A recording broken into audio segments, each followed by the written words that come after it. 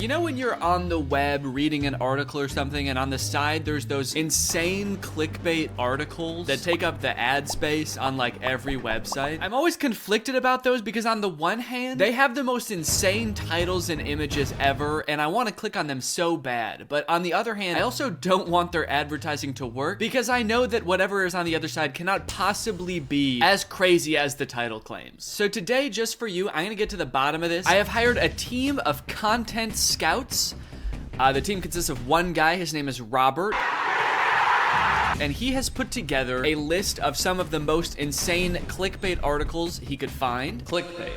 Very nice slideshow. I like the title. This is great. Okay, first slide. Meet Larry Bird's repulsive wife. God damn, man. What could this article possibly be? Is it just you click on the link and it's just like picture upon picture of this dude's wife? Who is Larry Bird? Who is Larry Bird? Larry Bird is an American former basketball player. I keep reading and it's like known for having the most repulsive wife ever discovered. No, that can't be. And then there's another slide that says Larry Bird and his partner are still together. Try not to choke when you see Larry Bird's lover. Dude, what the hell? That's so mean. Why are there multiple articles about this? The first one links to a website called Healthy George, apparently. George, I'm just gonna say it. I don't think you are very healthy. I think you have a sick mind for advertising this article on someone else's website. You paid money for people to see this. Okay, let's see. Are there any more about Larry Bird? Oh, okay. So it looks like the content team has included a picture of Larry Bird's wife. So we can see that she's totally normal looking. And they seem to be a very happy couple too. And why Larry Bird? Why are you picking on this guy? What did he do? I don't know much about him. Is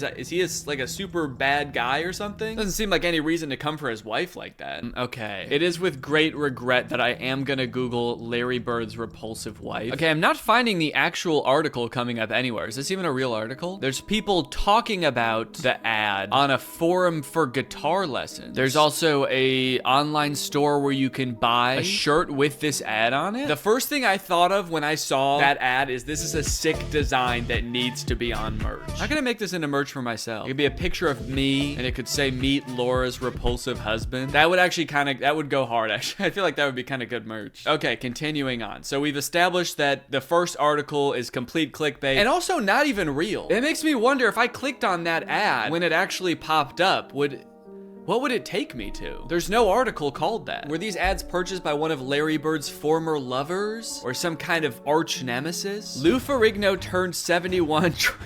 Oh my. Dude, what the hell? Try not to throw up when you see him? Is that what all these ads are gonna be? I don't think I've ever seen this genre of ad before, actually. Usually the ones I see are like medical things. It's like, you won't believe what happened. You won't believe what the doctors found in her butt or something like that. What is this genre of ad that's just, this is the ugliest person I've ever seen. You gotta check it out. I'm paying money for you to see how ugly this person is. Okay, let's see. Robert, did you include what Lou Ferrigno looks like and am I gonna throw up?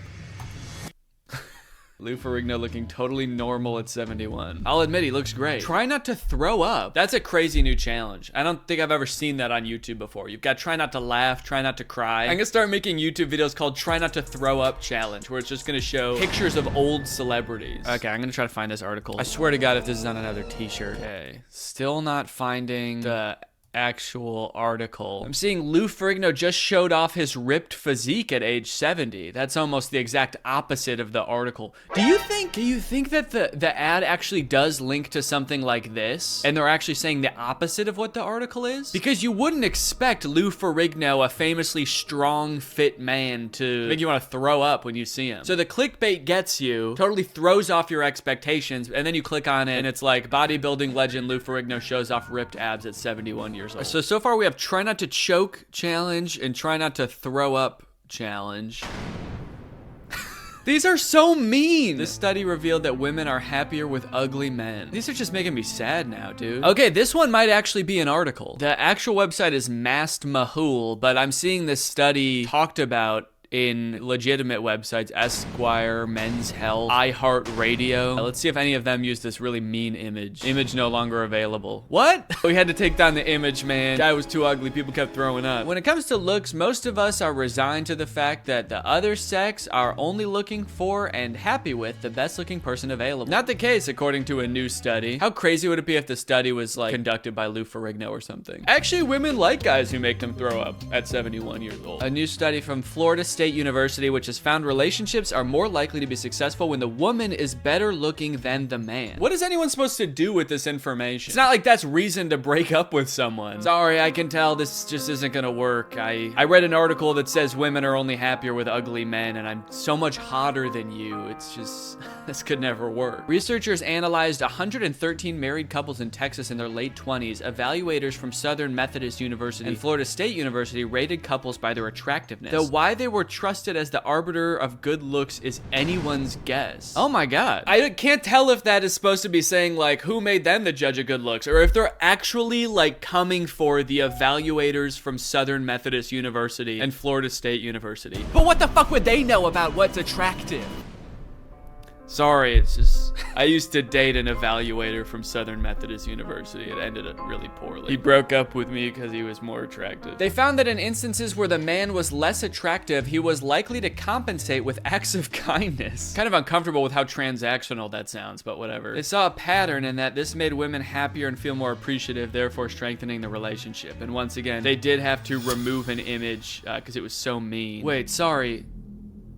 Bear Grylls? Is this supposed to be an image of Bear Grylls? Hey, the image at the top says Bear Grylls too. Are they using images of Bear Grylls in this article for examples of ugly guys? You guys know who Bear Grylls is, right? The guy from Man vs. Wild? Yeah, so it turns out this is the ideal man for women because he's so ugly. Bear Grylls gets contacted to be like People Magazine's sexiest man of the year or whatever. He's flattered, he accepts, he sits down for the interview and they're like, so the reason we selected you for this is because we found that you are the ugliest man in the universe. And women really like that sort of thing. Okay, anyway, let's move on to the next article. That's crazy. Whatever you do, do not retire in these 25 states. It's like, do anything to avoid it. Keep working until you die, basically, if you live in one of these 25 states. You can move, you got two options. You move, or you just keep working until you die. You move or die. You do not want to retire in one of these states, lest you end up like him. Okay, great. And this article also does not exist. I feel like these ads, whenever they run, they must run for like a week at a time, and then they're like, it's not worth it to spend money on this anymore. Go ahead, retire in this state, see if I care. Well, now I'm curious, I just want to see what the worst states to retire in are. Number 1, affordability. Number 2, well-being. Okay.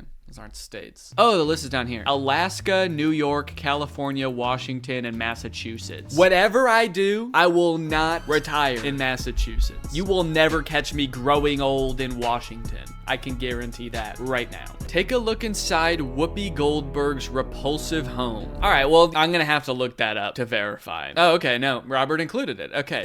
Inside Whoopi Goldberg's beautiful house. Yeah, this is lovely. She's got great taste, I have to say. Who is writing these articles? Whoa, okay, wait, so this one actually exists in the form of, looks like multiple YouTube videos. Hey everyone, welcome back to our channel. We are here to take you on a virtual tour around the View host Whoopi Goldberg's repulsive home.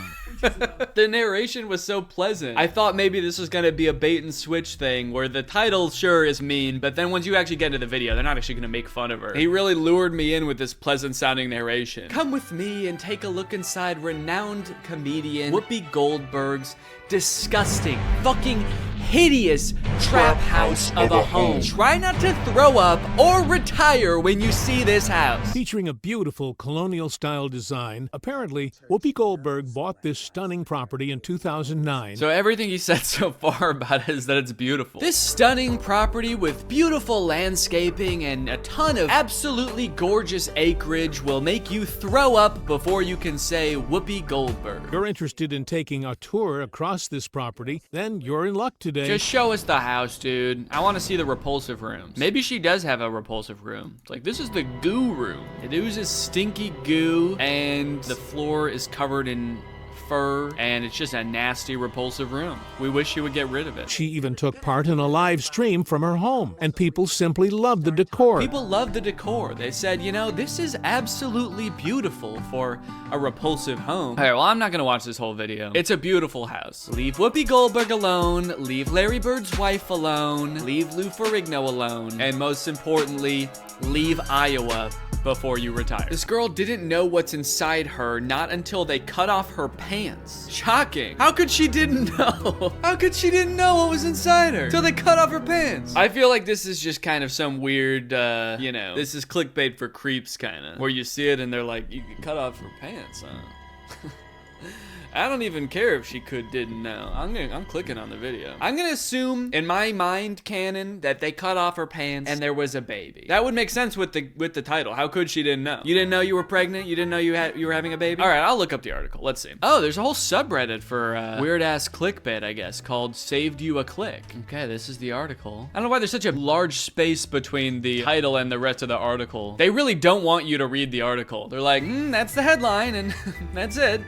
No, stop scrolling. Stop scrolling. Don't read it. It's nice that they have little percentage markers on the side so you know how far you are into the article. By the time I get to the headline, I'm already 40% through with it. By the time I start the article, I'm already 70% done. So I feel like I've done a lot of good reading today. Some parents are too busy working at home or in the office that they sometimes forget to check out what's going on with their kids. If parents fail to provide their kids much of the time that they need, most probably things will end up like a bomb exploding before their very eyes. Is there a bomb inside of her? Take for instance this video of a young woman who didn't have a clue if she is pregnant or not. Her father couldn't likewise believe what he discovered after his daughter was rushed to the hospital. He was even baffled with what he saw after the doctors cut off her daughter's pants. He was baffled when they cut off her daughter's pants. Wait, whose pants did they cut off? Apparently this story is real, but it made me wonder how something like this happened without the young woman's knowledge. Actually, this does happen sometimes. People become pregnant without knowing. I will say the weirdest part of this is not that they cut off her pants though. That does seem like this becomes like clickbait for weirdos that they had to emphasize that part. But yeah, the craziest part of any medical operation is when they take off your clothes. I had to get an appendectomy and they lifted up my shirt. I saw my belly button. How could I didn't know? I thought I wanted a baby someday, but after watching this, yikes. You click on it, it's just the movie The Omen, where that kid is like evil and kills his family. When you see these, you already have cancer. Oh no! When I see this ad, I have cancer? If you're seeing this, it's because you have cancer. We put in the demographics that we wanted to reach for this ad, people with cancer. So if you're seeing this and you didn't know you had cancer, sorry. Sorry you had to find out this way. These seem to always be like totally made up websites that no one's ever heard of. Even the ad platform is called Taboola. It's not like Google Ads or anything. They're getting that Taboola money. Oh, I've seen this one before. The rumor comes out, does Bruno Mars is gay? Bruno Mars. Did he say that? Is this a quote from Bruno Mars? That's what it makes it seem like. Hey guys, the rumor comes out, does Bruno Mars is gay? Bruno Mars is gay is the most discussed in the media in the few years ago. Even it has happened in 2012, but some of the public's still curious about what is exactly. And it's on a website called brunomars.us. This is official website? Maybe this is him saying it. New blog post on Bruno Mars official website. Bruno Mars is gay is the most discussed in the media in the few years ago. I don't remember there ever being a time where Bruno Mars is gay being the most discussed in the media in the few years ago. Even in 2012, I feel like there were more interesting things going on. More pressing issues, honestly. That's the year that the world was supposed to end. The Mayan calendar didn't come true and Bruno Mars didn't come out. That was a disappointing year. People tried their own urine for the first time and they were disgusted. You know, oddly enough, this doesn't make me want to click on the article at all. I feel like they actually gave me everything that I needed to know from this video, and it's also exactly what I would expect too. It's not even like subverting my expectations. They tried their urine and it was gross. I'm like, yeah, that makes sense. Nothing about that seems weird. I'm not gonna click on the video to try to figure out what's going on here. This outrageous truth about green gummy bears will destroy your world. You think you have life figured out and then bam. Okay, now this one is a good ad. What about green gummy bears are gonna make me flip my whole life upside down? You think you have life figured out. You think there's good in the world until you find out that green gummy bears are all running an underground dogfighting ring. Faith in humanity gone. Because faith in gummy bears gone. They're not humans per se, or at all. I don't know why I said per se. Okay, here's the article. Sorry everyone, your entire life has been a lie. Hear me out. Turns out they're real bears. The rest of them are gummy, but the green ones are real living bears. And you've been eating them this whole time. Imagine you've been hit with a sudden craving for candy. You go to the store, fork over $1, or if you live in New York, your life savings for a bag of gummy bears because you're a classy one, you go for the classic Haribo Gold gummies, the good kind. As you're eating, you relish in the shit. Okay, come on. Just tell me. You've been conditioned to associate that toxic waste-like shade of green with green apple or lime, watermelon even if we're getting fancy. The Haribo's green gummy bears are none of these flavors. Is it a real bear? Haribo's green gummy is perplexingly strawberry flavor. You guys, I think my world just got destroyed. I can't. Ferrigno at 71 I can handle, but this is too much. This has officially destroyed my world. Haribo, that is even your real name. When she places a mug over an egg, it doesn't get any better than this. This is the life, man. Mug on egg, this is what it's all about. All of the evil and suffering in the world. Guess it all does have purpose after all. Without all that, we couldn't have mug over an egg. And here's the article. When she places a mug over an egg, it doesn't get any better than this. Crack your egg onto a plate. Get a small cup or a large egg cup, pop it over the yolk, and then pour the white into your 300 grams of icing sugar. Okay, so if I'm understanding correctly, it's just a trick to get only the egg whites into your recipe. Wow, I feel like in this video, we've really explored the entire spectrum of the human experience, the worst possible and the best possible. We've gone from Whoopi Goldberg's house to mug over egg. Well, I think that's a good place to end, you know, on a high note. So thank you guys for watching. I hope you enjoyed the video, and I will see you guys later. Bye-bye. What's up, Greg? It's me, Danny, back with another super challenging video. If you guys missed the last video, or in case you forgot, we're Greg now. Our fan base name is Greg. I decided it in the last video, and it's too late to change it and go back on my decision since I already posted the video. So we are Greg now, and that we're just gonna have to deal with that. So welcome back, all you returning Gregs. If you're not Greg yet, all you have to do is hit that subscribe button and you can be Greg. You know, become part of Greg. Greg is the strongest family on the internet. We are savages, and we're not afraid to be called Greg. And we're the fastest growing channel on YouTube. As far as you know. Don't look that up, but we're the strongest growing channel on YouTube. Challenge videos. They started off as this pretty fun thing. We had like the ALS Ice Bucket Challenge. You challenge your friend to dump a bucket of ice on themselves, and it was for a good cause. You had the Mannequin Challenge. That girl is a real crowd, please. You try to see how many of your friends you can get to stand still for a long period of time. The Cinnamon Challenge, where you just try to eat a spoonful of cinnamon. Challenges have been around on the internet for a while now, but I feel like they've just recently started to just like, I guess run out of ideas. Like there's this section of YouTube now that's just like, there are channels that are just devoted to doing challenges. And they started off doing like normal ones, like eating spicy foods challenge or whatever. And now it just feels like they've gotten so weird because they've run out of ideas. That like the challenges just don't make any sense anymore. And like some of them aren't even challenges, because challenges are supposed to be challenging.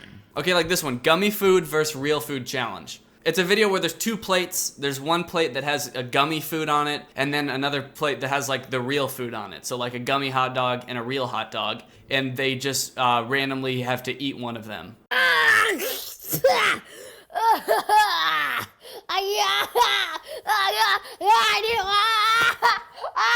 I don't know if I want to watch whatever the rest of this video is because I feel like it might be illegal to even watch.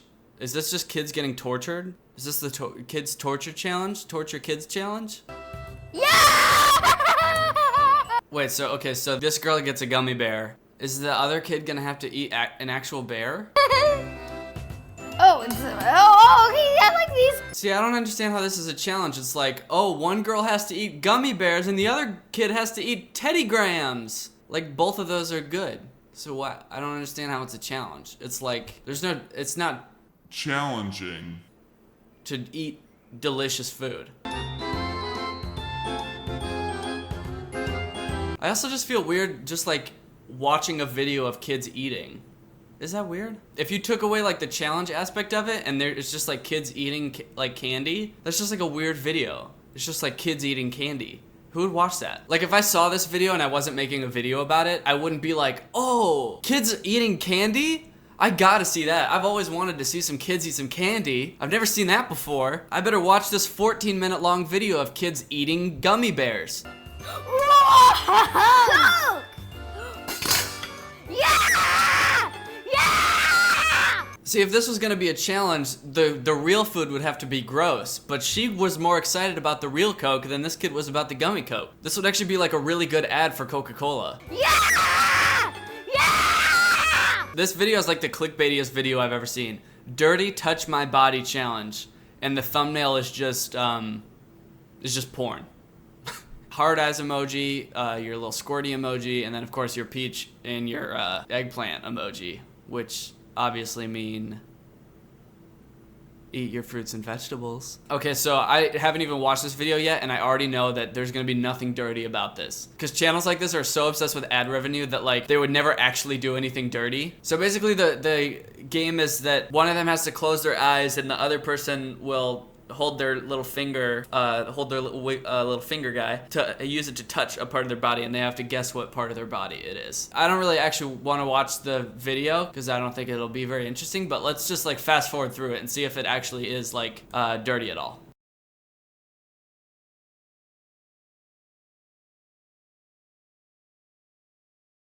Wait. Oh, dude, he's touching her hip. But I guess I was wrong. This really was a dirty touch my body challenge.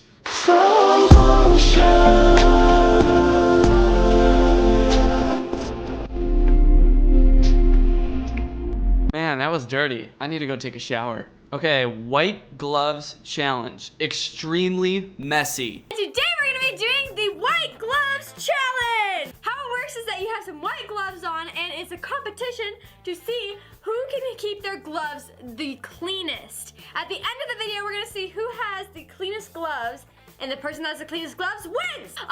It's a classic testing of skills, you know? The coveted skill to be able to eat Flaming Hot Cheetos and keep your gloves clean at the same time. I don't understand who watches these videos, because like who watches the intro to this video and they're like, you know, I love this girl, Just Jordan 33, and I've always wondered if she was eating Flaming Hot Cheetos, how clean would she be able to keep her gloves? And what about her friend? And I'd be fascinated to watch her eat Cheetos with gloves on. So like channels like this, they just like are constantly making up new challenges. And a lot of times it seems like it's like one person will do a challenge and then a bunch of people will follow suit. So like the gummy food versus real food challenge, like they did it and then a bunch of other channels did it too, because they were like, oh, that looks fun. I like gummy bears. I'll eat them on camera and get paid thousands of dollars to do it. But now the challenges are just getting so like obscure, like the white gloves challenge. Like it didn't come from anything. It's not like a cool skill. It's not really fun to watch somebody just eat Cheetos with gloves on. I think the best portrayal of this phenomenon is this video, which is called the Punch Myself in the Face challenge, which I think is pretty self-explanatory, but in case you don't know what it is, I guess let's watch it. Okay, let's do this.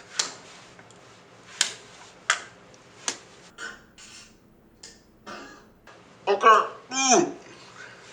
There. And that's the end.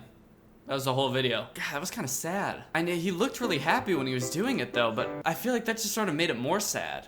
Why is he so happy?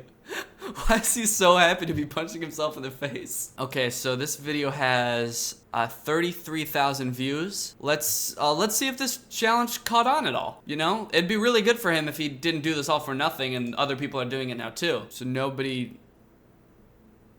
else did the challenge. So he just punched himself in the face for 17 seconds for nothing, I guess.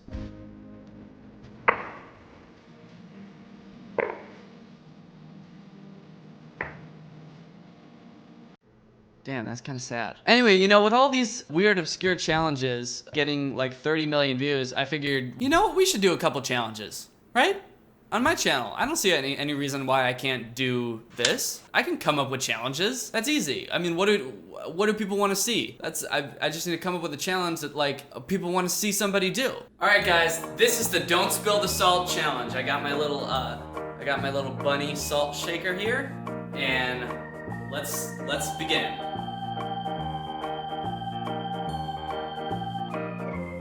Alright guys, that was the Don't Spill the Salt challenge. I didn't spill any salt. Alright. Okay guys, I'm gonna be doing the Put on a Hat challenge. Alright guys, thanks for watching. Okay guys, now I'm gonna do the Littlest Smile challenge. Let's go. Alright guys, thanks for watching. Alright guys, this is the Sleep for 8 Hours challenge.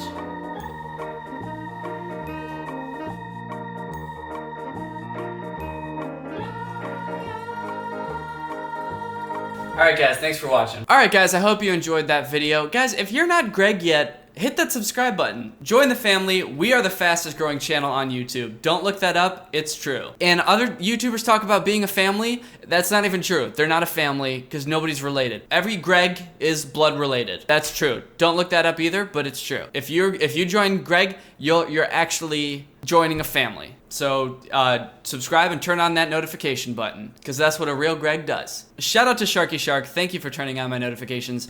You are truly Greg. All right, thanks all my Gregs for watching. I will see you guys next time. I'm gonna be posting a new video really soon, so stay tuned for that. Thank you for watching. Bye.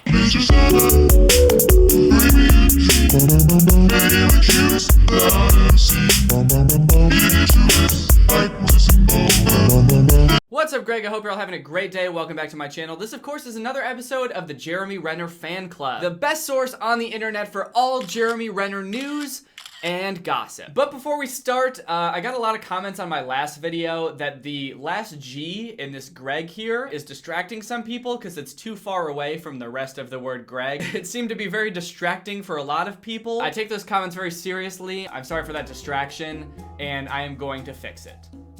Oh, assistant! Could you fix the G? It's too far away from the rest of the Greg.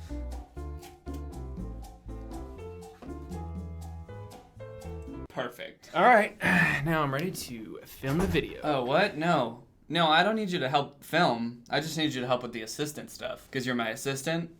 I just need help with that. I thought we were friends. If you don't want to hang out with me It's after I drove all the way here on my unicycle from Florida, then I can unicycle my way back home. Okay. Bye. Well, it's just... Yes? It's just, I'm filming a video right now. And I'm making a video about Jeremy Renner. And I just kind of feel like you don't know shit about Jeremy Renner. You think I don't know shit about Jeremy Hawkeye Renner? Yeah, I've never once heard you talk about him, even mention. I don't think I've ever even heard you say his name. I just did. Play the tape. Can we get playback on that? Jeremy Hawkeye Renner. Holy shit, you're right. Mm-hmm. And what do you know about Jeremy Renner, Mr. I know everything about Jeremy Renner? I know that he's Hawkeye in the Avengers. Yeah, but did you know he's got an app? What? Yeah. He's got an app? He's got an app! What? Guys, Jeremy Renner has a fucking app. That's right. Human being and celebrity sensation Jeremy Renner is also an app. I guess like a week or so ago, I saw this tweet. Jeremy Renner is my favorite actor, Jeremy Renner is my favorite musician, and Jeremy Renner is definitely my favorite app. And then it's a screenshot of an app that looks like Instagram, but is just Jeremy Renner. This tweet might come as a shock to you for several reasons, not only because you might not have known he had an app, but a lot of people also don't know that he makes music too. Yeah, I only found out recently about his music. Basically, his songs sound like if someone from a Marvel movie was covering an Imagine Dragons song. Now, baby, let's roll. Yeah, I've been hearing his song in this Jeep commercial. For whatever reason, like every show has the Jeep commercial for every commercial break. Well, to me, the most surprising part of this tweet was that Jeremy Renner is someone's favorite actor. I have nothing against him. He's not Yeah. a bad actor. He's not like ugly. He's not mean. He's just there. Like, he's good looking enough. He's good enough of an actor. I think that the only way to describe him in everything that he does is he was there. The Avengers, did he do much? No. But he was there. Right. The music industry. Is Jeremy Renner breaking any new grounds? No. Is his No. music very interesting? No. No. But he was there. He was making music. He's certainly trying to be. So late last night, I decided to download the Jeremy Renner app, as It's did free. Drew. You don't worry, it's free. Yeah. So you don't have to spend any money on it. Yet. So we downloaded the Jeremy Renner app, and it's basically just Instagram if the only person allowed to post on Instagram was Jeremy Renner. I've used Instagram for a long time, and my biggest problem was like, there's too many people on here distracting me from Jeremy Renner.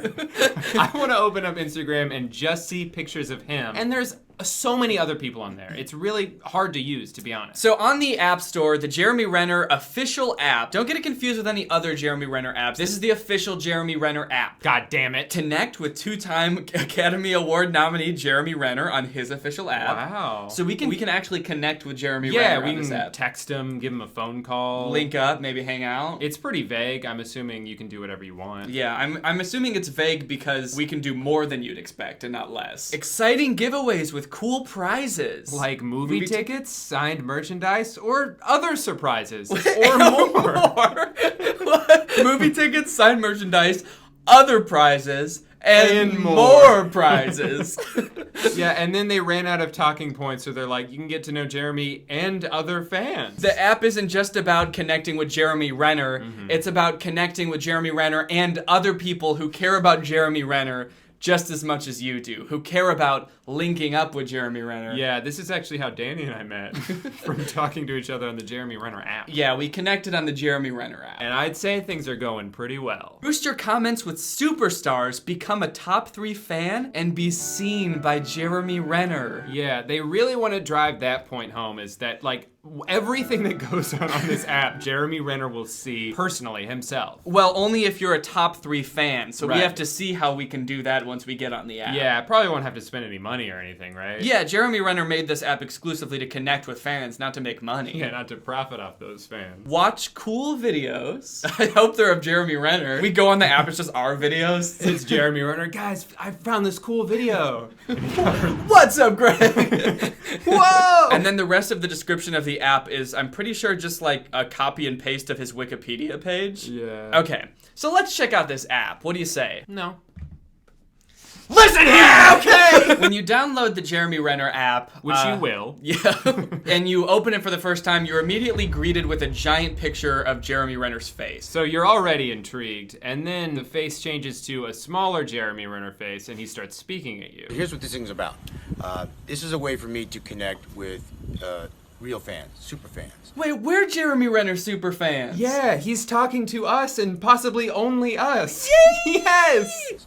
Impossible for me to really get back to anybody on social media. There's just way too many people. So It's impossible for him to respond to anyone because there's Because there's so too many. many people. Yeah, that's my problem. Like, I get so many YouTube comments. I can't even read one comment because there's so many. YouTube emails you all the comments at once, and it's really small text. I can't see any of Oh, them. see, the reason I can't do it is it displays all of the comments on top of each other. So it just looks Yeah. like a block of black text that you can't even read. Maybe I should make a Jeremy Renner app. That way I could finally be able to respond to my comments. Maybe we should be Jeremy Renner for Halloween. Jeremy Renner, if you're watching this, let us be you for Halloween! Please. We won't do it without your permission. That's how Halloween costumes work. Please get back to us. To be clear, we don't want to be Hawkeye. We want to be Jeremy Renner. Jeremy Lee Renner. So we're going to do a few things in the app. We're going to do exclusive contests, giveaways. We're going to do more behind-the-scenes stuff. Reading off screen what they're going to be doing on the app. In movies, maybe in the music studio, maybe in life. Not in the shower or anything crazy like that. Oh, he's Oh, man. he's not going to be posting in the shower. or anything like Yeah, that. okay, Jeremy. Damn it! Fuck! Delete the app! So I'll be posting more different content than I would on social media. And I hope to see you there. And this is the app. It's just one picture of his face. Yeah, I hope to see you there. You can see through these eyeballs.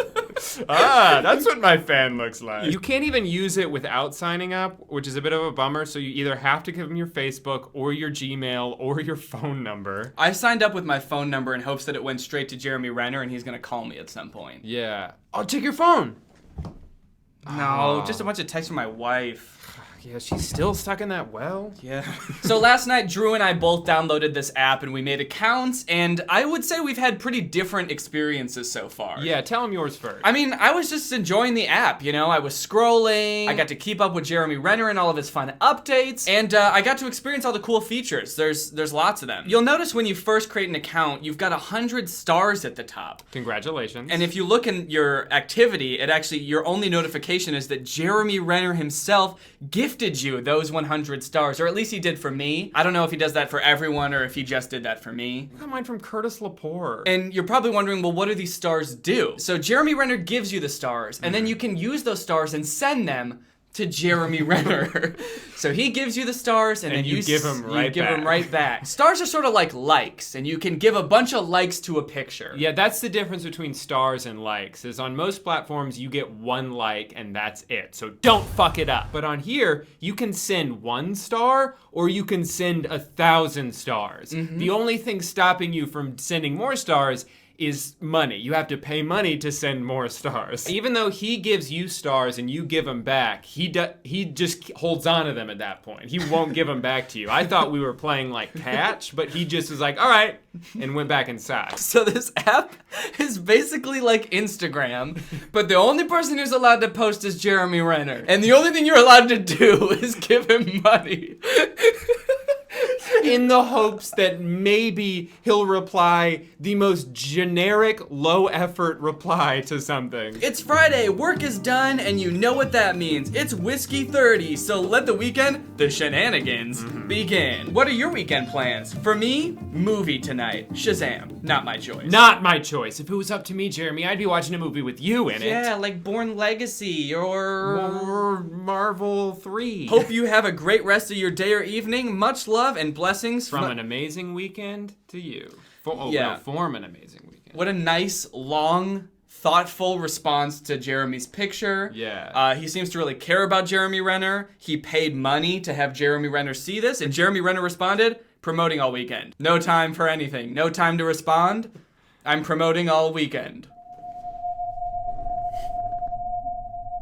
Yeah, Jeremy Renner's responses on this app are like the equivalent of you text your significant other a really long paragraph with all these feelings and something, and they just respond back like, sounds like you're having fun. Something like almost related, but not really, or maybe just like picking out one part of the paragraph and responding to that. Yeah, the part that you needed an answer to the least, or they just like it. By any chance, is there a contest/giveaway going on? Would love to meet you. I'm not running a giveaway right now, but that's why we downloaded the app. So Jeremy Renner posted a video of some deer. Someone commented, wow, what a wonderful thing to see and experience. Bambi meets Hawkeye. Just looks like the most amazingly place to be. And Jeremy Renner just responded, I'm Jeremy Renner, and I saw your comment. I didn't even have to read it. I'm just posting a random emoji. This is the face I made when I saw it. I dropped my phone. People just want Jeremy Renner to see them so bad. They're just willing to spend tens or hundreds of dollars. My existence is meaningless if Jeremy Renner doesn't know about it, is how I felt. Jeremy Renner, we don't want to be friends. We don't want to get to know you. We just want you to see us. I just want to know that the light bouncing off of my skin and into my camera lens will someday go into your corneas and into your retinas. We want your eyeballs to eat our skin, and I want you to tell me how it tastes, buddy. I don't know about that. Oh, he sent me a notification. Hope everyone had a great weekend at 1:30 Late night text from Bay. Ooh, shit. Who is such a big fan of Jeremy Renner that you would spend money on purpose to have him just look at your comment and respond back with the most minimal effort response? It just seems really weird to me. So anyway, that's been my experience using the Jeremy Renner app so far. Drew, how's your experience been? I spent $47 on accident. Huh?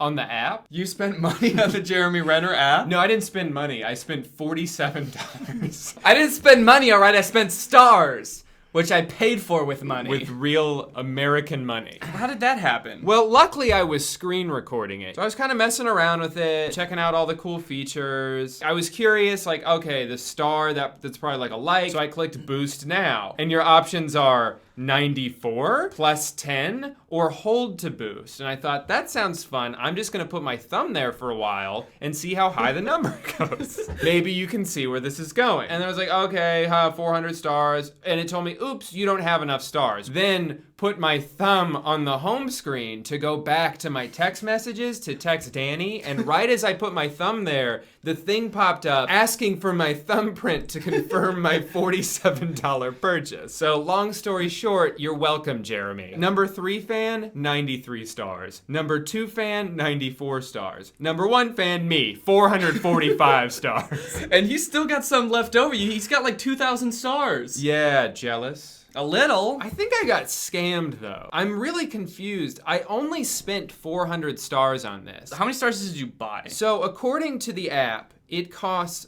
$46.99, which is what I spent to get 6,800 stars. I then used 445 of them on one post. Whoops. And now I have 2,400 left. Sounds about right to me. 6,000 minus 400 Is 2,400. If anyone knows what happened to my stars. You look in your notifications and it says Jeremy Renner stole 4,000 stars. They don't put that in the description. Yeah. I mean, I'm still his #1 fan, but like, what the hell, dude? So the content that Jeremy posts on his app is top-notch stuff. It's stuff that you would never find on any of his other social medias, right? Right. Wrong. It's pretty much only pictures that he also posts on his Instagram. Yeah, without changing anything, not even about the caption. Yeah, so one funny thing that he'll do is post a picture, but he'll include a bunch of hashtags in the picture. But the thing about his app, as opposed to Instagram, is that on Instagram, when you click on a hashtag, it'll take you to a bunch of related posts with the same hashtag. But on Jeremy Renner's app, there's no hashtag functionality. If you click on a hashtag, nothing happens because Jeremy Renner is the only person posting pictures on there. Another funny thing he does is he'll try to tag people in pictures. When he did Justin Long's podcast, he posted this picture and then he tagged @Justin Long, but of course, when you click on @Justin Long, nothing happens because Justin Long's not on the app. Unfortunately, I was thinking, oh cool, so the only 2 people on this app are Jeremy Renner and Justin Long. Yeah. But lo and behold, no. He does occasionally post things that are exclusive to his app, though. A lot of it is related to his music career, which, as we mentioned, is very, necessary. yeah. So here's a very cool behind-the-scenes video of him singing. So unpredictable, I gotta tell you, never be the same. 'Cause heaven don't have a name. Seriously, who do you think is cuter? This little bear, Aw, me, or this guy that I cropped out of the picture? The guy that I cropped out of the picture. Yeah, I wish I could see the rest of his face. I hope it looks like Jeremy Renner. Can you imagine what his face would look like if it looked exactly like Jeremy Renner's? I wish this stupid fucking bear looked like Jeremy Renner. Yeah. Hey, look, it's Jeremy Renner! Oh my god! I hope you guys have a great weekend. I'm just chilling, spinning around really fast. Hope you guys are having a great weekend. I think that's kind of symbolic of how much effort he seems to put into this. Like, he was definitely like just walking along. Oh shit, I gotta update my app. Hey guys, how's it going? He also sometimes posts the same picture twice, so it's like not even exclusive content. He posted this picture 5 weeks ago with the caption, I hope everyone's having a great day, and then the same one 3 weeks ago, what a weekend. I hope everyone enjoyed time with family and friends. The Jeremy Renner app, the only place where you can see the same picture twice. Of him singing like this.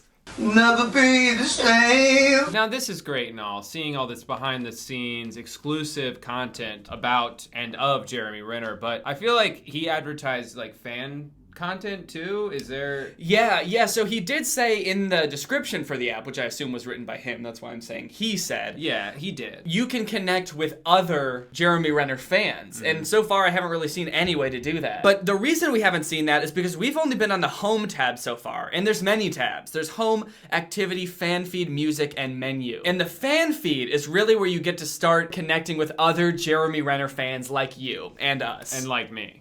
And or you said like us? Yeah. Okay, well like me as well. So this is like a picture that someone took of their computer screen while Googling pictures of Jeremy Renner. Oh, and you can actually also boost yourself on other people's pictures of Jeremy Renner. Oh, so they get the money? Yeah. No, I don't think so. I think Jeremy Renner still gets the money from those. Because it is still pictures of Jeremy Renner. Huh. This person wished a happy birthday to themselves. Happy birthday to me. Also, can you guys boost this for me? Thanks. It's my birthday. What I want is for you to give money to Jeremy. Well, let's see. I still have 2,400 stars left. What should I use them on? And boost to #1 fan. Okay. Oh, wait. Oh, wait. What? I just used 1,400? Yeah, so Drew That's just insane. spent 1,400 stars on this picture, and it's saying he only spent 140 stars. That's so weird and kind of shady. Like, yeah. you buy the stars and then they immediately divide your stars by 10 every time you use them. So what the fuck? So yeah, when I spent 400, I actually spent 4,000. Jeremy, fuck you. Yeah, fuck you, Jeremy. Give us our stars back. What's your standard go-to phrase? Snuggles are the best. Well, are you curious to see any other celebrity apps? Because I did find a couple. It won't take too long. Oh, wait, there's other celebrity apps? Well, yeah, that's the thing. Danny's very single-minded with, with stuff like this. He loves Jeremy. So all he wanted to do was look at the Jeremy Renner app. But the moment I found out about it, I was like, there's got to be more apps like this out there. So I went to searching AA Dating Justin Bieber Edition free. And I downloaded this. Does the AA stand for Alcoholics Anonymous? Yeah, it's for Bieber fans who are recovering alcoholics. And so to get their mind off alcohol, they imagine what it would be like to date Justin Bieber. If you are a fan of Justin Bieber or a sexy girl, please download this app immediately because it is a present for you. Especially for Women's Day. What? Yeah, it's really gross so far. A lot of girls or true fan of Justin Bieber want to go on a date with him and hand in hand with him in street. I want to hand in hand with Justin in street. Is it a wonderful dream? Your dream may come true with Dating Justin Bieber Edition application just with some simple steps. Number 1, choose or snap a photo of you. Number 2, adjust photo and crop. Number 3, add Justin Bieber image to the position as expected. Add Justin Bieber image? Obviously. So it makes a picture of you with Justin Bieber? Is that what it does? Yeah. So you're telling me we're gonna date Justin Bieber now? Yeah. Isn't he married? Kind of. Well, you'll see. It didn't ask for permission to access my photos, which kind of makes me a little sketched out. So we're gonna go with this one.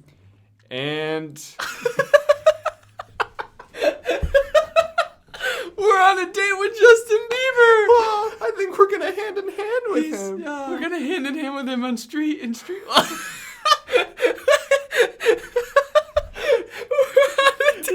Yeah, I gotta mail this. Who should I mail this Mail to? it to Amanda. And off it goes. What did the message say? Yo! Here's my AA Dating Justin Bieber created with the amazing AA Justin Bieber iPhone and iPad app. Hashtag dating Justin, hashtag Justin, hashtag Bieber, hashtag Booth. Which again, you couldn't click on these hashtags in your email. Yeah. And then if you click on the hashtag Justin.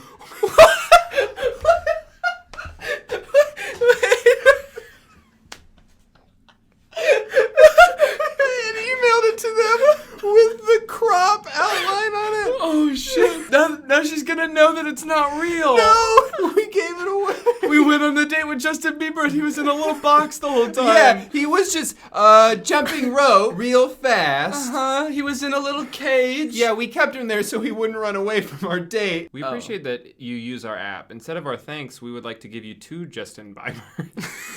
Dude, rate it 5 stars. Congratulations! Xmas item number 4 and Xmas item number 5 were unlocked. Let's check it out. Number 4. Number 4 or number 5? Ooh, which one do you want to add? Well, I've already made up my mind.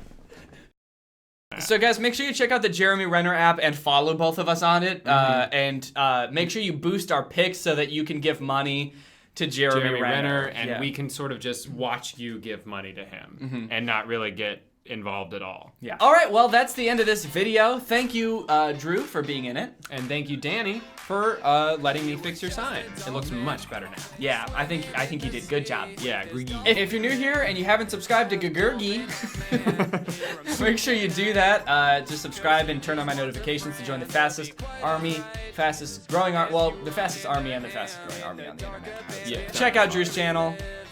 He has videos there.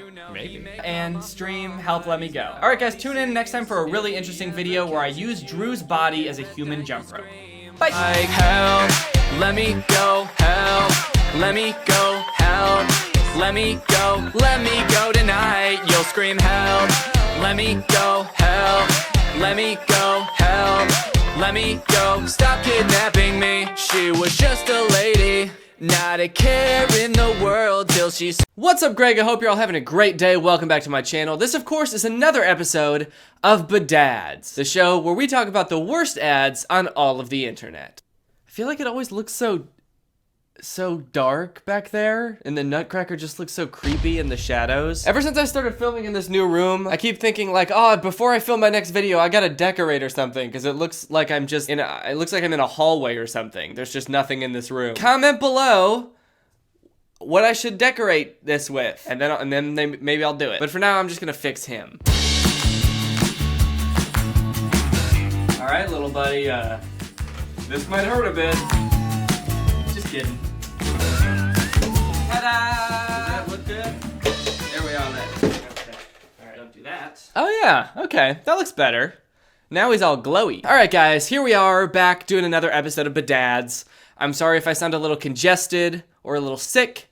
It's because I am. I think I might have caught something from Drew. I haven't seen him in a few months, but I did watch his most recent video where he was sick, so I might have caught something from that. All right, guys, well, the world of bad ads, or badads as I call them, is still going strong. Companies are continuing to make bad advertisement after bad advertisement in hopes of making an ad so weird that you have to click on it to see if the game is really like that. I think we all know by now that that's what's going on. I saw this Game of Sultans ad recently where there's this angry looking woman and your options are to either prank her, demote her, or bomb her? Jeez, man, okay, let's not do anything drastic. What did she do? It looks like he chose prank because she's got a banana peel and the banana's flying out of it. I don't know what kind of prank that is, but at least she's not getting bombed. I've kind of veered away from doing the Badad videos a little bit because I got bored of them. It seemed like the same thing over and over. It was just like a company would put weird text on the ad and then I would be like, whoa, why'd they do that? Plus I did that whole experiment where I made my own ads and that felt like a nice end to the Badad series, a nice little cap on it. But I've really been holding off on it until something big comes up that I actually want to talk about. And that's why I'm doing another one today, because every single person on Twitter has tagged me in this tweet. But first, I wanted to do a little update on last week's video in a segment I like to call the Update Corner.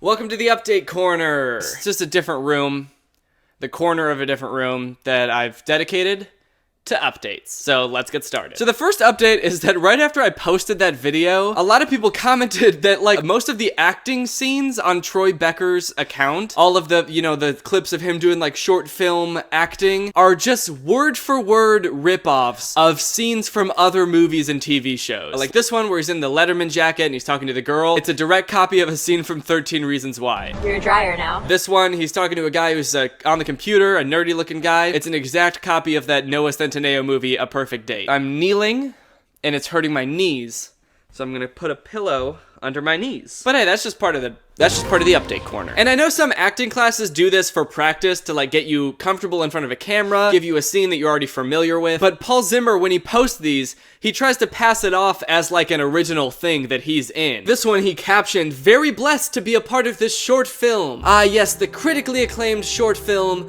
13 Reasons Why. So I can't really figure out what he's trying to accomplish with this. Is he trying to make you think that this is a different thing? He's hoping that you've never seen 13 Reasons Why, which I haven't. Or is he hoping that you have seen 13 Reasons Why, but don't remember what any of the characters look like? So when you see this, you remember it from 13 Reasons Why and assume that Troy Becker was in 13 Reasons Why. Another weird thing that happened is right after I posted my video, or like a couple hours after I posted my video, his Troy Becker account got deleted. At first I thought he deleted it because he realized, oh shit, I'm doing something weird. I should stop that. And so he deleted it. But then a little bit later it came back up and then it got deleted again and came back up again. It was very weird. I'm not really sure what he was doing, but it's back as of right now. And we got some treats. We got some new treats. Because in the past few days, Paul Zimmer has been posting Instagram comedy videos. Or sorry, Troy Becker has been posting Instagram comedy videos. Paul Zimmer is dead or something. He's off doing whatever else. So this one is called I Hate When That Happens. Let's take a look. So of course, in order to convince you that he's a 16-year-old boy, he has to start the video with him on the phone with his mom, asking if they can have pizza for dinner tonight. You know, like a child. Hey Mom, can you pick up pizza on your way home? Yes. Thank you, Mom. So relatable. You know that relatable moment when your mom is bringing you home pizza? Yes.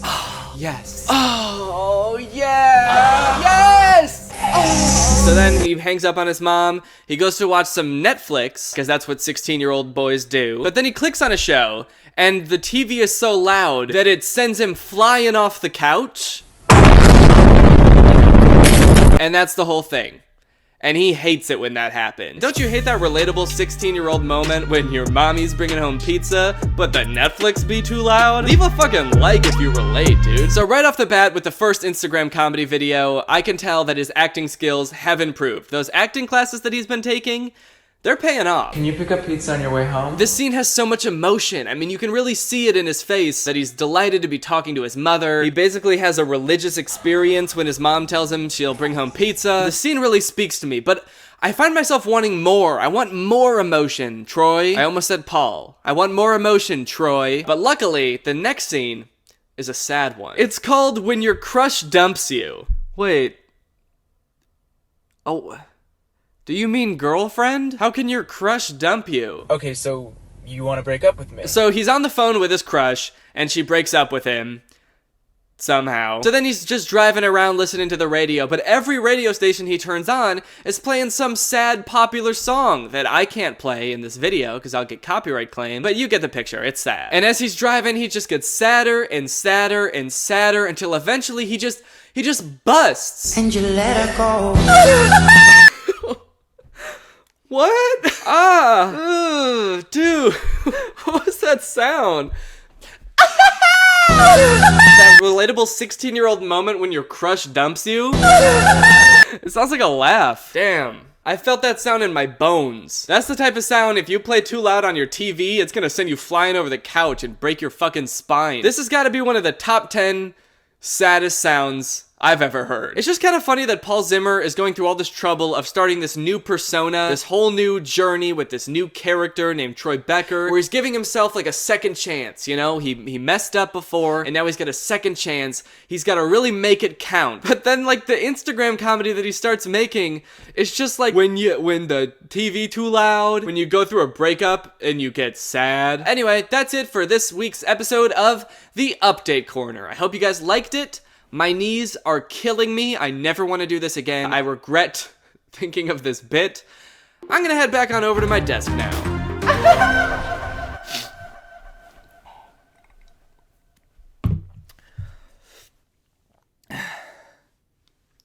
Okay! Alright, so here's the tweet everyone's been sending me. It's by this girl named Macy. If you are one of the people who's tagged me in this video, why? Why you gotta do that? I get that you were probably upset when you saw it, but why do you gotta do me like that? You think I wanna see this? But now I have seen it, and so if I have to see it, then everyone else has to see it too. So here it is. So at the start of the video, this lady's doing laundry. She's trying to get as much stuff in the machine as she can, but she can't quite get the machine to close. So she gets on top and she sits on it so that she can really pack it in. But then she turns on the washing machine, and well, I'm a little embarrassed to say, but something happens, that's for sure. Something definitely happens while she's on that washing machine. And whatever happened, she really enjoyed it. So the next day, she goes to a laundromat with her friends, and they pull up with like wine and candles, and they all have a merry old romantic time doing their laundry. I mean, what do you want me to say about this? Why did you all tag me in this? Why? Why did you think I wanted to see this? What do you even want me to say about it?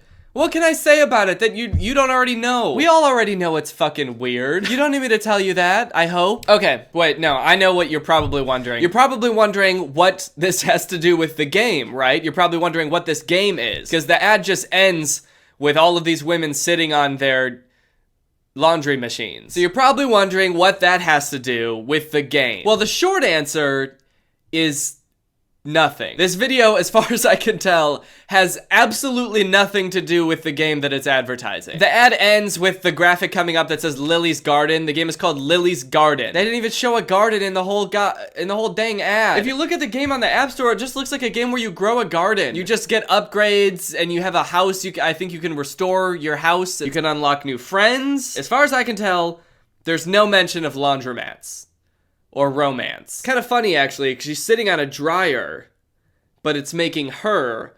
Hey, whoa, this is the gross joke police. No making gross jokes around here. That joke is under arrest. So after I saw this ad, I actually remembered I've seen another ad for this game before. I'm sure a lot of you have too, because it also blew up on Twitter, I think. So I went to go find that. Basically, it's the same girl from before, but in this ad, she just found out she's pregnant. I wonder who the father is.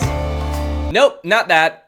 It's this guy. So she goes to tell her man that she's pregnant, and her man is basically like, oh, fuck that. I'm out of here. And he rides off on a moped. Look, leaving your partner when they tell you they're pregnant is not a cool thing to do. Don't do that. It's not nice. It's a pretty scummy thing to do, if I'm being honest. But if you're gonna do it, that's gotta be one of the coolest ways to do it. Riding a moped into the goddamn sunset? That's dope as hell, no matter the context. Even if you are abandoning your unborn child, that's dope. Then it cuts back to the girl crying, reasonably so, and then it pops up with the graphic, Lily's Garden, play now. Didn't that make you want to play the game? Play it now. Look, your man's leaving you to raise a child by yourself.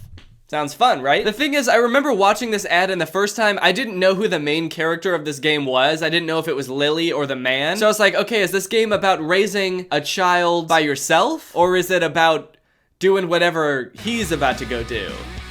Because he looks like he's about to go do some cool shit. That's a game I would like to play. No, I'm kidding.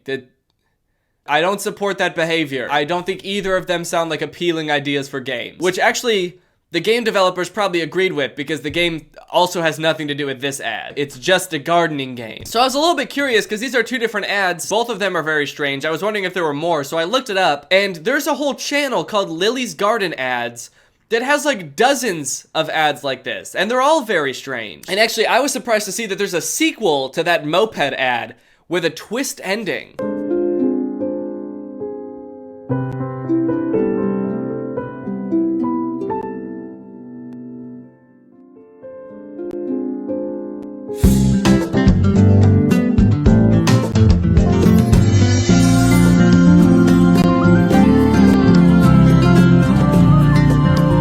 Yep, that's right. She was faking it the whole time. She was never even pregnant. She was just faking it because she wanted to get rid of her boyfriend. How sure must she have been that he was gonna ride away on his moped when she told him that she was pregnant, where her plan to get rid of him was pretending to be pregnant? She must have been so certain that the second she mentioned it, he would just bounce. The more of these I watch, the more I start to get the sense that there's like an overarching story to all of these. But for the life of me, I can't figure out what it is. Lily is definitely having some kind of marital or relationship issues, if that was not clear from the first two ads. That theme pretty much stretches throughout all of the ads. She's looking for love. She's got this blonde guy, but he leaves her when she gets pregnant. But she's no saint herself, okay? Because there's another ad where she's getting married to the blonde guy, and I guess gets bored halfway through the wedding, so she just bounces with the waiter. They drive off on a moped. Why are mopeds the #1 method of escape in this universe? Every time you need to get away quick, you take a moped. That would not be my first instinct when I need to make a speedy getaway, to hop on a Vespa. And you know what? I gotta admit, it's not cool to leave in the middle of a wedding with some other dude that you just met, but if you are going to, it's pretty cool to do it on a moped, I'm not gonna lie. And then in another ad, her and the waiter are married now, or at least they're living together, and Lily gets pregnant, and she goes to tell him, and it looks like the same thing's gonna happen, where he's gonna bounce off on a moped again, but instead he leaves and comes back with a cute little onesie. So it seems like this guy is at least better for Lily, which I appreciate. Until you watch another video where he's cheating on Lily with her friend. I'm too invested in these ads. That's the worst part about all this, is I didn't even want to watch these ads. But now I'm invested in Lily's life, and I'm worried about her. I don't think that this guy is right for her, but I don't know if she has any other viable options. She's been going on dates, but she keeps getting catfished, and guys are creepy. I just wanted to find love, but at every turn, people are disappointing her. I really don't have time to be caring this much about cartoon characters. I have things to do.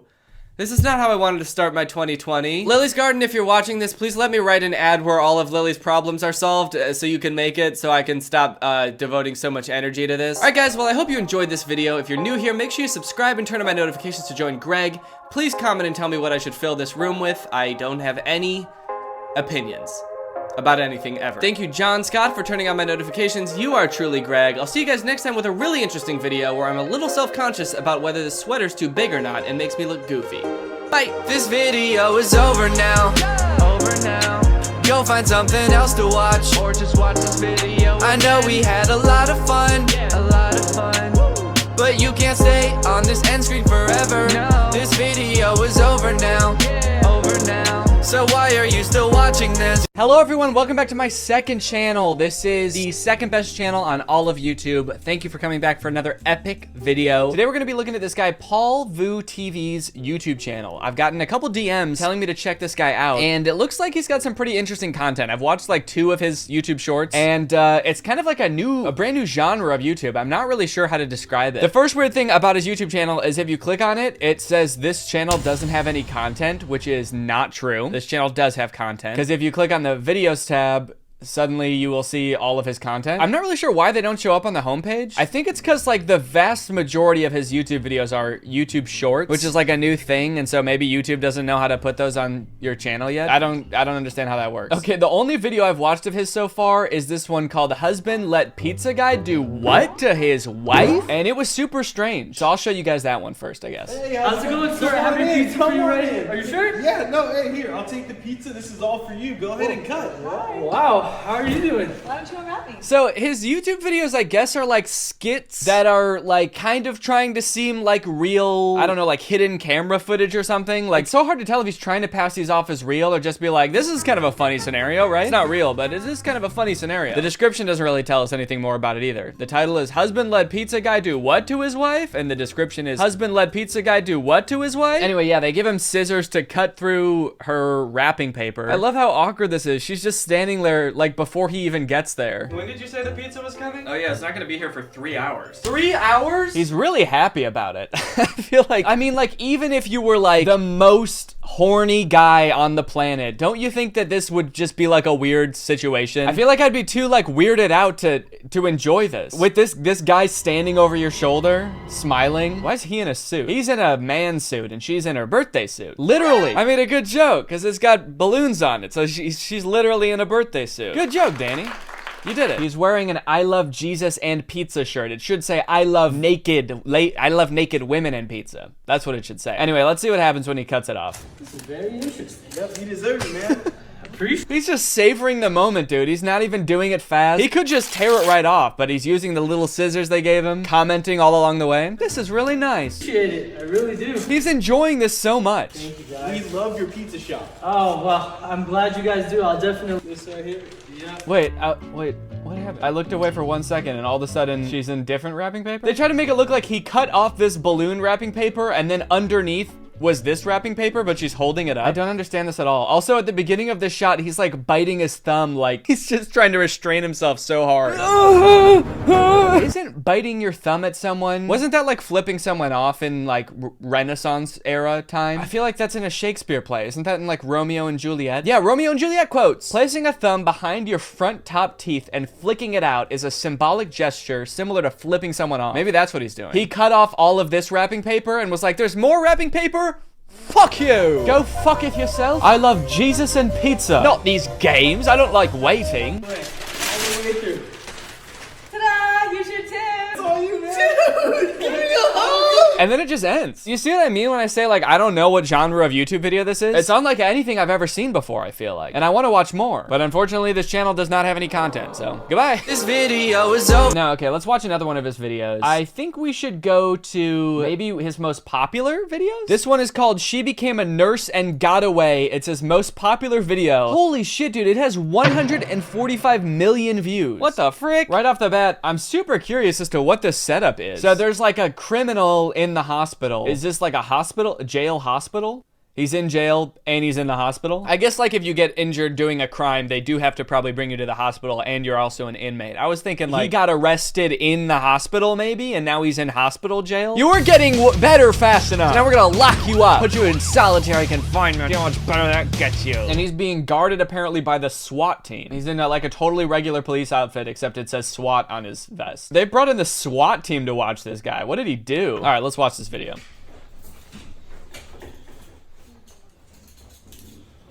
Okay, so it's seeming like this person is going to be the one becoming a nurse and got away. Okay, we're 13 seconds in, and this video's a minute long. Is this whole video just gonna be this guy staring at this girl's butt while this person gets away? If so, why the fuck does this have 145 million views? Oh, yep, all right.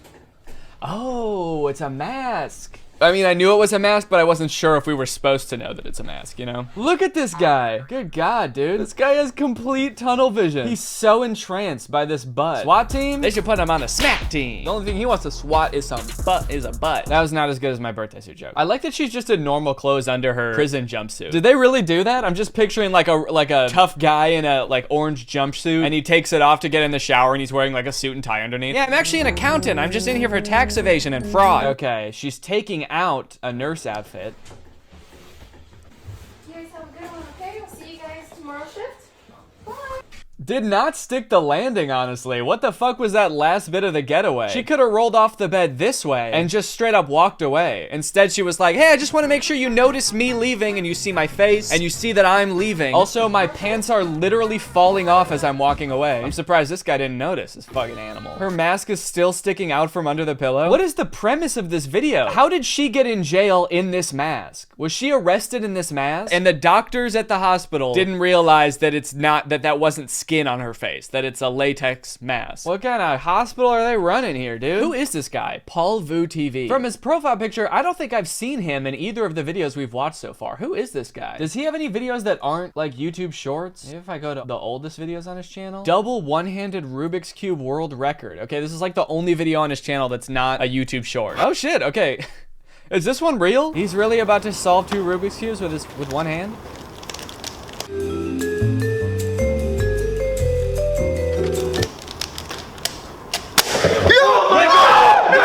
God damn, dude, that was impressive. You could just do this for every video and I would still think it was impressive. What an interesting character, dude. Hey, there's another wrapping paper video here. She surprised her cheating boyfriend with a gift. What are you wearing? Oh my god. It's a big surprise for you? Yeah. What is that? What are you wearing? Man, the chemistry here, it's, well, there is none, honestly. Can I hug you? What am I don't know what to do. Unwrap me. Okay. Okay. Should I tear it? What do you think it's gonna be under there? Is it gonna be the other woman, do you think? She's gonna be kind of like grabbed on koala style? Who's this, honey? Yeah, who am I, honey? What are you wearing? There's something underneath? Yes, no, maybe. I don't know. He just wants to make sure. There is something underneath, you promise? I don't like looking at naked women except for my mistress. Okay. Good. God damn, dude, these videos could be like 16 seconds long, but instead they're 6D seconds long. Why does he spend so much time unwrapping the wrapping paper? Most of this video is just him uncomfortably peeling away the wrapping paper. Okay. Perfect. Yep. Okay. What is that? What is that? Some kind of paper? Some kind of paper with writing on it? What is that? No, I mean the dress. What's it? Where'd you get that? It's cute. Okay, what are you talking about? I didn't cheat on anyone. And then it just ends. I guess you know what they say, always leave them wanting more. Just end the video right as the conflict begins, actually. You know how in movies they have that like plot structure and the conflict is supposed to be like the inciting action? This ends right there. That's supposed to be like the beginning of a story and they're like, nope, that's the end actually. I know you cheated on me. Credits. That'd be like if the movie Up ended with the guy's wife dying. Oh no, she's dead! And then that's the end. You leave the movie like, why the fuck was that called Up? It's just a movie about a guy's wife dying. It was really sad. It was called Up, but it got me feeling down. Okay, let's keep looking at his most popular videos. He took that prank way too far. This one's got 56 million views. No!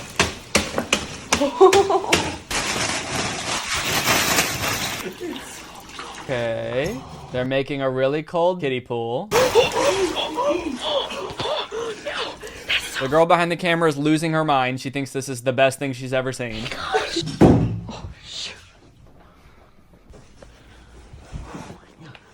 Come on. What? No way, dude. So they just straight up made this guy think that this is his bed? Okay, hold on. I guess we gotta watch the whole thing first before I start ripping it apart. Maybe they'll explain it. It was like, no, I was always sleeping on a kiddie pool. It just wasn't filled with water before. Oh, that makes sense. Yeah, okay, that actually makes a lot of sense. They really cleared that up.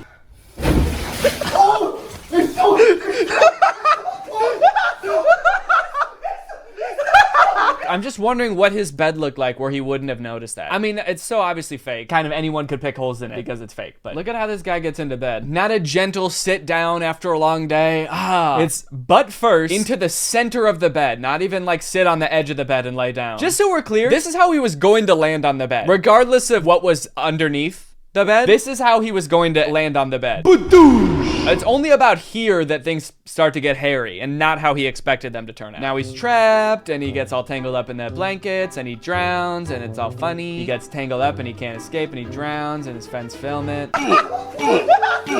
He posted one 3 hours ago called When the Homeless Veteran Sees the Money. The homeless veteran. The US finally got us down to one homeless veteran. That's crazy, you know? Always been saying they should treat veterans better, and I guess they finally did. They got us down to one. Makes you wonder what's up with that guy, right? Homeless by choice, perhaps. Okay, let's find out what happens when the homeless veteran sees the money.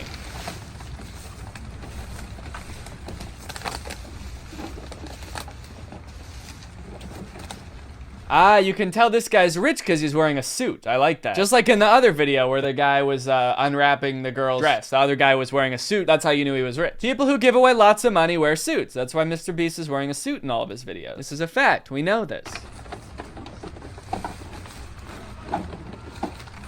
So this guy, the homeless vet, I guess I could see him not noticing the trash bag. Did he not notice this guy set up the tripod with the camera right here in front of the guy? I'm starting to think these videos are fake, man. What the hell?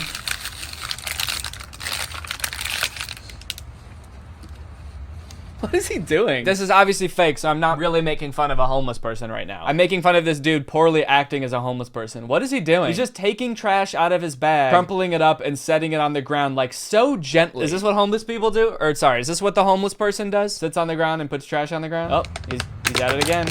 Why are these Why are these videos so long? Is what I was gonna say, but then I also started laughing at it jump cutting to later in time, and now he's got a ton of trash on the ground. Like he's been at this all day. This guy's been standing here for like 3 hours while this guy slowly crumples up trash and puts it on the ground.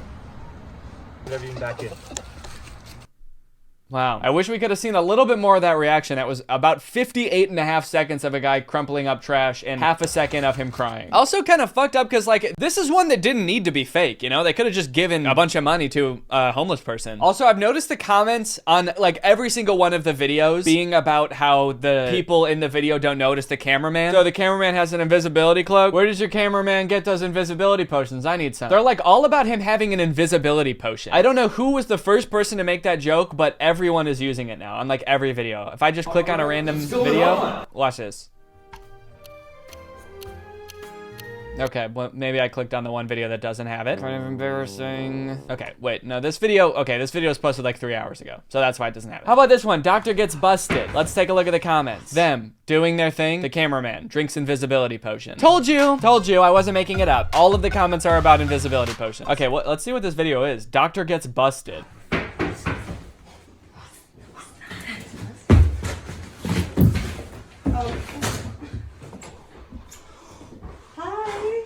Is the doctor supposed to know there's a camera in this scene? Dude, look at the look in his eyes looking at this camera. This man thinks...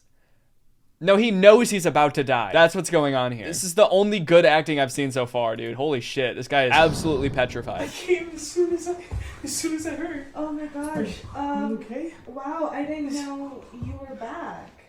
For someone who's trying to, like, stay still and not make noise, he's moving around an awful lot. Oh, I gotta be quiet. I gotta be quiet. I gotta be quiet. Oh, of course, of course. Yeah. Just a blank, okay. Yeah. Okay, he's leaving the room. What's he gonna do? Why is he here? Why did he even hide in the first place? He's a doctor. He's supposed to be in the room. It's not weird for him to be in there. It's only weird if he hides. Because if he sees him down here, then he knows something's up. If he were to just go from being on the bed to standing next to the bed, there would be no issue. He'd just be like, yeah, well, I'm the doctor. So what? I'm tending to your wife. She got in a horrible accident. Someone was trying to unwrap her with scissors and they broke right through her skin. Okay, well, let's see what happens. I have to go. I need you. I can't do this.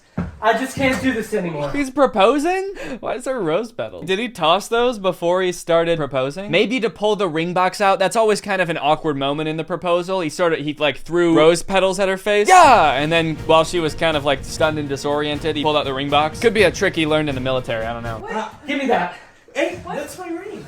Will you marry me? What is going on?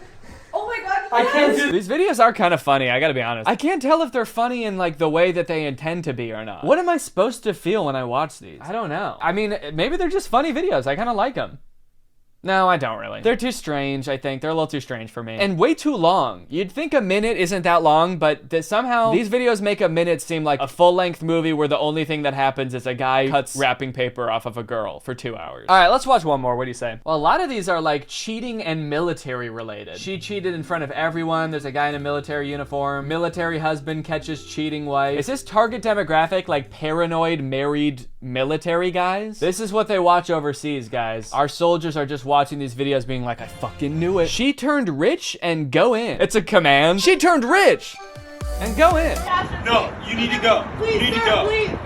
No. Okay, I can already tell you the next 45 seconds are about to be this girl changing into a fancy outfit. Can I play this on double speed just to prove my point, please? Thank you. Here she goes.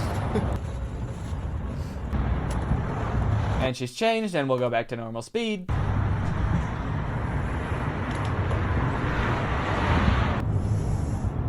Excuse me. Why'd you just stand there? Seems like it didn't work, dude. Seems like he's not even noticing you. What if that's how it ended? She's like holding the briefcase and he's still, like, he just doesn't even look at her. She's like, oh, hello? And he's just like, what? Go away. I'm a platinum member of this bank. What is taking so long? I need to go inside. Can you not see I need to deposit this money? That's kind of fucked up that banks will turn you away just for looking homeless. Makes you wonder what happened to the homeless vet after he got all that money. Maybe he wasn't even able to open a checking account. All right, well, you know what?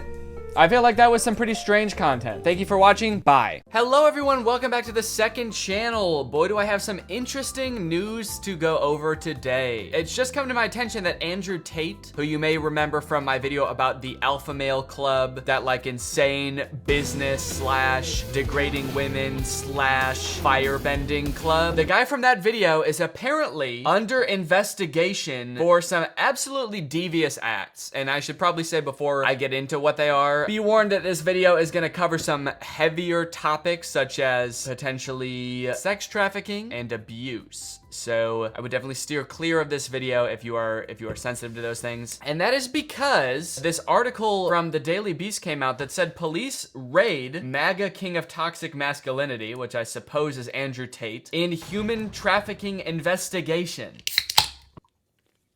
If you're gonna show this can you blur it, please? Because I don't want these fucks who make this sparkling water to get any free promo. I haven't really read this article yet, so I'm curious to see what it says, but in the video, I talked about how he has this like webcam empire where he convinces women who would never do any kind of sex work to get into the webcam business. And it sounded to me very abusive and manipulative. And in my head while making that video, I'm thinking like, this literally sounds like sex trafficking. But since sex trafficking is a crime and I don't want to like defame this guy who might have been running a very legitimate business, I didn't want to be like, this guy's a sex trafficker. But lo and behold, this dude is literally under investigation for sex trafficking. Holy shit. I mean, this is insane. Romanian police raided the home of prominent pro-Trump online personality Andrew Tate this month as part of a human trafficking investigation. Before the April 11th raid, Tate was best known as a kickboxer and a vocal Trump supporter in the online far right. I guess I didn't realize he was such an outspoken Trump supporter. I mean, that makes sense, like given everything we know about him, but I did not come across that when I was making my video about him. I guess I was mostly just focused on the club, and we dove a little bit into like the kind of stuff that he does on the side or like how he makes his money. But yeah, I've since found out a lot more about him, so we'll go into that too. He's got a very far-right presence. On social media, Tate portrayed himself as a wealthy cigar-smoking playboy, prompting one admirer to dub him the king of toxic masculinity. But Tate's treatment of women had an ugly side. No shit. One of his admirers actually dubbed him the king of toxic masculinity, but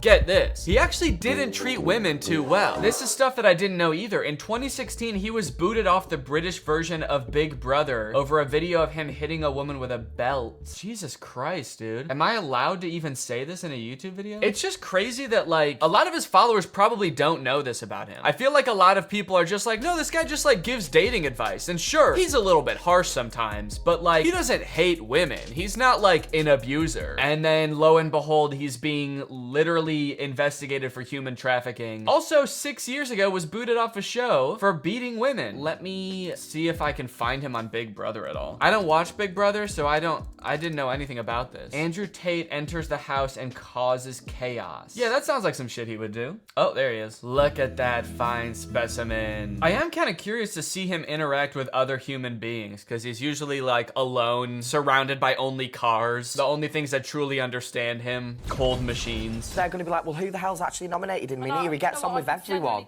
So they're not going to understand. The second he gets around other people, he's just extremely overwhelmed and can't form a sentence. I'm around real women and men for the first time? Fuck, what do I do? I think Jackson, Marco, kind of No, but right Jackson now with the dynamics that are going on in the house, I definitely think Marco's going to be the better choice. We don't to fuck people's we're going to do a heads vote. up. We're going to do a vote on this one. Yeah, Marco. vote. He seems kind of shy. I don't know. Everyone else is like interacting and he just kind of chimes in occasionally with like, no, we should do this. Oh, I think we should. Maybe this is before he got his giant ego. Okay, anyway. Apparently he was kicked off because he was hitting women. This March, Britain's Daily Mirror tabloid profiled him and his brother Tristan Tate and their Romanian-based business, which used webcam models to trick men into sending the brothers tens of thousands of dollars. Wait, huh? It's also like a scam business? I thought it was just like webcam type, you know, sexy stuff. In one video on his YouTube channel, Andrew Tate said 40% of the reason he moved to Romania was because Romanian police were less likely to pursue sexual assault allegations. Dude, you're telling on yourself. You're self-reporting. Holy shit. Dude literally said he's moving to a country where he won't be prosecuted for his crimes. Oh my God. Tate's unsavory activities didn't stop him from building links with the stars of the Trumpian right in 2019. Tate palled around Washington, D.C. with prominent online Trump activists and conspiracy theorists. He was on InfoWars a few times. On April 27th, a spokesperson for the Romanian Policy Agency added that no one has been charged or arrested yet in the case, but the investigation is ongoing. Okay, so Andrew Tate apparently hasn't been arrested. They just raided his house. Why did they raid his house? Video from the raid shows police officers armed with rifles milling among Tate's sports cars with the neon Tate logo on a wall in the background. Another video showed Tate and his brother being shoved into vans by police officers before being driven away from their home. Kind of sounds like they were arrested. He wasn't arrested. He was just kind of shoved into a van by police and driven away to jail. Oh shit, it's like the actual place where he films his videos. Am I a little bit surprised that those cars are actually there and that he like apparently does own these cars, or at least like, you know, has possession of these cars? Am I a little bit surprised? Yeah, I'm a little bit surprised that he's not just flexing. Am I impressed?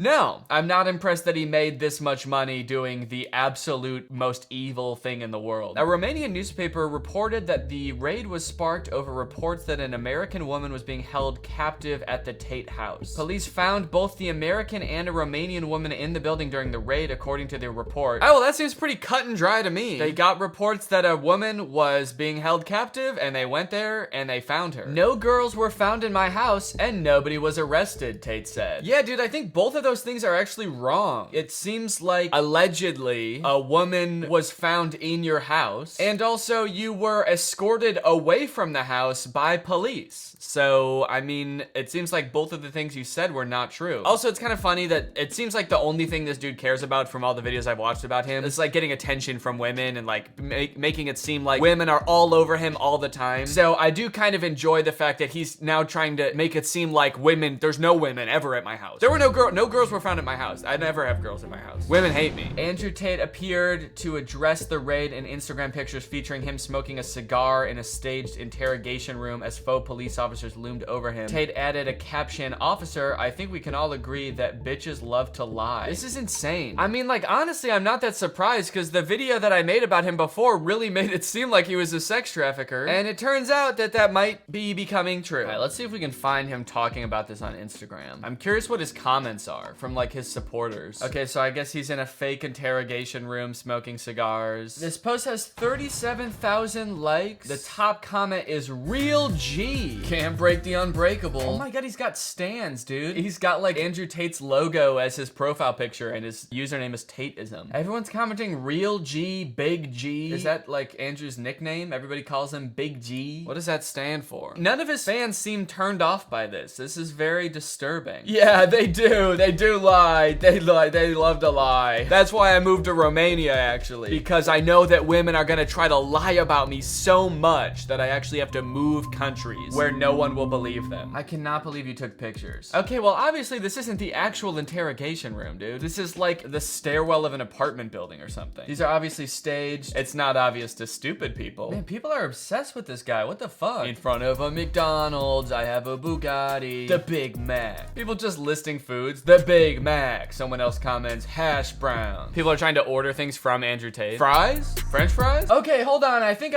I've just found the first negative comment on an Andrew Tate post. It's in front of McDonald's, and someone says, why are you even advertising this BS? Why are you advertising McDonald's, dude? And people are commenting under, I'm hoping he owns a few franchises. Otherwise, I have no idea. You guys are upset he's in front of a McDonald's? That's what pisses you off? This dude had a woman in his house being held captive, allegedly. And all the comments under that post were like, hell yeah, brother. You know, in all of the other posts, he's also promoting a BS business, but it's his BS business. It's his webcam scamming empire. You guys aren't upset about that at all? McDonald's, oh, fuck them, they feed people. It actually does seem like his interrogation post did underperform. This has 37,000 likes. Most of his other posts have like 43,000 likes, so maybe he did lose a few people with that one. But then they came back for the subsequent post. They were like, I don't know about this man, but hell yeah, he's walking in the desert. Hashtag top G. He's big G. He's cool G. He's top G. He's smart G. All right, now I gotta Google insulting words that start with G. Negative words starting with G. What can I call this fool? Goofy. That's what the G stands for, goofy. You absolute ass. You literally own G like the letter G was made for you. Yeah, you are literally such a goofball, dude. You are so goofy and silly. I remember seeing some TikToks of him that were insane too. Here's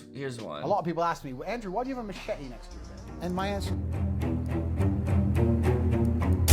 Oh my god, did I just like that on it? Oh shit, dude, I did not mean to like that. A lot of people ask me, well, Andrew, why do you have a machete next to your bed? And my answer is simple. Why wouldn't I have a machete next to your bed? I don't know, maybe if you weren't like involved in a bunch of illegal businesses, that would be one reason that you wouldn't need to keep a machete under your bed. Maybe if you were nice to people and you didn't have to worry about people coming into your house to kill you. Those are just a few things I could think of. Why don't you have a machete next to your bed? Because I'm just a YouTuber. I'm not, you know, holding people captive in my house. Really not weird. In fact, there's at least one, depending on the room, between 1 and 3 machetes hidden in every single room in my house. He says that's not weird and then goes on to make it even more weird. No, it's not weird because I actually have hundreds of machetes in my house. It's not weird because I'm actually extremely paranoid. Some pussy-ass dude once said to me, yeah, but if it's next to your bed, what if you like upset a girl and she catches you cheating and gets a machete?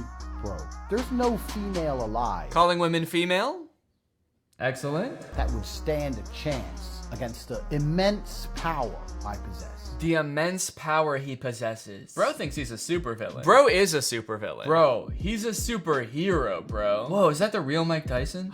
Did this video get taken down? Oh, this one was so funny. It was about him, how he can't read. Fuck, where'd that video go? Let me see if I can Google it. Andrew Tate doesn't read. Stop reading books. Reading makes you stupid. Andrew Tate on reading books. Yes, please tell us, Andrew. Please tell us how you got so smart. Reading books is a very cheap way to, I guess, entertain. I wouldn't call it entertainment because my brain is far too advanced. I'm too smart to read. Yeah, you can tell from those Big Brother clips how smart this guy is. Everyone's talking and he's just like, yeah. You're too smart to read? What does that even mean? You can't be too smart to do things. You can be too dumb to do things, but being smart makes you able to do more things. It unlocks new possibilities. You'd be able to read newer, like more interesting things that would like expand your brain in different ways. What the fuck are you talking about? I need action.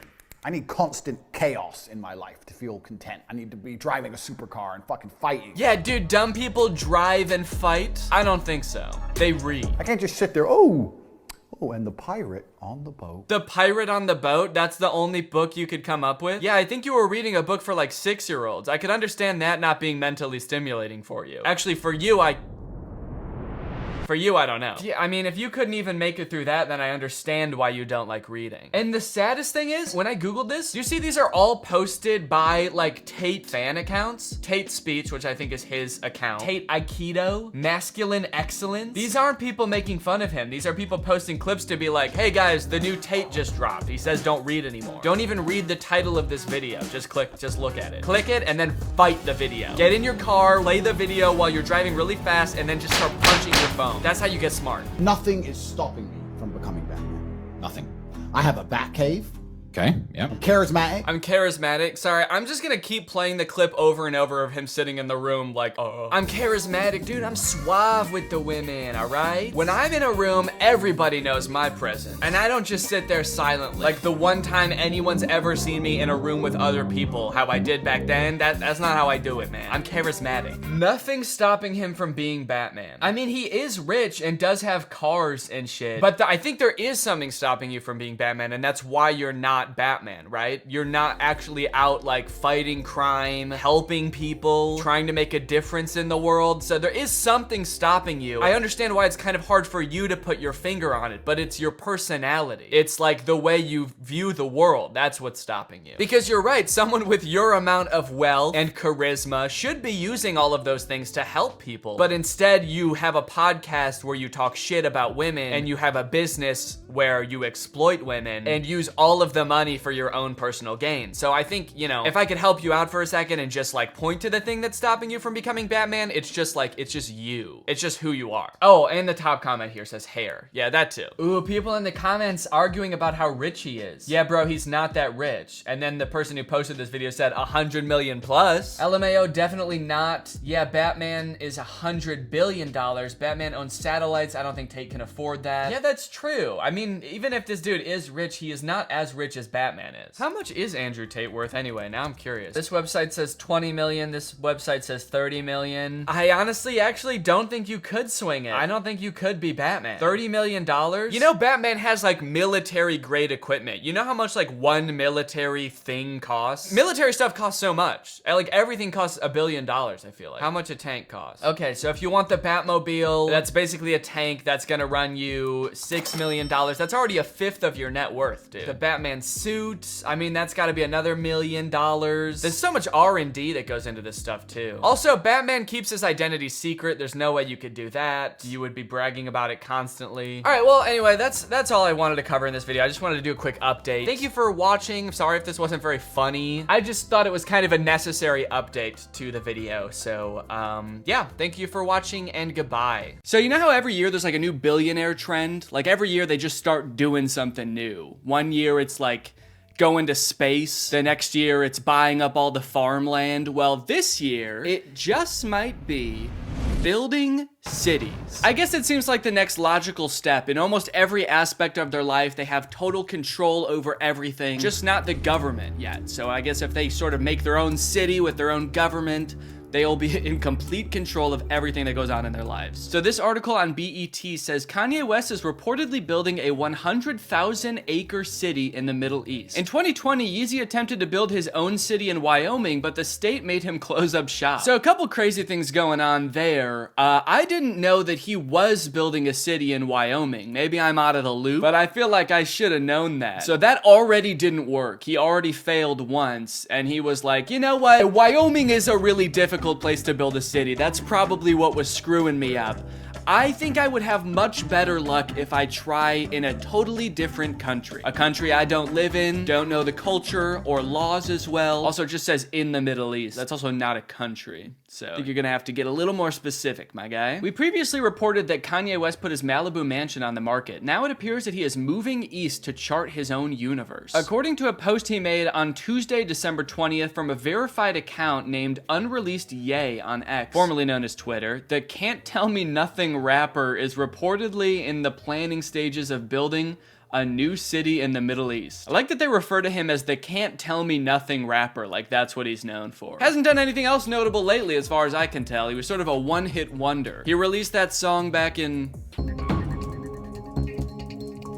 2007, and he stayed relatively quiet ever since. I guess that one song made him enough money to build a city, but that's about all he's been up to. Okay, so this is the tweet that they're talking about on this profile called Unreleased Ye. I am a little skeptical of BET's reporting here. How do we know that this is Kanye? Anything and everything with Kanye's music. I do not leak any songs, I only post already leaked songs. Okay, it kind of makes it sound like they're admitting that they're not Kanye. Yeezy, D-Rome, Phase 1, 100,000 acre city. Piloting in Middle East, recruiting, project managers, engineers, architects, contractors, builders. Okay, so if this is real, then he hasn't started yet, is the vibe I'm getting. He's hiring everybody necessary to make this happen. Also, I don't think that there could be a more clear signal that he doesn't know how to do anything related to building a city, because those are all the things that you need. Like, what is he gonna do? So I need project managers, engineers, architects, contractors, builders, and I'll take care of the rest, guys. Don't worry. You know, I'll take on most of the work. I'll do whatever's left. You know, that would be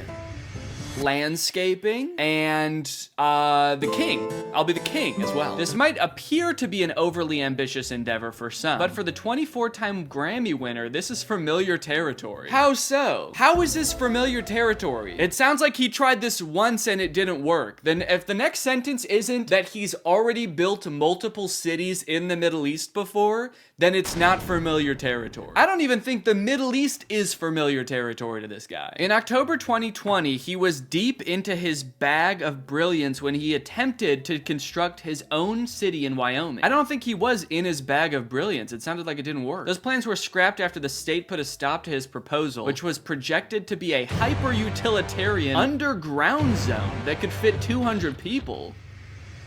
What? Also, I wouldn't really call that a city. He was gonna dig a hole that could fit 200 people. That's not that many. He was really like, yeah, digging my 200-person hole didn't quite work out. We ran into too many logistical issues. I think that building a metropolis in the Middle East is actually gonna be slightly easier, more manageable. Ye also filed trademarks for this venture's name, including Yecosystem, and Yeezyverse. Yeah, good thing he locked those down. I can only imagine how many people were clamoring to create companies called the Yecosystem. Imagine living in a hole that could fit 200 people and it's called the Yecosystem. Even in this pitch, it doesn't sound nice. It's not describing some kind of utopian paradise. A hyper-utilitarian underground zone. It's not even saying city. It doesn't even sound livable. It just sounds like a big area. We just dug out an underground zone. It's hyper-utilitarian because there's nothing here that you don't need.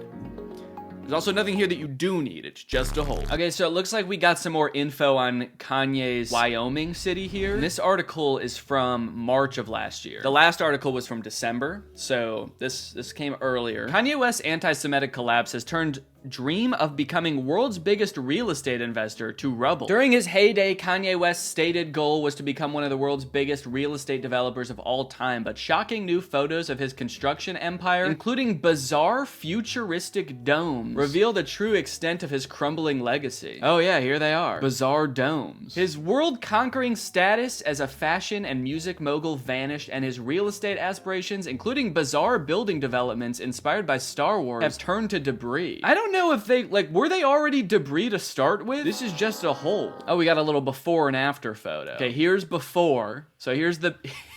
Here's the best it ever got. And then here's what it looks like now. Damn, look what we could have had. We could have had bizarre domes, people. The disgraced rapper built the domes, pictured in July 2019, to house the homeless. And he even envisaged?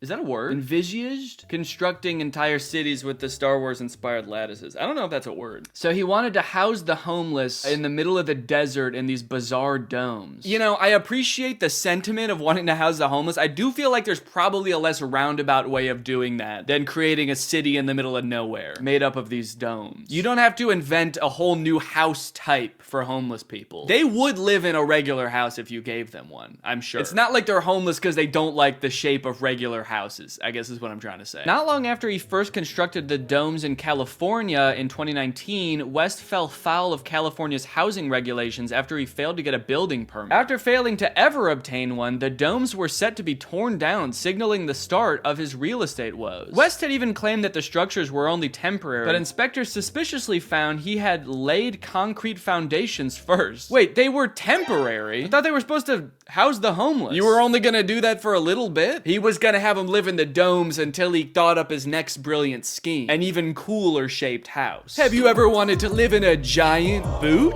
Okay, that's enough about Kanye's futuristic city, because now we're gonna learn about Akon's futuristic city. Akon actually posted this video 3 years ago, an introduction to Akon's city. I think I remember hearing about this on the news, and I think it had something to do with cryptocurrency. Like, I think he was also launching his own cryptocurrency, and maybe this has something to do with that. Like, the only way to pay an Akon city is with Akon coin.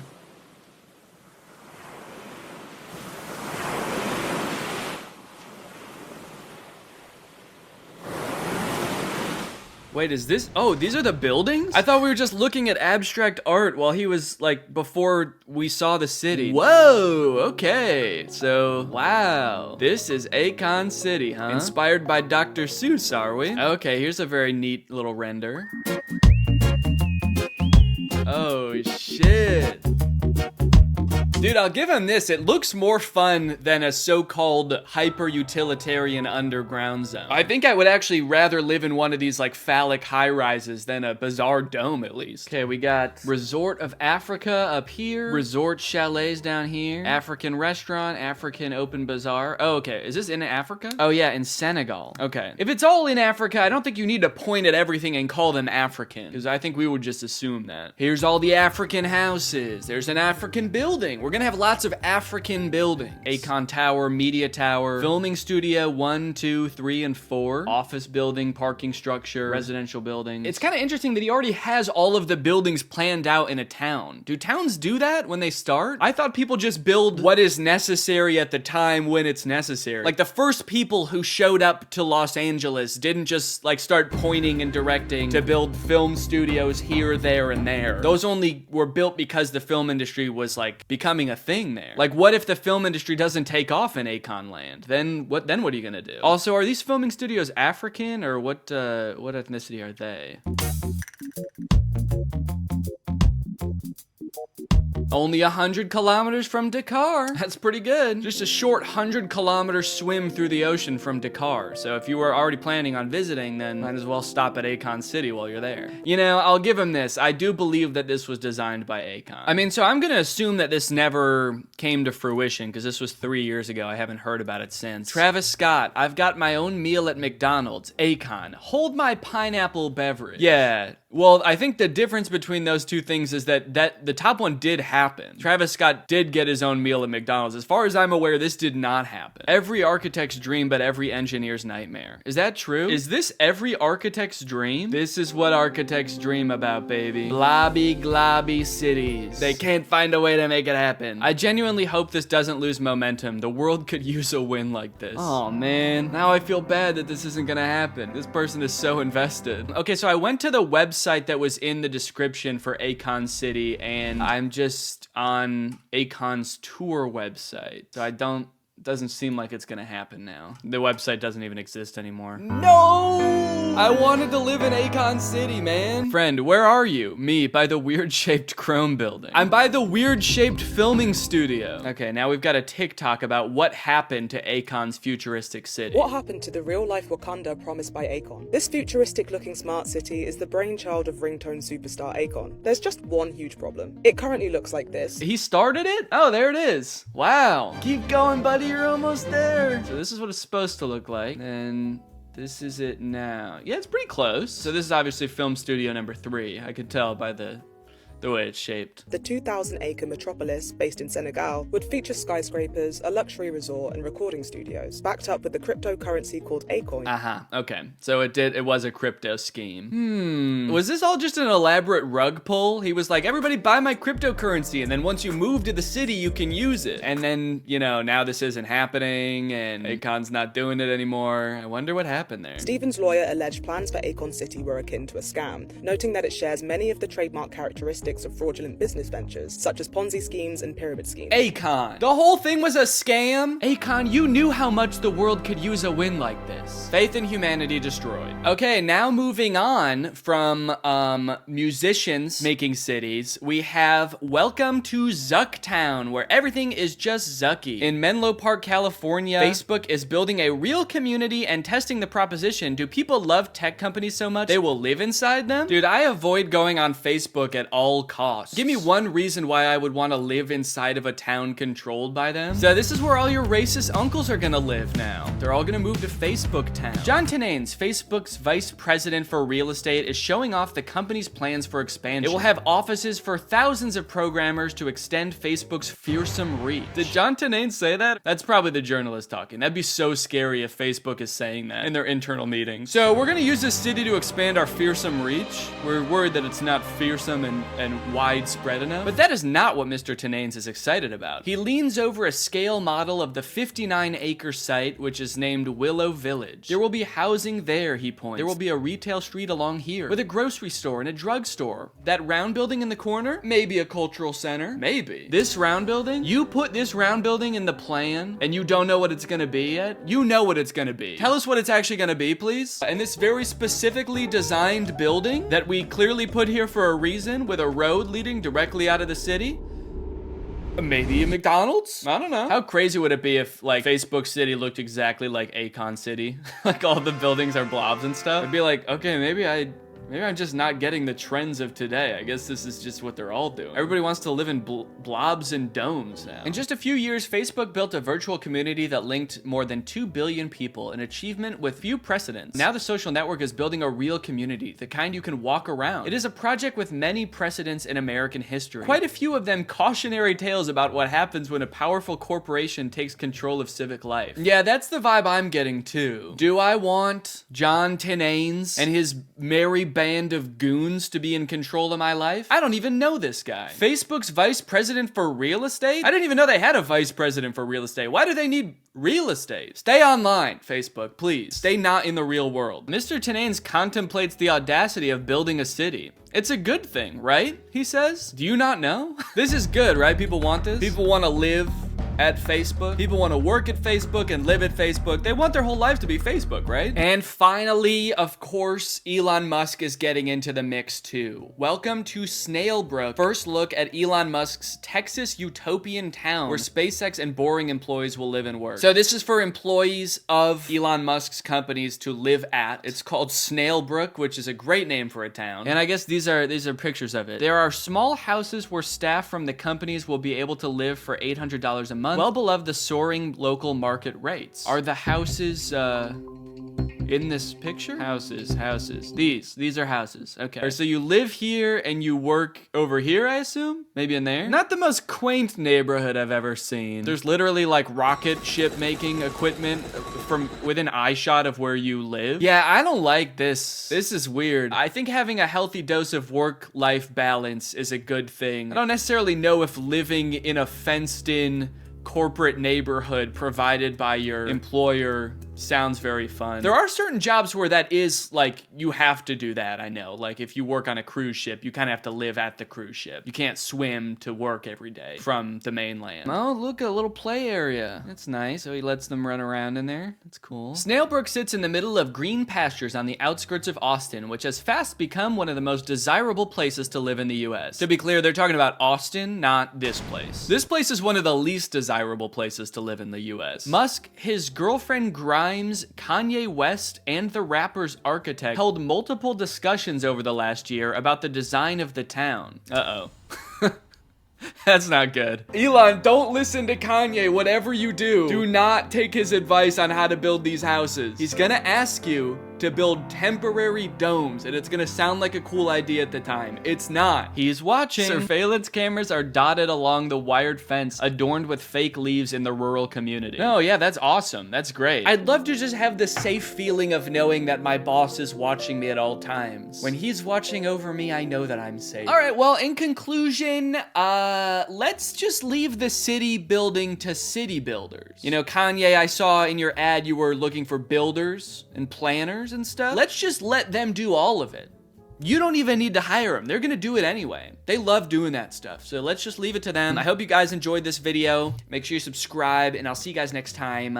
Bye-bye. What's up, Greg? I hope you're all having a great day. Welcome back to another episode of Desperately Trying to Relate to Children. I've been having a bit of an issue lately. I feel like more and more as I get older, it's just becoming harder and harder to relate and make content for the youth of today. I just feel like everything's moving too fast, you know? It's just like memes die so quickly. What kids think is cool and funny dies so quickly. I don't know how to keep up. Did you see that meme last week that was like, they did surgery on a grape?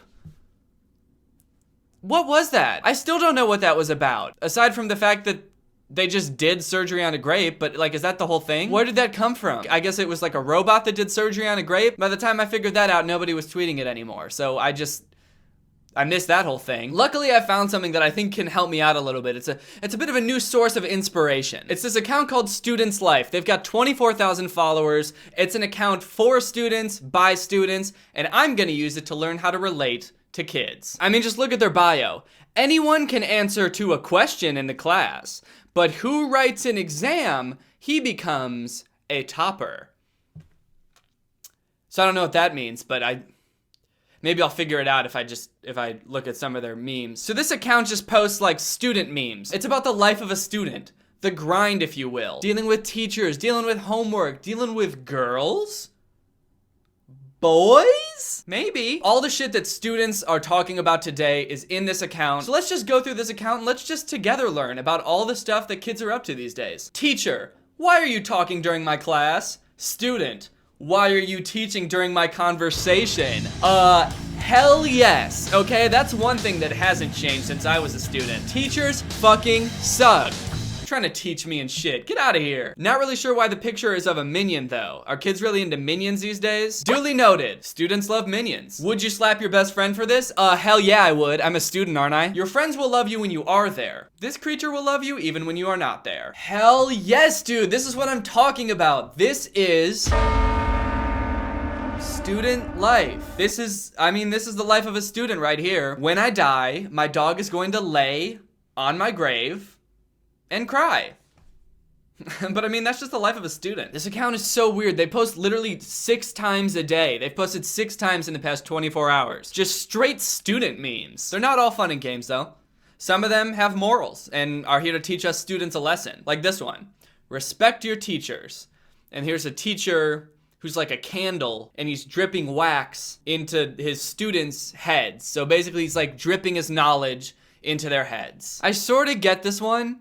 Like, I understand the moral is that, you know, you should respect your teachers because they're giving you a very valuable resource. They're giving you knowledge. They've devoted their entire lives to sharing knowledge with the next generation. So it's important to respect your teachers. It's important to not tell them to fuck off when you're talking to your friend, like that first meme that we looked at. So it sort of contradicts that. But the whole metaphor of a candle dripping wax into the students' heads just like, it doesn't really hold up. Because knowledge isn't like a finite resource that somebody has. Like, you can't lose knowledge by giving it to somebody else. Otherwise, like when you have kids and you like teach them how to walk and talk, you would like forget how to do those things, right? Like at the end of the semester, is this teacher gonna be brain dead? He dripped all of his knowledge into everyone else's head and now he's just like in a coma or something. That takes this meme from like sweet and respectful to terrifying. It's like, hey, remember to respect your teachers because they've devoted their entire lives to learning this knowledge. And now they're transferring all that knowledge to you and withering away into the husk of a person they once were. So you better enjoy all that precious knowledge.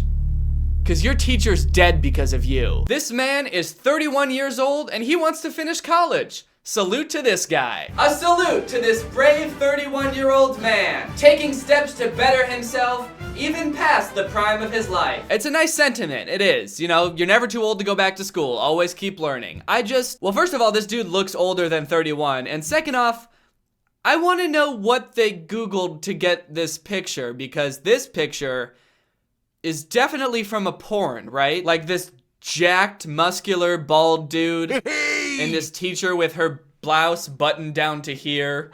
So this whole thing must be made up, right? It seems like this would be like a clip from a news headline or like a little clipping out of a newspaper, like 31-year-old local goes back to college to get a degree and we're all proud of him. But like this whole thing is just made up because this is just a picture from a porn. I take back my salute.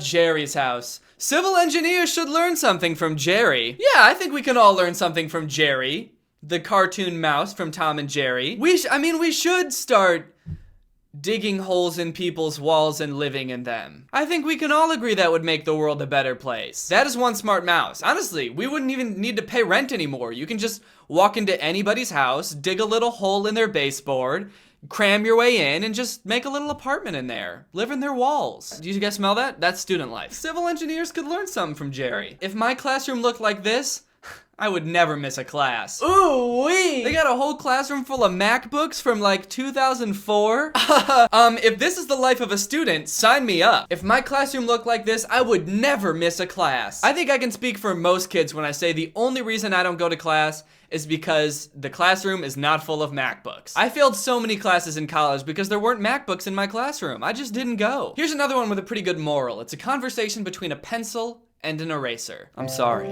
For what? You didn't do anything wrong. I'm sorry you get hurt because of me. Whenever I made a mistake, you're always there to erase it. But as you make my mistakes vanish, you lose a part of yourself and get smaller and smaller each time. That's true, but I don't mind. You see, I was made to do this. I was made to help you whenever you do something wrong. I found this conversation between the pencil and the eraser very inspirational. Parents are like eraser, whereas their children are the pencil. They're always there for their children, cleaning up their mistakes. Sometimes along the way, they get hurt and become smaller, older, and eventually pass on. Damn. Just like teachers. What? But the kid's not responsible for the parents getting older or dying. They were gonna do that anyway. They should have just said like maybe kids make parents weaker at times, which I'm sure they do. But they're saying that like people deteriorating and getting older over time and eventually dying is like, yeah, it's their kids' fault. Nobody would die if they didn't have kids. People without kids live forever. The moral of the story is if you're such a shitty kid that your parents are literally withering away and dying,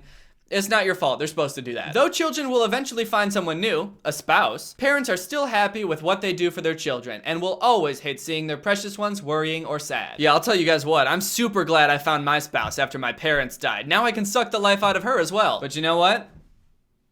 That's just the life of a student. Life is a constant battle to be replacing the people who you've drained all the life from. Don't feel bad if someone rejects or ignores you. People usually reject or ignore expensive things because they can't afford them. Huh. It's kind of a weird flex, but that's fine. Here's some student life shit, guys. That moment when you don't understand your own answers and you just stare at your piece of paper with a really nondescript expression on your face. What emotion is he supposed to be having right now? Like, the picture doesn't add anything to this meme because I can't tell what it's supposed to be implying. In fact, if anything, it makes it more confusing because now I'm just trying to figure out how he feels about his own answers. He's not frowning, he's not like making a disappointed face. Why did they even add this picture? Was it that hard to find someone frowning and staring at a piece of paper? Because he's not frowning. In fact, it almost looks like he's cracking a little bit of a smile. He's got kind of like a smirk going on. No matter how old I am, I'll always watch cartoons, as long as that cartoon is the Minions. I will only watch Minions because I am a student and students love Minions. If you remember this pencil, your childhood was awesome! That is the only determining factor in deciding whether your childhood was the shit or lame as fuck. Oh yeah, I remember this pencil alright, because my childhood was the shit, dude. I had one of these in the 4th grade, actually. Man, that was the same year as the accident. My whole family was just gone, like that. I'm the only one that survived. It's kind of funny, I've forgotten so many things between now and then, but I'll never forget the last thing they said to me. They all looked me right in the eye and said, "That's a dope fucking pencil." My childhood was awesome. Salute to all those girls who stay single just because for their parents' words. Another salute to the brave women of this country who don't date anybody because their parents said so. Girls who stay single are perhaps the greatest heroes of this country. What's up with this account and saluting people? Anybody that's doing anything that can even be considered remotely noble gets a salute from these guys. Is that a thing that students do these days? You just like salute anybody anytime they're doing something that you like? Yo, what's up, Colby? You going to the game tomorrow? Hell yeah, I am, Trent. I'll see you there.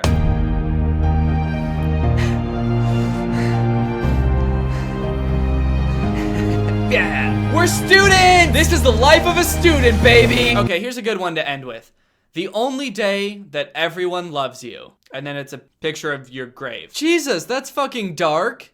And mean. It's trying to make this like societal claim like, oh, people only love you when you're gone. But it could also be taken as an insult. Like yeah, the only time anyone's ever gonna respect you is on the day that you're dead, bitch. But I mean, hey, That's just the life of a student. And thank you, Skylar Emerson, for turning on my notifications. You are truly Greg. I'll see you guys next time with a really interesting video where I murder Santa so I can become Santa. Bye. What's up, Greg? I hope you're all having a great day. Welcome back to my channel. This, of course, is another episode of Denny Gonzalez. You guys know I love shitty low-budget movies, and especially animated ones, because I feel like animation is so ridiculously hard to do well. It requires so many people to do well, and so many talented people to do it well, that when you try to half-ass it, it will always come out just awful. Such was the case when we reviewed that B-movie ripoff, Plan B, which was terrifying. But it turns out that the world of animated movie ripoffs is bigger than I thought, and a lot of people have requested that I cover more of them, which brings us to today's movie, Ratatouille. If you couldn't tell by the title, Ratatouille is a ripoff of the movie Ratatouille. Ratatouille is a very good, critically acclaimed movie made by Disney in 2007. Ratatouille is a very bad movie, probably made by one dude in his basement, also in 2007. The marvelous city, land of sun and heat, with one of the most beautiful urban skylines in the world. This is a prosperous city. That's where our story takes place, in the heart of this city, in a very famous and sophisticated restaurant. The beginning narration is kind of weird. It might be, I think that this might have been translated from Spanish, so maybe something was lost in translation, but I feel like they're trying to hide something with this narration. Like, they don't say what city it is, and they're not saying the name of the restaurant. Everything's very vague. The marvelous city, land of heat.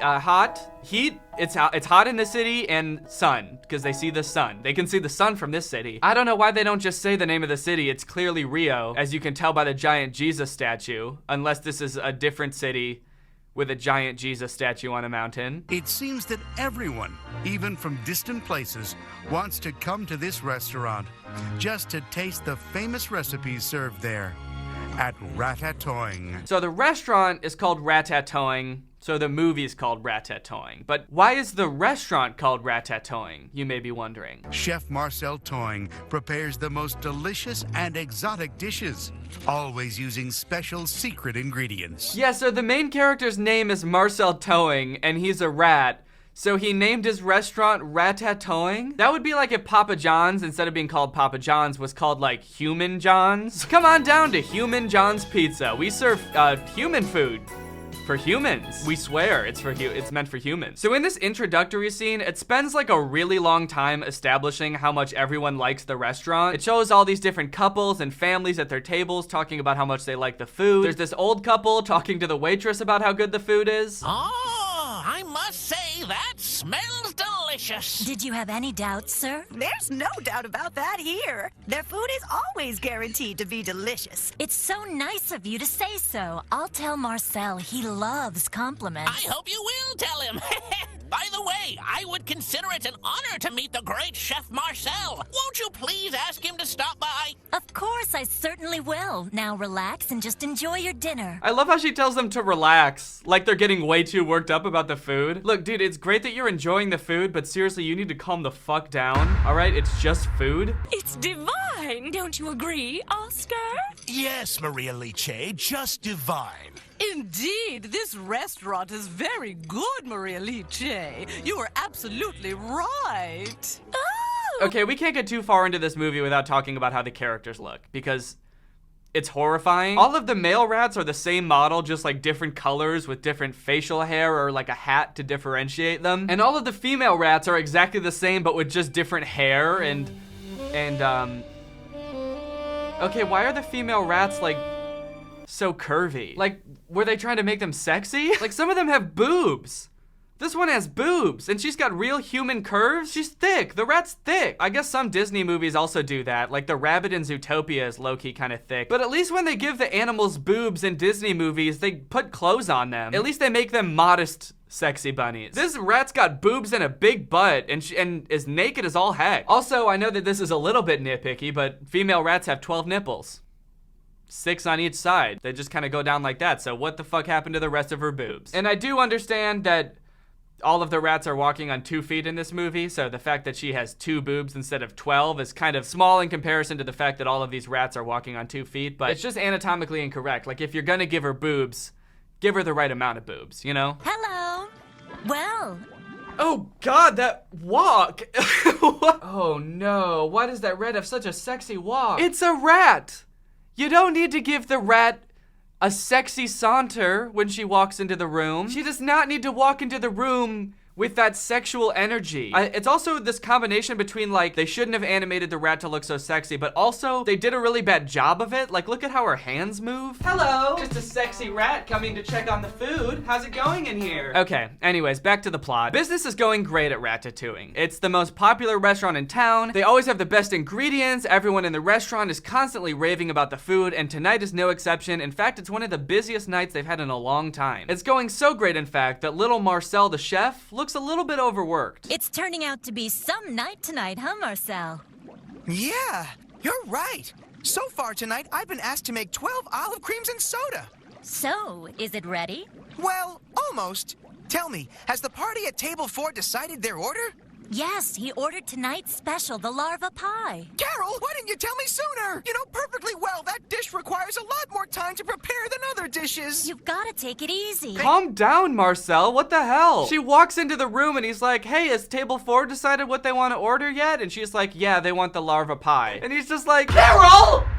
What the fuck? Why didn't you tell me sooner? What the fuck, Carol? Carol! Like, dude, what are you talking about? She told you the order as soon as she got it. That's why she came into the room. What, did you want her to tell you the order before he ordered it? Needless to say, it seems like the stress of single-handedly cooking for this entire restaurant is really getting to Marcel. Maybe they should hire some other chefs. I mean, it is kind of impressive that seemingly the biggest restaurant in this entire marvelous city only has one cook. And throughout the movie, you start to realize that every time it shows him cooking, all he's doing is just stirring this big cauldron of brown liquid. It's pretty amazing that he's able to make this variety of dishes that are revered throughout the city just by stirring this pot of brown liquid. Oh, you want ice cream? You want some ice cream? Yeah, I'll just throw some ice and some cream into the liquid. Stir it up.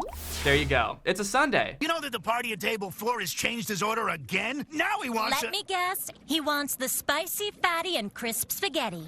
Precisely. That guy always ends up ordering the same thing. I'm glad you know the ordering habits of your clientele.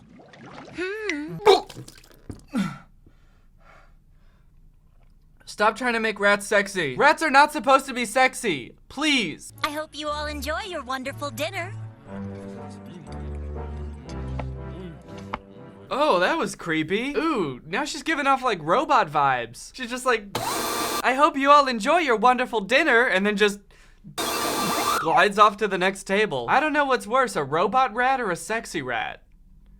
Vote now. Eventually, everyone starts asking if they can meet the chef. I must say, I agree that this food and the service are both wonderful. Thank you, sir. And may I say we're very glad you feel that way. I hope it's not inconvenient, but I would really love to speak to the chef. Everyone starts asking the waiter, like, can we talk to the chef? We want to ask him about the food. How does he make the food? Which is, I feel like a weird thing to do in itself. I've never been to a restaurant and had food so good that's like, I have to meet the chef. I need to talk to him and let him know how much he means to me. But I guess the rats are used to eating trash. Like, they've eaten trash all their life, and then this is good food. So maybe I would be a little bit skeptical too. Like, where'd you get this good food? I'm a rat. I'm used to eating trash. But then they all end up getting like super worked up about it in a really creepy way. Like, they all really want to talk to the chef, and they're being super insistent on it. I'll go into the kitchen and see if he might be available to come out and meet you, sir. Oh, we're not in any hurry. I don't mind waiting as long as necessary. No, we don't mind waiting. Look, bitch, I don't think you get it. All right? That chef back there changed my life, and I'll wait here as long as it takes until I get to talk to that beautiful man you got back there. I just want to talk. Anyway, finally Marcel comes out to answer all their questions, and they're all asking him, like, what does he do to make such great food? What's the secret ingredient? And this is what he says. Please tell me, young man, what is the secret of the great flavor in every one of the dishes you prepare? All right, I'll tell you. Oh, now's our chance. Now is our chance. He's actually going to say it. Quick, grab your notebook and write down every single word. The actual secret ingredient that can be found in all of the food prepared here is lots of... Come on, out with it. Lots and lots and lots of... With lots of? With lots and lots and lots of... This guy is just driving me crazy. The dishes are prepared with the secret ingredient of a lot of dedication and care. What? Dog, no one answers questions like that. I'm not mad at him for saying the dedication and care thing. I'm mad at him for the build-up. Why did he keep pausing in the middle? Why did he build it up for so long? That'd be like if your son was in the hospital and you're waiting in the waiting room and the doctor finally comes out and you're like, oh, finally, how's he doing? Is he all right? Well, actually, it turns out he's got lots of, oh no, lots and lots and lots of, God, no, okay, just tell me, I can take it, just tell me. A whole lot of just oodles and oodles. Come on, man, you just gotta tell me, all right? Just so much, so much. Oh my goodness, I can't even believe how much. What is this? What are you doing? I don't understand. It's just so much. Holy shit, just tell me. He has so much life left to live. And so many supportive family members. He's gonna be fine. What the fuck? Okay, so finally, after that long-ass introductory scene, the restaurant closes, everybody goes home, except for Marcel, Carol, and Greg. Because tonight is Thursday night, and they do something special on Thursday nights. Greg, have you forgotten that it's Thursday night? Oh, I forgot we do something special on Thursday night. Also, we find out that the reason some of these rats want to know the secret ingredient so bad is because they actually own a rival restaurant. And apparently their restaurant has been failing miserably, so they've been eating at Ratatouille every day for weeks to try to figure out what his secret ingredient is. You know, I thought he was gonna reveal the secret. You mean our little secret was almost revealed? Listen, guys, I think we should just forget about trying to uncover the secret of Ratatouille's food. I just feel like they're wasting a lot of time eating at Marcel's restaurant when they could be, I don't know, running their own restaurant. So like maybe that's why it's failing, guys. Because instead of serving food during dinner time to your patrons, you're at a different restaurant, spending money there. Our only hope of returning to our success is to get rid of Chef Marcel Toy. Meanwhile, back at the restaurant, it's time for Marcel, Carol, and Greg to get suited up for their special Thursday night activity. Come on, Greg, it's time.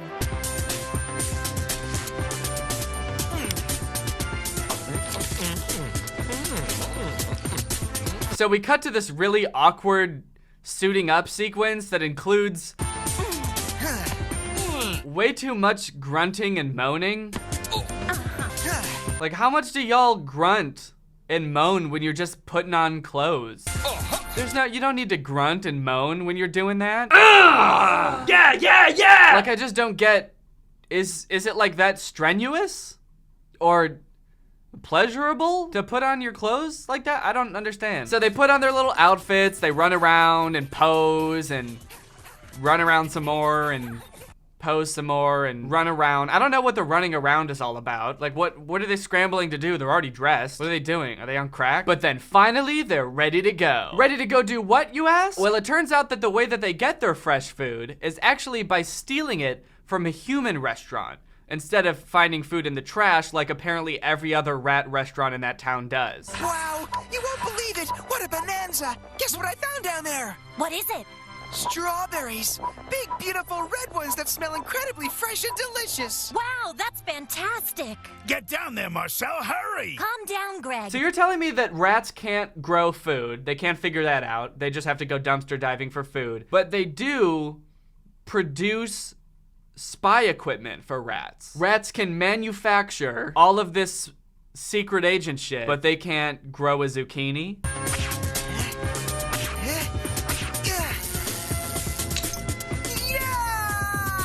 So apparently they do this every Thursday where they go to the human restaurant to try to get some fresh food, but this time there's a bit of a fiasco because while Marcel is hanging from the fan, Greg, who is a colossal dumbass for the entire movie, accidentally turns on the fan. What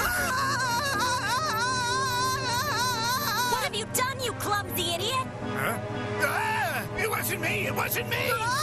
So Marcel is like swinging around at 100 miles per hour in rat speed, just screaming and hanging on for dear life, and Greg is just kind of standing there like, damn, I wish there was some way I could help, but unfortunately, I am just a rat. Hold on, Marcel, I'll grab you! Turn this crazy thing on! Greg, how did you turn that thing on? I think I pushed the switch! What switch? You push the button behind you! Did you say pull? No! Not pull the button! Push the button! Are you saying button?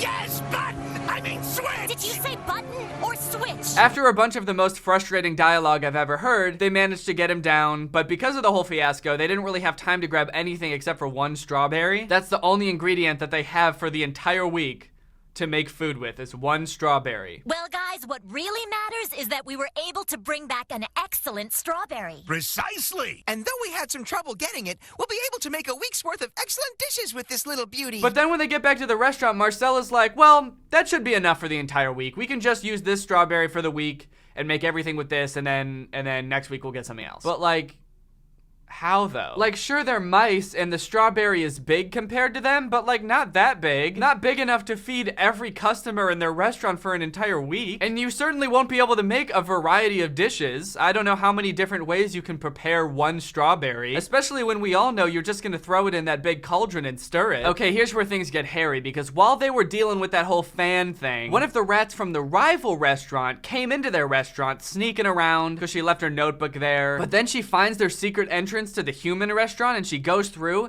and she sees them stealing food from the human restaurant. So what I thought was gonna happen next is she would go back to her rat friends and she'd be like, hey, I found a place we can get fresh food because Marcel gets it from there, so we can also get it from there, and then we can also have a successful restaurant and rats will be able to eat fresh food from our place too. But instead she goes back and tells them, and they're all like, all right, so we have to sabotage Marcel and make sure he can't get fresh food anymore. What if Marcel suddenly found he wasn't able to get his fresh ingredients anymore? What would happen then? That way nobody can have fresh food, and we all have to eat garbage. So in order to sabotage this for Marcel, they decide that they're going to try to make the restaurant think they have a rat problem so that they put traps everywhere so Marcel can't get fresh food there anymore. So the group of bad guy rats go to the human restaurant during the day when people are eating there, and they put on this little rat show. 1, 2, 3, now!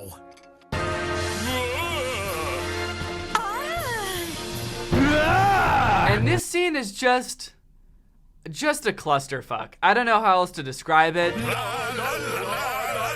The rats are putting on this weird show where they're dancing and jumping around, but they're also moaning and groaning really weirdly, just like in that other scene. And also some of them, they're making spooky ghost noises, like they're little ghost rats. Like they're not just trying to convince people that there's a rat problem, but there's also a ghost problem. A ghost rat problem.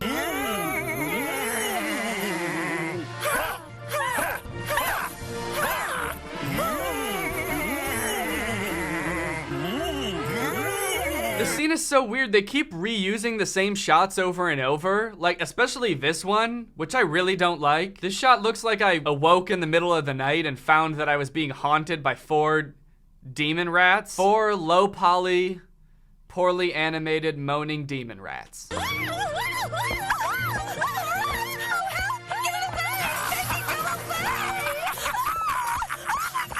This has truly got to be one of the worst scenes ever conceived in cinematic history. So they must have realized while they were making this scene, like, holy shit, wait, we can just reuse the same shots over and over and make the movie so much longer and avoid all that extra work of having to animate more shit. Because in the very next scene, Marcel and his friends are getting suited up again, and it's like the exact same sequence as before. They're running around and posing and running around and posing. We'll need to take quick and effective measures. I want this taken care of immediately. So after this whole rat show that they put on, the restaurant decides, oh shit, we have a rat problem. We need to put up traps, which is what they do. So when Marcel and Greg and Carol go back, there's traps everywhere. There's so much fresh food here tonight, but look at how it's all spread out.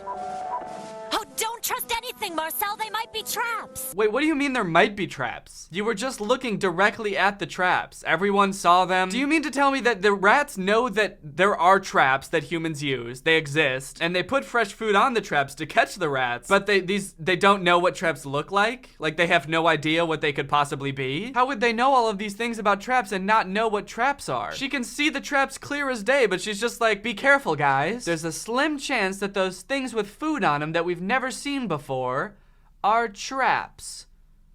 But probably not. Be careful, Marcel. I have a bad feeling about tonight. What do you mean, Carol? Don't say things like that. Yeah, shut the fuck up, Carol. What's that supposed to mean? This is gonna be the best night of our lives. There's cheese everywhere, idiot. Oh, yikes. Hey, Marcel, are you okay? The food is attached to a trap. Oh, I guess he's fine. Damn. I was kind of worried for a second the movie was just gonna end there, like Marcel was just gonna get, you know, this is gonna get his neck snapped, and that was gonna be the end of the movie. The food is attached to a trap. I knew knew there'd be trouble. We never saw traps here before. Wait, I don't get it. Did she know they were traps? Because now she's pretending like she did. She's like, I knew there would be trouble. We've never seen traps here before. And now today, when we did see the traps, which we did, right? We all saw the traps. Today, when we saw the traps, something bad happened with the traps. Why didn't you tell him, Carol? Why did you just make it seem like there might be traps if you knew? Oh yeah, there's a lot different here. I'm gonna go check things out carefully. Yeah, good idea. We should check things out a little more carefully.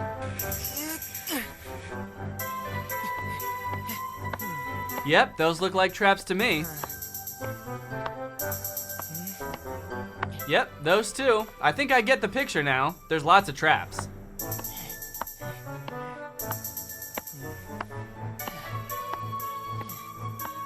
Oh my god, we get it. There's traps. Well, what do we have here? Oh, that's great. We've never had any chocolate before. Well, we certainly do now. I'm getting it. I got it. I think we have company. What do you mean? Can't talk now.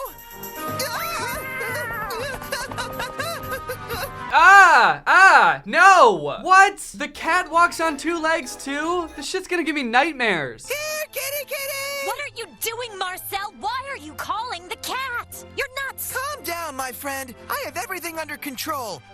Hey, Carol, Greg, check out the middle of the table. Look at all that delicious cheese just waiting to be taken. Hurry up! Make your way over here and get as much as you can! Oh, really? But what about the cat? There's no sign of him! I've checked everywhere! Look behind you! So it's a wizard cat. Anyway, we're getting close to the ending. Basically, the gist of what happens, I don't really understand it fully, but the bad guys show up and they're like holding Greg and Carol hostage. Then suddenly Marcel comes back on top of the cat like they're best friends now, because he fed the cat one treat that he cooked. And the cat gets rid of the rats, takes him to his owner, and the rest of the rats get away scot-free. And soon the ratatouille was full again. Almost everything seemed to be back to normal. I heard those rats of ours were sent to an out-of-town laboratory. That's a pretty brutal punishment for those rats. All they ever wanted was to have a successful restaurant, and the punishment is they're getting sent away to be experimented on in a lab for the rest of time? Jesus, that's kind of dark. Anyways, that's pretty much the end of the movie. Everything goes back to normal after that. The cat is now their friend. He comes to the restaurant sometimes to eat, and he helps them get food from the human restaurant so they can keep getting fresh food. So in the end, nothing really changed. There's been no character development. The only thing that's happened is the bad guys are now being tortured in a lab somewhere. Well, I hope you guys enjoyed watching this movie with me. I know I did. I'll see you guys next time with a really interesting video where I try to do a backflip and accidentally do 300 backflips. Bye! This video is over now. Go find something else to watch, or just watch this video. I know we had a lot of fun. But you can't stay on this end screen forever. No. This video is over now. So why are you still watching this? Do you not have it?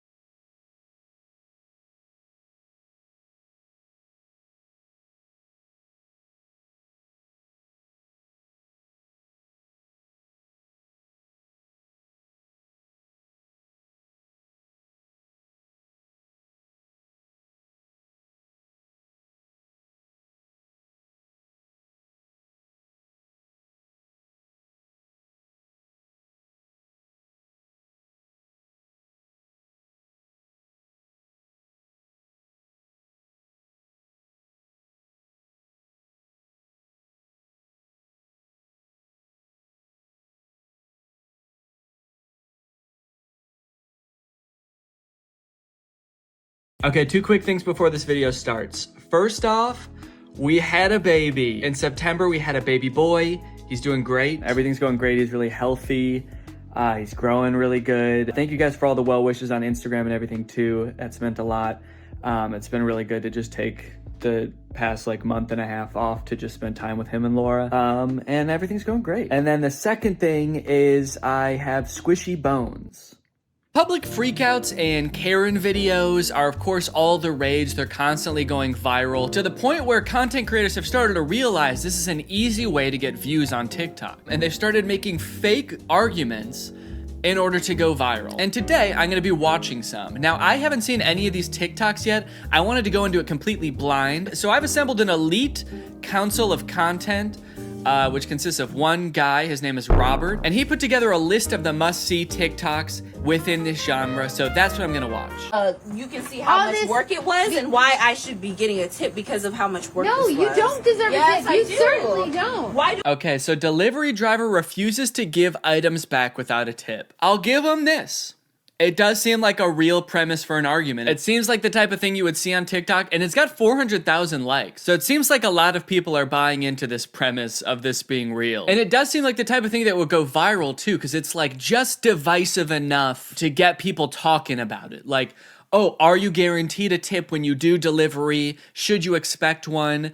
Is this too far of a reaction if you don't get a tip? So I can see why there'd be a lot of comments, and there's like 60,000 comments. I'm a little curious as to why this video is 3.5 minutes long. Like, isn't she just gonna load all the stuff into the car and drive away? You're crushing the ramen noodles for one. With anything. Yes, The you ramen are. noodles are perfectly fine. No, I don't know they're what you're talking not. about. No, they're not. They're I perfectly just saw fine. you crush them. They're not crushed. And Wait, okay, they spent 10 seconds talking about the tip, and now they're arguing about whether the ramen noodles are crushed. The caption at the top changes to delivery driver refuses to admit she crushed the ramen noodles, and the whole rest of the video is about the ramen noodles. They're not crushed, okay? She takes them out of the package, she pours them in a bowl, she mixes it with water. They sit there eating the ramen noodles together. no, I'm taking all of this back. No, you're not. Yes, I am. No, you guys can get your you're refund, and not. another delivery driver can deal with you guys. Now, on one hand, it's like, okay, you should for sure tip her. You know, I don't know what delivery drivers get paid, but I know that this whole gig economy thing is not really good for workers. So yeah,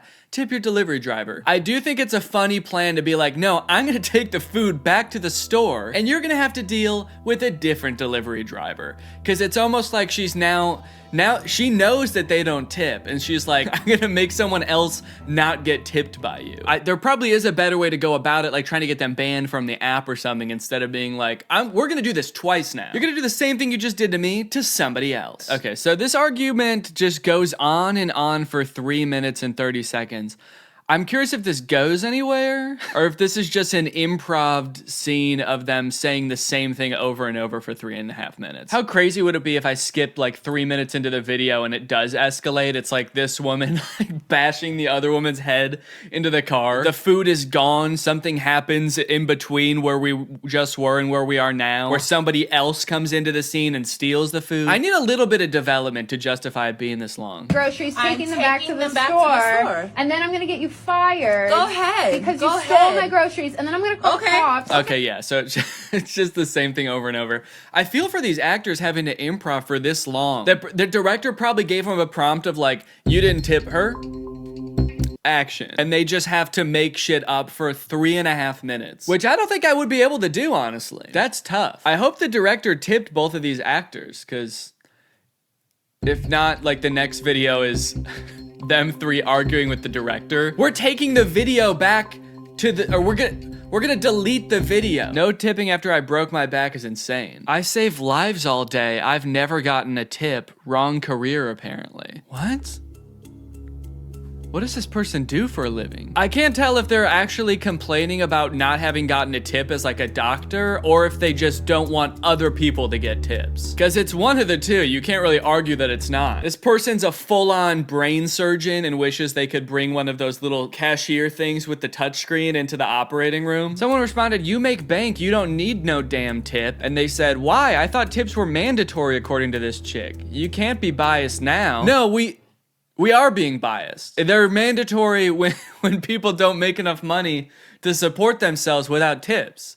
That's the bias. Okay, this person's Username is Wicked Witch. Is this a real witch? Okay, is that how you save people's lives?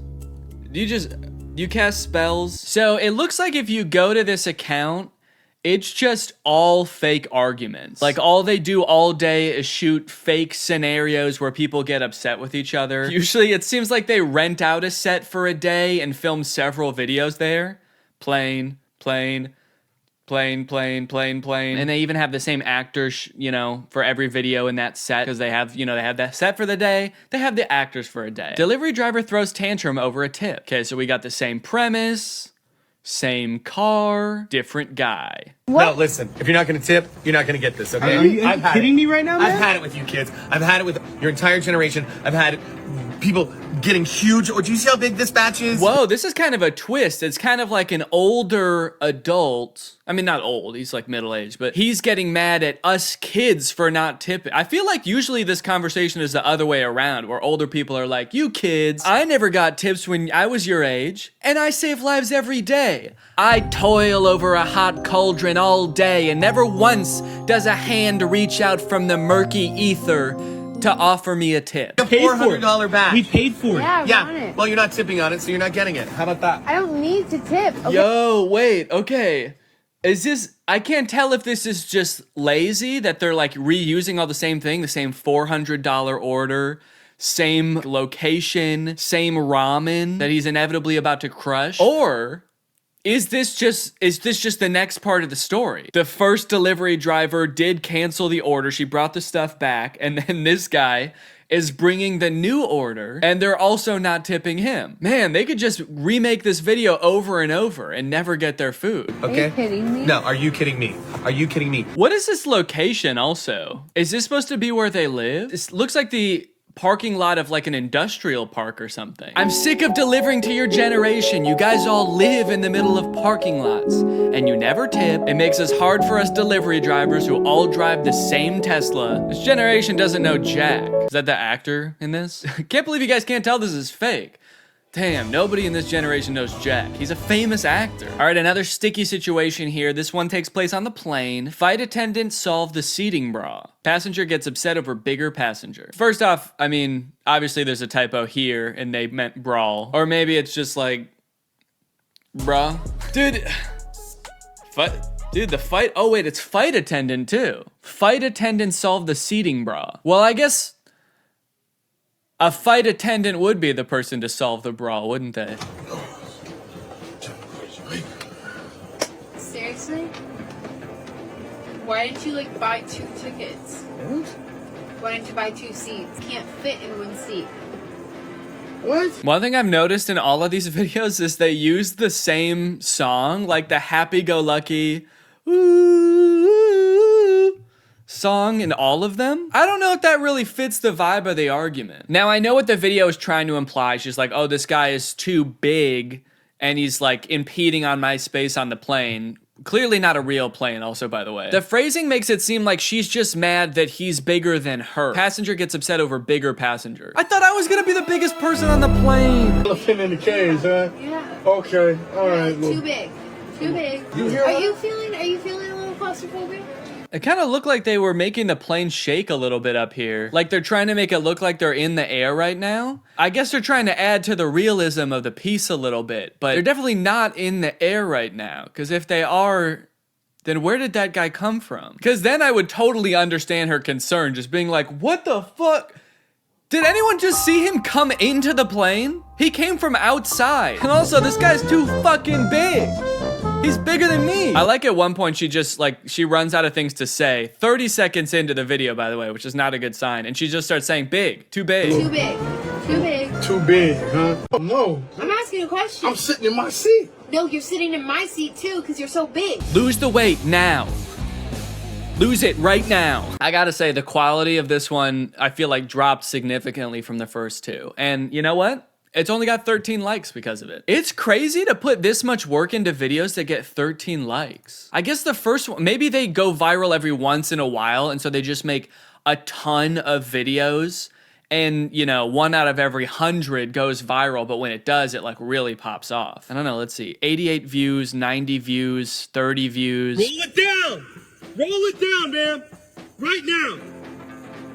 both windows all the way. That music, man. You don't have to add music to a TikTok. It's an option. You don't have to do it every time. And the video, I swear, would still do just as well if you didn't. It would still get the 9 likes that it, you know, I'm just saying the music's not helping with the engagement, you know? Sorry. What are you thinking?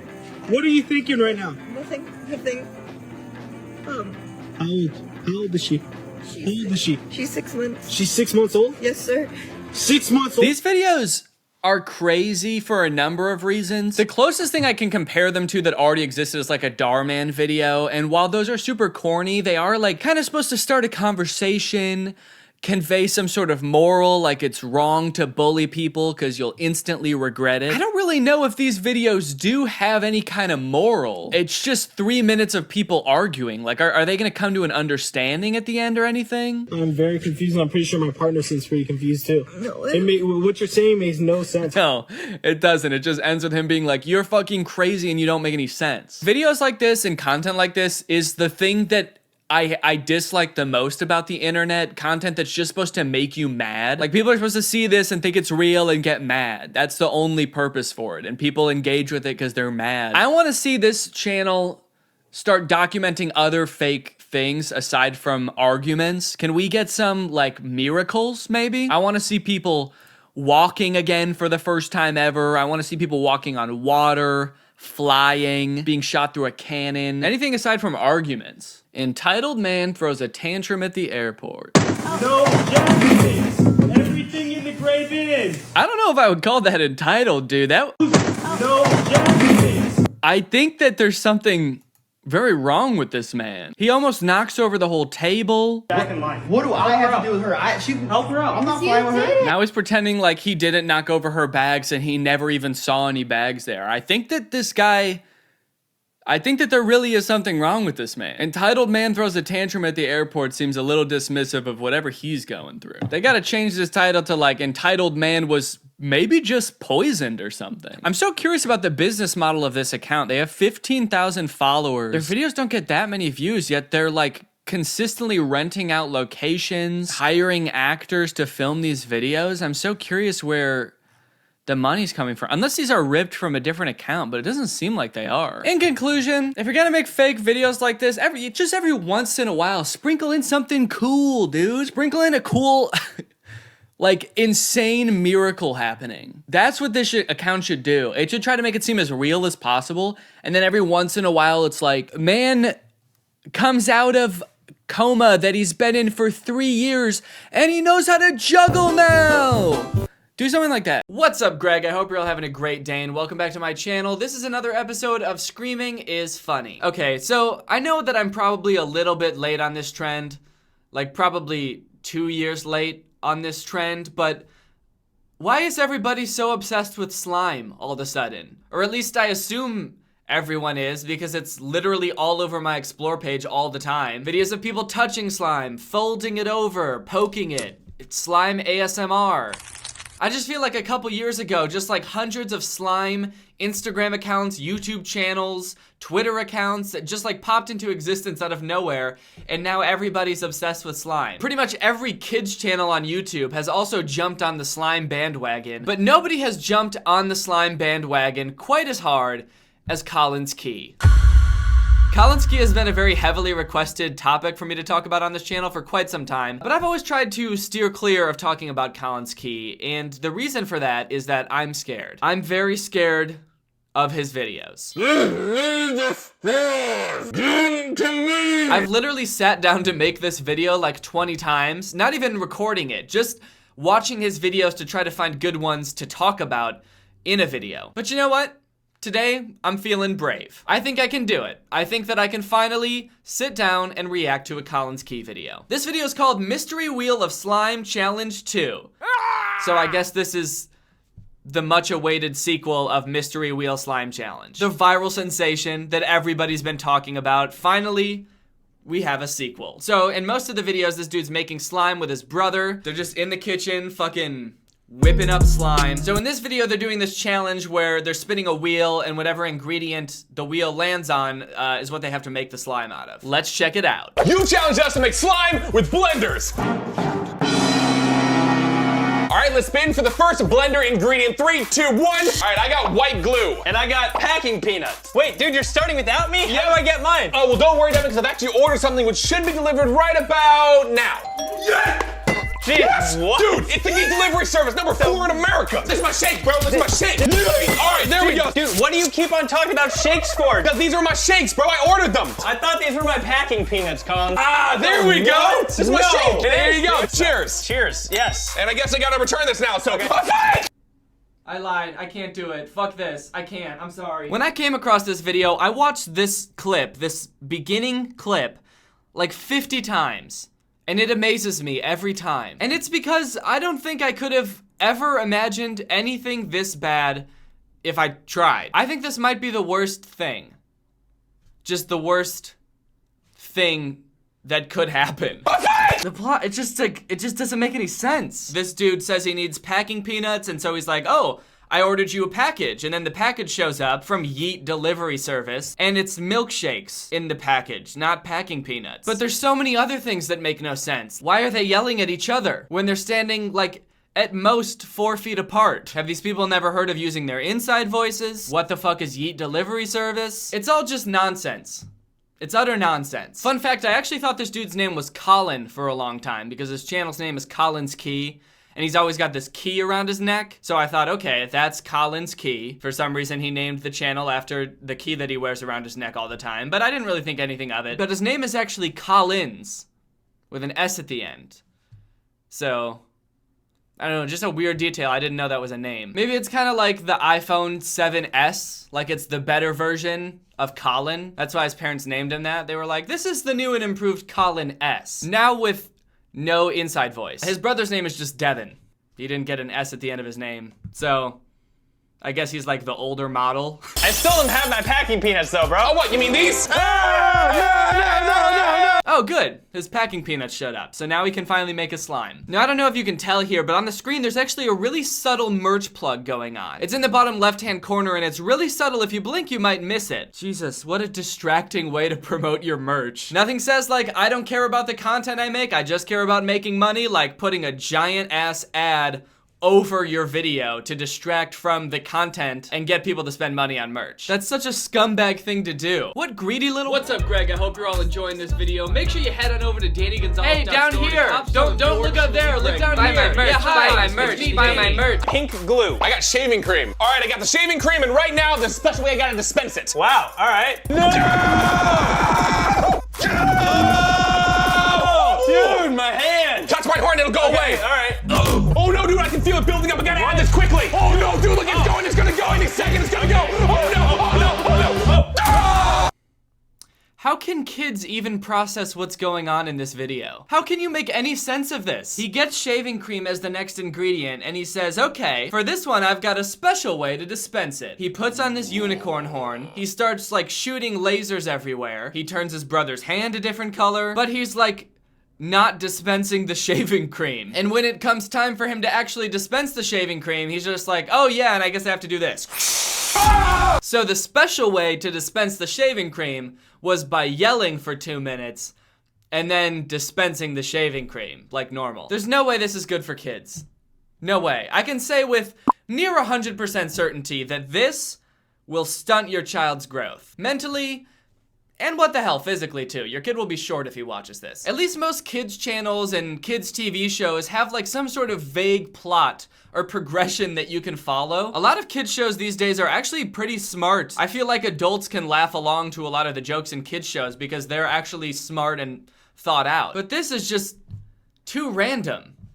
It's utter nonsense. There's no logic or reason to draw from any of this. It's just 2 guys yelling. Just 2 guys yelling at you. Wait, dude, how are you floating? Isn't it obvious? I have become one with the universe. If I was their editor, I think I would go insane. There's so many special effects in these videos. It is a little bit impressive, but it's also just like, why?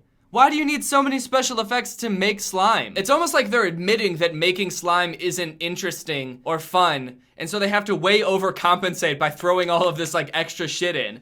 It's utter nonsense. This video is 20 minutes long. This goes on for 20 minutes. 20 minutes of just Oh no! Oh no! Oh no! Oh no! What's gonna happen? Oh no! Oh no! Oh no! Oh no! Oh no! this. That might not seem that bad until you realize that we've only watched 1 minute and 44 seconds. And I've probably cut a lot of it out. Okay, this one's called Dogs Pick Our Mystery Slime Challenge 2. So I guess this is another sequel. I'm gonna see if this vinegar can turn this into volcano slime. All right, here we go. 3, 2, We 1. want a 5-second subscribe challenge. We want to see if you can subscribe to this channel and turn on the channel post notifications in 5 seconds. Are you ready? Here we go. Okay, I didn't think that there would be a challenge right now, but okay, I got this. 5. All I have to do is find the subscribe button. You got this. You're a YouTuber. You know where the subscribe button is. 4. Wait, where is it? Oh, fuck. 3. Come on, you know where the subscribe button is. It's right above the video, right? No, come on. Come on, you got this. 2. Where is it? 1. Where is it? Done. You can do that. Comment down below, Keeper Squad, right now. Oh, it's over? Oh. Shit. That was too hard. They need to make that easier. That is a weird thing to do. I understand why they do it. They're just trying to get you to like subscribe really fast without even thinking about it. Just go and hit the subscribe button, but like, what happens if you don't hit it? I wonder if there's like a consequence. Like if they're like, hit the subscribe button in the next 5 seconds. If you don't even bother subscribing to us. If you hit that shit after 5 seconds, unsub right now. We already have 16 million subs. What, you think we need you? We don't need you and your slow ass fingers. Get the fuck out of here. Fast Finger Gang. That's us. Keeper Squad. We got fast fingers. Try to keep up. Try to keep up.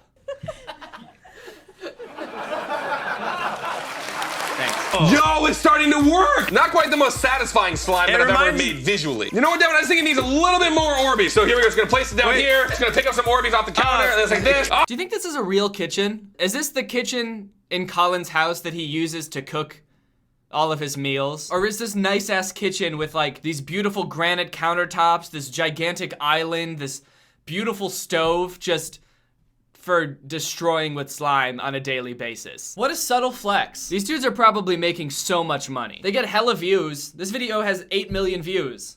They're constantly promoting their merch. I mean, you don't just have a spare nice ass kitchen if you're making chump change. They're not making chump change. They're making utter nonsense change. So usually they end the videos with one of them getting slime dumped on them. Sometimes it's just regular old green slime, sometimes it's the slime they made in the video, but it usually ends with somebody getting slimed. And I think this part in this video really highlights the relationship between Collins and his brother Devin. They decided in this video they're each gonna let the other person dump slime on them. So Devin dumps slime on Collins. 3! Oh, not again! 2! Oh no! 1! But then when it's Devin's turn to get slimed, he's like, all right, Collins, time to get up. It's time for me to get slimed. Collins just starts joking around. He pretends to be slipping. That's scary. Oh, dude, you okay? I'm like ice skating. I'm like, I'm like doing a little dance, but I was like, hey! He's just being his goofy self. He's yelling, he's slipping, sliding around, and Devin's like, come on, dude, get up. It's time for me to get slimed. I just get the feeling that Devin like hates being in these videos. My theory is that Devin is a bit of a slime purist. He appreciates the art of making slime. And that's enough for him. He just wants to make slime, he wants to dump it on his brother, and he wants to get it dumped on him. That's Devin's ideal slime video. I think he would probably do it even if it wasn't in a video. He would be making slime in his free time. Collins is just in it for the clout. That's slime clout. I mean, you can tell in the whole video, like, Devin just wants to make the slime. Collins is like pulling milkshakes out of boxes from the Yeet delivery service, dumping packing peanuts all over Devin.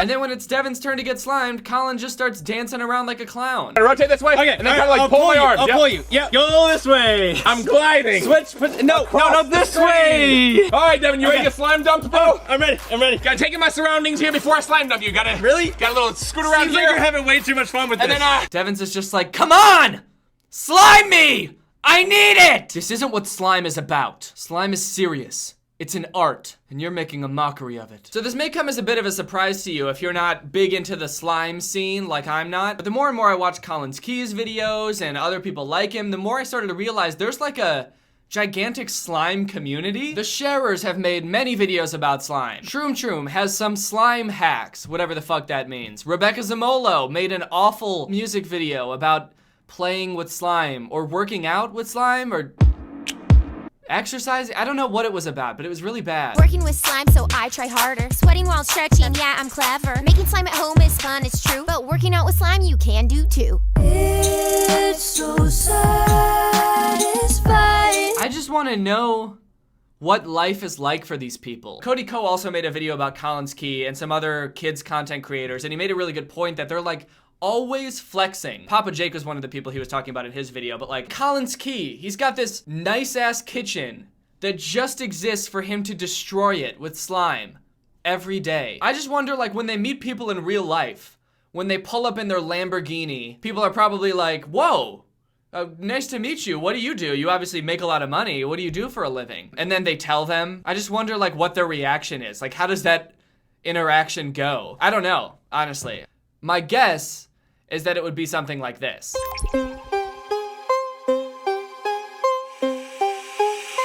The man is in the house, we bout to shut it down. Every time I step up in this club, I make it bounce. Don't fuck with small amounts, I buy it by the pound. And when we pulling up, boy, that Lambo making sound. Got that rollie on my wrist, you know I had to flex. And I got those twin chains, ice climbers on my neck. Now your girl wanna drink, it's cool, I got the check. I throw a couple bands, now she's showing me respect. She wanna know where I get this money, how I ball so hard. She wanna know what I do to afford these clothes and these dope ass cars. She said, are you an actor or a model? I get the waitress and we pop some more bottles. She keeps asking, won't let it go. Looks like I really have to let this girl know. I told her I make slime, candy DIYs. Post that shit on YouTube, children can't believe their eyes. Yelling loud as shit, got that family-friendly content, I don't get demonetized. She was understandably put off by that, till I showed her my 1 million subscriber plaque. Now I'm feeling like David Dobrik, cause I got her in the Tesla and her friends are in the back. Next thing you know, now we drinking at the crib. It ain't too long till I got shorty in my bed. Slip into something more comfortable and now I'm back. And she's looking at my YouTube channel, wait, don't do that. She wanna know where I get this money, how I ball so hard. She wanna know what I do to afford these clothes and these dope ass cars. She's checking out my videos, she sees me yelling. I'm going crazy about the merch that I'm selling. Now I'm dabbing and eating spicy foods. I can't tell if she's impressed or disgusted, but she's checking out my slime. Life hack DIYs, post that shit on YouTube, children can't believe their eyes. Yelling loud as shit, got that family-friendly content, I don't get demonetized. I don't get demonetized.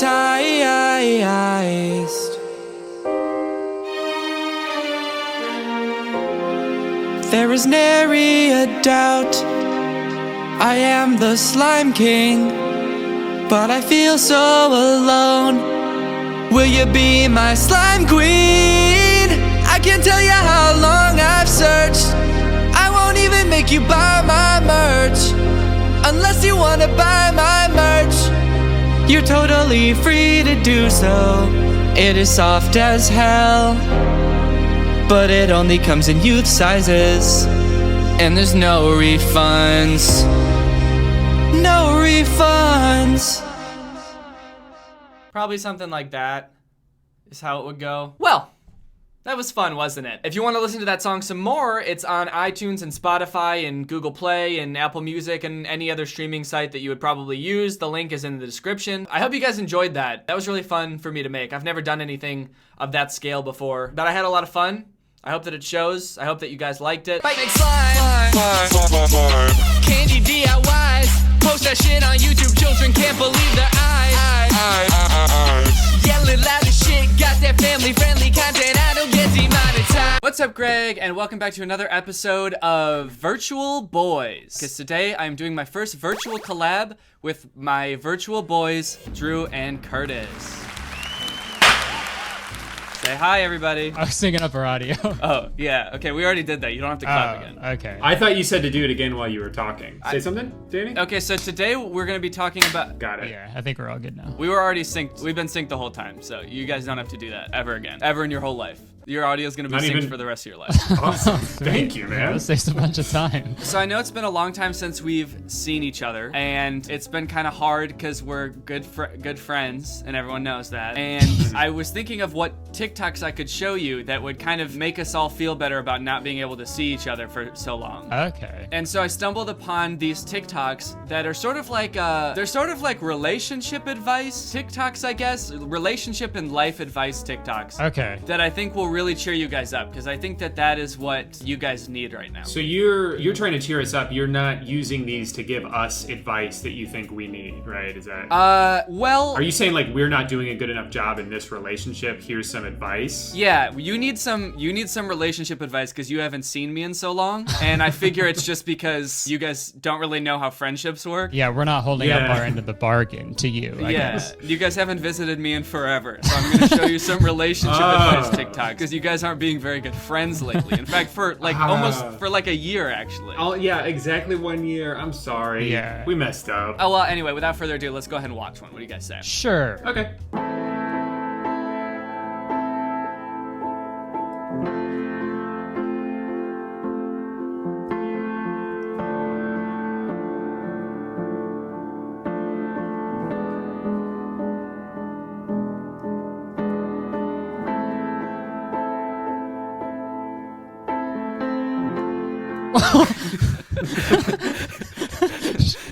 So, what is the metaphor here exactly? I know that this isn't to be taken literally, but... I think it means you gotta work hard so you can punch your family away at the, at the very end of the day. Yeah, because they didn't just dissolve their problems, they also dissolved their family. They annihilated their family. The husband is like, look, I know I'm not around a lot right now, I'm working really hard, but one day I'm gonna come home with a big diamond and we'll be able to kill our whole family. Finally. Once we get these pesky children out of the way, I can finally retire. Just you, me, and our diamond. I like that also the family is depicted as this boulder that's like crushing the mom. Like, is that how you guys think of your family and how it'll be someday when you have kids? Family, friends, pretty much everyone I know. Just kind of a boulder that's crushing me. Okay, so the first guy... so this is a guy trying to get his wife to come and be with him. And she's saying, no, I don't need your current riches. My husband will have future riches. Yeah. Also, I think that guy is just that guy in a red shirt. So it's his twin, I'm guessing? Yeah. So is that the same woman in the same way that... Yeah, so this account, CPTN Boo, Captain Boo. Captain Boo. I believe it's just two people. It's this man and his Boo. Maybe it's the captain and his Boo. He's the captain, she's the Boo. She's King Boo from Mario. We get it, you're a gamer now. Epic. Dude, that was an epic joke. Yeah, I started streaming Minecraft on Twitch, and I guess you could say I know a lot about video games now. Yeah, now you're showing us videos with fucking mining for diamonds in it. You know all about this. Yeah. This specifically. This actually happens in my own personal life while I'm playing Minecraft. Laura is like dealing with the pressure of our family and obligations bearing down on her. And I'm just up here in my little room playing Minecraft, digging for diamonds.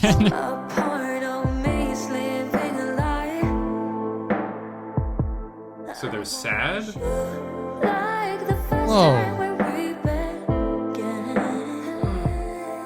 I got big green. I got little green. Yay, she got the trophy. I'm gonna win the carrot trophy. And that's it? That's the end? That's the end of the video. Ending is implied. I like that there's a trophy for biggest sprout of a carrot. Like, it's like at a county fair that there would be like a trophy for the biggest carrot, but for some reason they don't bother to pull it out of the ground to actually see how big it is. They're just like, damn, that's big leaves. No, they don't give like MVP to the best basketball player. They give it to the best, like best person who looks like the guy with the longest hair. Yeah, every competition is based on who has the longest and greenest hair. I love how I think this is kind of a theme in these, how upset the dude gets when he comes back and his carrot is little. Like falling down to his knees and like weeping. God, like, why? What would you say is the lesson of this TikTok? Do you think it's related to anything sexual? Like, just because the guy's rocking a big bush doesn't mean he's actually packing it down there. Dick is gonna be that big. You're hearkening back to that old stereotype of guys who have a lot of pubes have huge dicks. Yeah, but not so. No. He could have a tiny little, maybe just a little mustache over. Yeah, also implying that, like, you know how much pubes a guy has before you see his dick. Like, the pubes are on display first. So this one is called Love Is and then a heartbreak emoji, which I feel like is the opposite of what love is, but I guess we'll find out why they think that. Can I predict what it's going to be? I haven't seen this yet. Yeah. So they're both digging from each side. I think they're going to get really close and they're going to give up. And the point is persevere, because you never know when you're one scratch of land away from meeting your lover.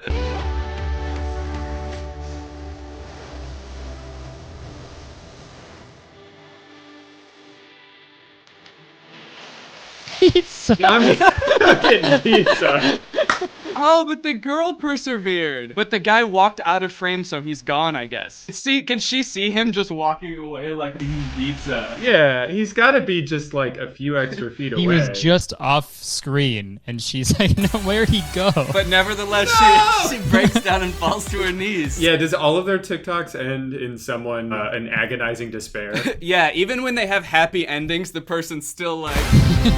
I don't know. I understand. They're supposed to be underground, correct? Yes. Why is there a blue sky with clouds behind them? That is a good question. It should just be more rock, right? Do you think that these people are dead and this is what heaven is like? Where is God? Okay, fine, God. I'm hungry. I'm gonna go get heaven pizza. So I'd say that this one's pretty relatable, right? The only thing that can make you stop looking for love, really, is the thought of going to have a slice of pizza. Okay, more mining for diamonds. For diamonds. Okay, so I'm trying to figure out what they're saying about these two different characters, because one girl is like in a little skirt and she's like dancing and she's like, give me the diamond. And the other girl... she's smoking hot. Yeah, she's smoking hot. She's smoking hot. Those actually aren't clouds in the background. That's smoke coming off of her. And then this girl is wearing long pants and she looks very sad. She's smoking ugly. Yeah, it's because she's so ugly. You'd be sad too if you were that ugly.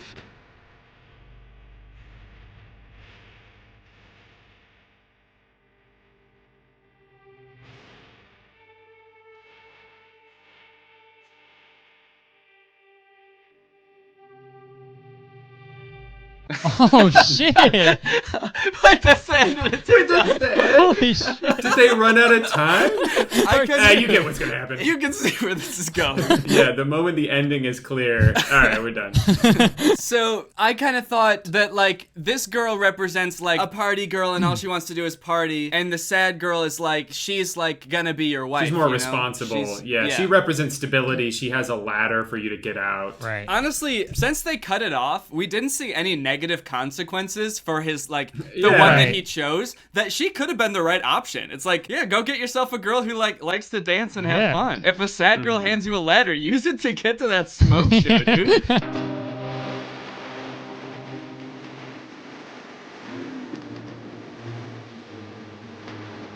What? They did. Just wait so that you could swim up, idiot. She threw her pickaxe up at the hydrant? Yeah, what kind of solution was that? You're stuck in a hole, and it's like someone gives you the tool to get out, and you're like, stop throwing shit at me! I'm trying to figure out how to get out of here! So there's a couple things I noticed. First off, Curtis, you were saying, why don't they just swim out, right? Of course, why don't they? Yeah, it doesn't seem like that's an option in this for some reason. Like, the girl, once it gets up to her neck, just kind of goes like this. But the guy, his solution isn't to tunnel like up diagonally. He just tunnels to the side, and I feel like the hole is still gonna fill up over there also. So he just kind of like walked over to the side and now is gonna drown over here instead. It's like if they were stuck on a train track and he just moved further down the train track. It's like, that's not a solution. You don't want to drown like on screen, I guess, because that's like unbecoming. Right. The lesson here is if you're on camera and you're gonna die, just move over a bit. I guess the lesson is it's impolite to die in front of other people. Yeah. If you're gonna die, you should find a nice quiet place to do that. Do that shit by yourself, man. Nobody wants to see that. Tunnel to the side with your Fortnite pickaxe, man. Get the fuck out of my sight. If you're gonna die and you're around people, dig underground really quick.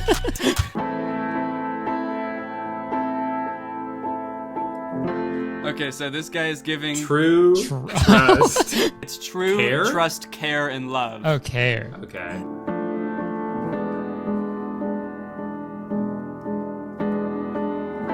Oh! And he just walks away. Yeah. He set the booby trap for her and he just leaves. Damn, my girlfriend fell in a hole. I guess I'll go find another one. I guess I'll go scraping underground for another one. I gotta get a new house, car, and job because I guess all that was fake. Yeah, what was all that made out of? Sand? Yeah, so it's unclear whether he actually has all these things or like these are the promises. Like, I promise I'll buy you this BMW. I promise you a helicopter if you date me. Come on, baby, I'll buy you a helicopter. That's all girls want, and it's honestly disgusting. Realistically, he's only promising like a very small car, a really small helicopter, a tiny house, and a normal bag. None of of money. which she could fit inside of. And what's the difference between true and trust?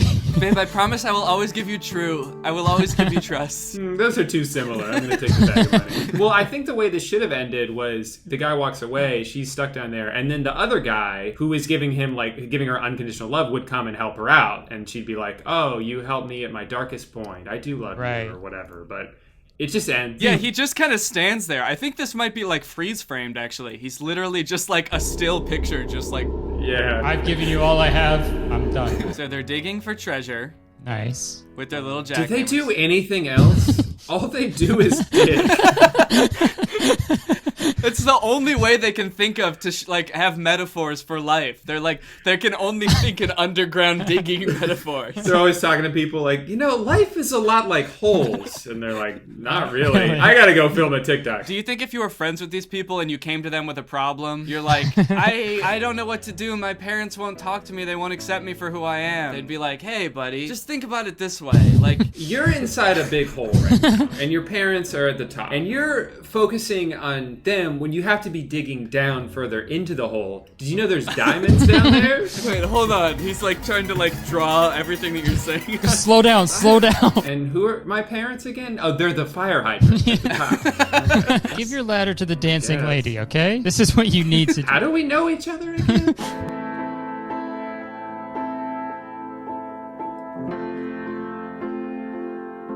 Do these people not know each other? Can she just not give him the ladder when she's done? Are they competing miners digging right next to each other? I think you're gonna want to see how this ends because it sounds like you think he's gonna get stuck in the hole, right? And that's why he shouldn't be digging down so far? Oh, I thought he was gonna dig into it and it was gonna be filled with water. There's like a pipe there and he was gonna drown like they do in every TikTok. Oh, that's a pipe. Okay, Drew, not all their TikToks are the same, okay? He's not gonna drown down there. You're right. They're all very different. All right, let's see what happens.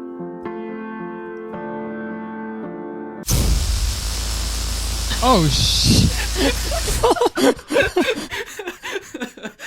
Oh! I told you. You're right. He didn't drown. He got electrocuted. Don't dig down too far or else you will twerk on a pipe. Yeah, so I guess this is about greed. Quit while you're ahead? Yeah, it's like... Do they think everywhere is this plentiful and with like diamonds and treasure? It looks like they're on like the side of a highway. It looks like they dug into the highway. It looks like they're in the middle of a racetrack and they're just like... There's like cars zooming by overhead. Okay, so what are they fucking trying to tell us? Because in some TikToks are like, hey, don't give up because you never know. The love was just right there. And then this one's like, hey, don't keep going because you're going to die. Easy, Buster. Don't get too greedy. Yeah, what do you want? Yeah. Picture like a mix of this one and the one where they're digging to find each other in the middle, but when they, instead of getting to each other, they both hit an electrical pipe at the same time. Okay, so this one's a mom versus dude scenario. Yeah. I wonder That's one of the classic story types. You got man versus nature, man versus man, mom versus dude. like conflict types in stories. Yeah, you learn that in like AP Lang or whatever. It's like you got mom versus dude. This is a classic. Mom remember from school. Oh, that story be mom versus dude story. Okay, mom versus dude. Mom gives you time. Dude gives you dancing. Okay. Mom gives you graduation cap? She homeschooling you? Hat for hourglass? Yeah, she's just putting a hat on the hourglass. Yeah. Oh, it's a fancy hourglass. Dude gives you Mai Tai. Okay. Oh, look at how the dude's standing now. He's like, come on, babe. What are you gonna choose? Beat Mom that. or dude? Yeah, come on, bitch. You gonna choose school or one drink? Oh, wait, what was the first thing he gave her? I'm having a very hard time making that out. It's like a picture of a girl dancing. Okay. Dude is offering her dancing. Because it's a girl dancing. I'll let you dance. Mom gives you time, dude lets you dance. He's not gonna dance with you, but he'll allow it. He might not even be there. He will stand there with his arms crossed and let you dance.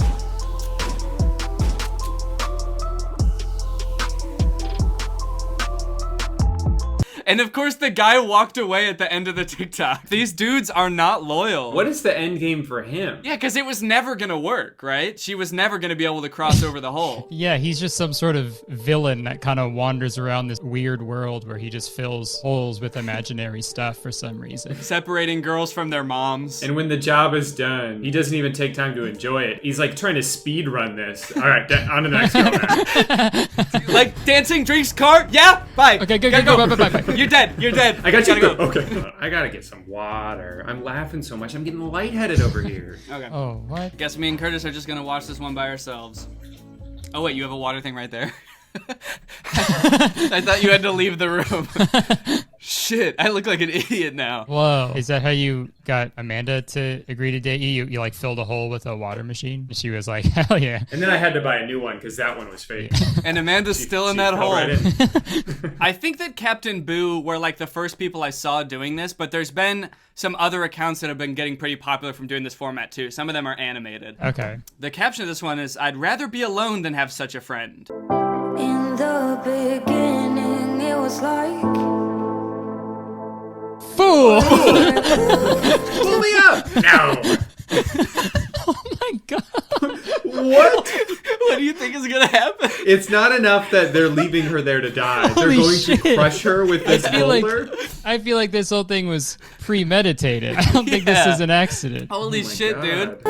each other, yes, we. Oh shit. How did she get around that one? Oh. Yo, dude. That was Yo, savage. Clutch. That was clutch of the century. There were so many twists in that story. I know, like, it got so dark so fast. Fool! And then they just start throwing these giant-ass boulders down there. But she, like, airbends her way away from them up to the top. How does she avoid? The first one I see how she avoids. The second one goes right through her. Yeah, holy shit. Yeah, in this world that's only two-dimensional, you can't be in front or behind something. You can't add a third dimension where there is none. Damn, they're just throwing their big pieces of shit at her. Is that what those are? Those are giant pieces of poo? What else would they be? And I like that instead of just getting even with them at the end, like now they're on level playing field. She backs them off off a cliff and they die. The caption is, "I'd rather be alone than have such a friend," but she didn't just end alone. She killed them. She's really downplaying it in the caption. Nope, now I'm just alone, and that's through my own choice, and I cut them out of my life. Friend versus husband. Oh shit. Is this gonna be exactly the fucking same? Where the friend gives her dancing and drinks, and the husband gives her time and school. You give her love. I love you. Okay, That's not so enough. far it is the exact same things that... Exactly the same. Boss I'll baby. give you boss baby. Oh, he's only... Did she fall through? How did that not work? Oh, she didn't fall through. Wait, so there's no consequences for going out with your friends instead of your hanging out with your husband and having boss baby? Well, to be fair, her husband just threw their baby into a pit. Like, maybe he's not the right guy for you. Babe, look what I'll give you. See? That's our baby down there. Yeah, he may be boss baby, but he is still a baby. It's gonna do some damage. He may own a Fortune 500 company, but he's just a wee little guy. He's still a wee lad. Also, I like in this universe that if you aren't a dude, you're a husband. A husband cannot be a dude. Men only have two moods, dude and husband. Could you imagine walking through like a park or something and you see just two holes on the ground, and in one hole there's a baby, an hourglass, and a heart, and in the other there's a car and a drink? Yeah, these are filmed in real life, right? Exactly, they are. Yeah, these are filmed IRL in front of a live studio audience too. I haven't noticed any crowd noises so far. I guess they just don't really have anything. They have no reaction. They're just watching.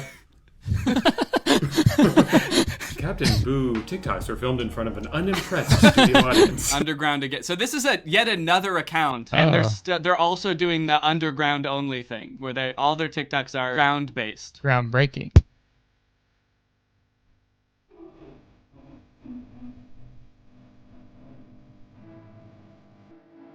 And he's too big to get out of the hole because he was too greedy. Yeah. I mean, it didn't matter anyway because he was getting struck by lightning through the ground.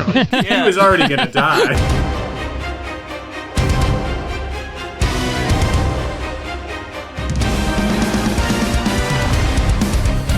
Oh, 6, 9? 69? They start 69ing. Holy shit. They turned into wolves and are 69ing. Yeah, I wish that's how it ended. They turn into wolves and then they just start sucking and fucking. So, this is like a Freaky Friday type situation where they like switch places. I just don't understand, why did they have to turn into wolves for this to happen? Shouldn't the lightning have turned that other guy into a wolf in the other TikTok? In that other TikTok, lightning strikes him and he turns into 2 wolves, 69ing. The guy swims up through the water and he looks in the other hole and there's 2 underwater wolves 69ing. And then they bark over, can we get some privacy, dude? Yeah, the guy's like swimming up and he is gonna say like, told you so, but he just looks into the hole. Oh my god. And there's 2 wolves in there. He's just like, I thought there was a guy in there. Yeah, where are they, dude? This is like Salvador Dali levels of surrealist art. They're like in the middle of the ocean, and there's a 6 on these like piled up flat stones. They floated out to sea on these little platforms, and they're more concerned with what number this is than like getting back to land. I love on the side of this, it says suggested accounts is Gordon Ramsay. If you went to his account, he has like the exact same style of video. Yeah, it's Gordon Ramsay and one of his other chef friends arguing about like what ingredients should go in a dish. Apple. It's upside down apple. So yeah, so that's the end of the TikToks. Did you guys feel like you learned anything or that you might want to go visit anybody? Yeah, no, I feel like I learned more about like electricity and how lightning works. For me, I was always kind of scared of like getting struck by lightning or getting electrocuted, but if it just turns me into a wolf that's fucking itself, like that's awesome. Yeah, I think that's fine. I think that's what I learned as well. I think that's fine. I think what I also learned was that diamonds are everywhere and you only got a lad. I didn't learn anything. Yeah.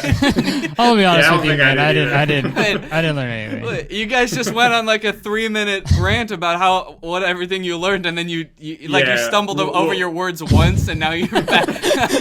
Now you're taking it all back. Yeah, it was all a lie. If I can't perfectly, regurgitate every single thing that I learned, I didn't learn a thing. If everything we just said was an object, if you tried to step on it, you would fall through. It was all it was all a lot. It's 6. Okay, so it's 6. What if I came? It's 9. It's Curtis, 6. It's 9. It's I'm 6. looking at it right now. It's 9. 6. Oh my god. This fucking guy. Who gives a shit anymore? Who cares what number this is? I'm having the time of my life.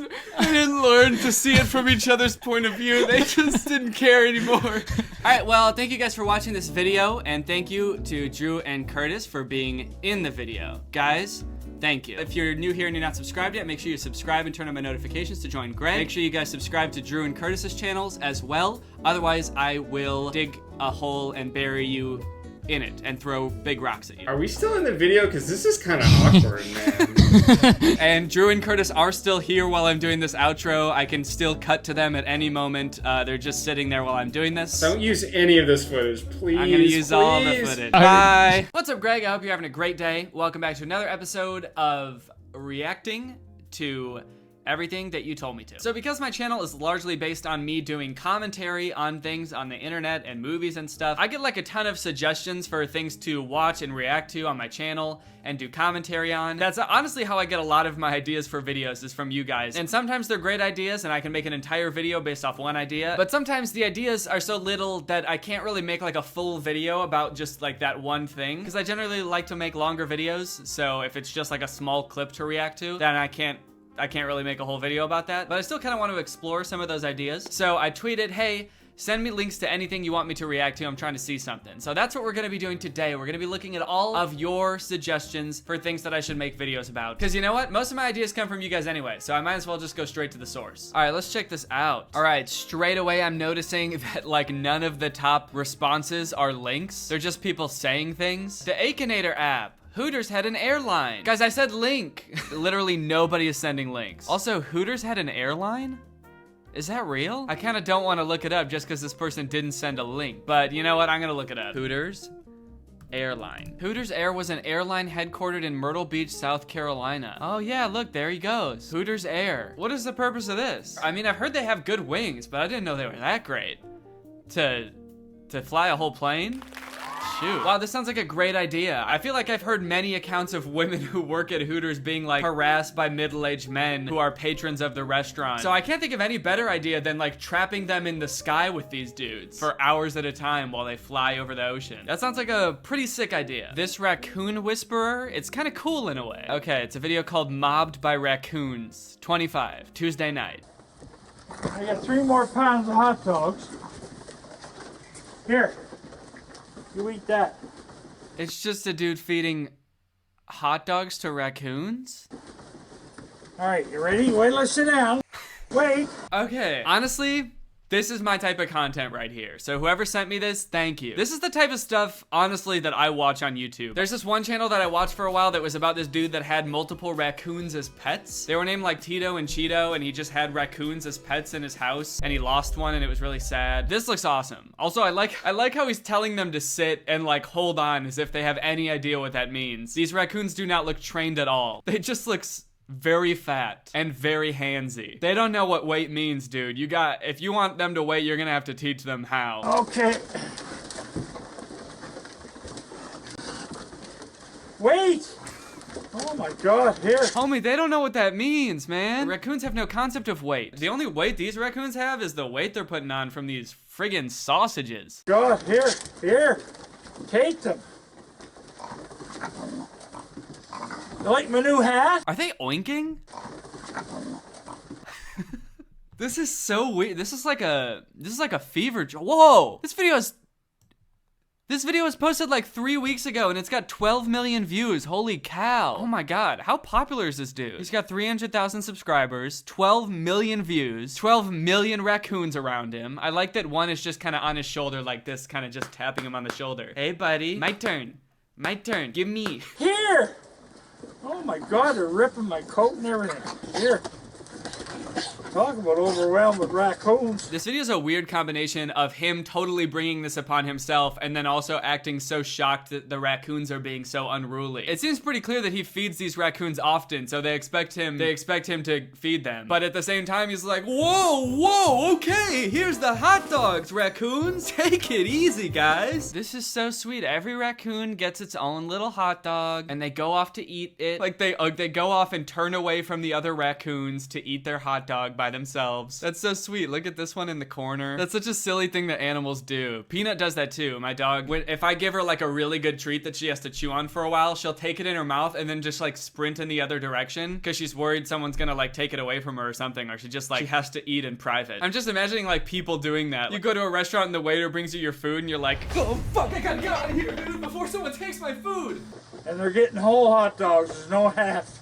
There's no halves. Now he's flexing on us a little bit? Okay, dude. That 12 million views money. We're buying whole hot dogs for these raccoons, baby. No half hot dogs over here, fam. We're not skimping for these little trash pandas. No hot dogs.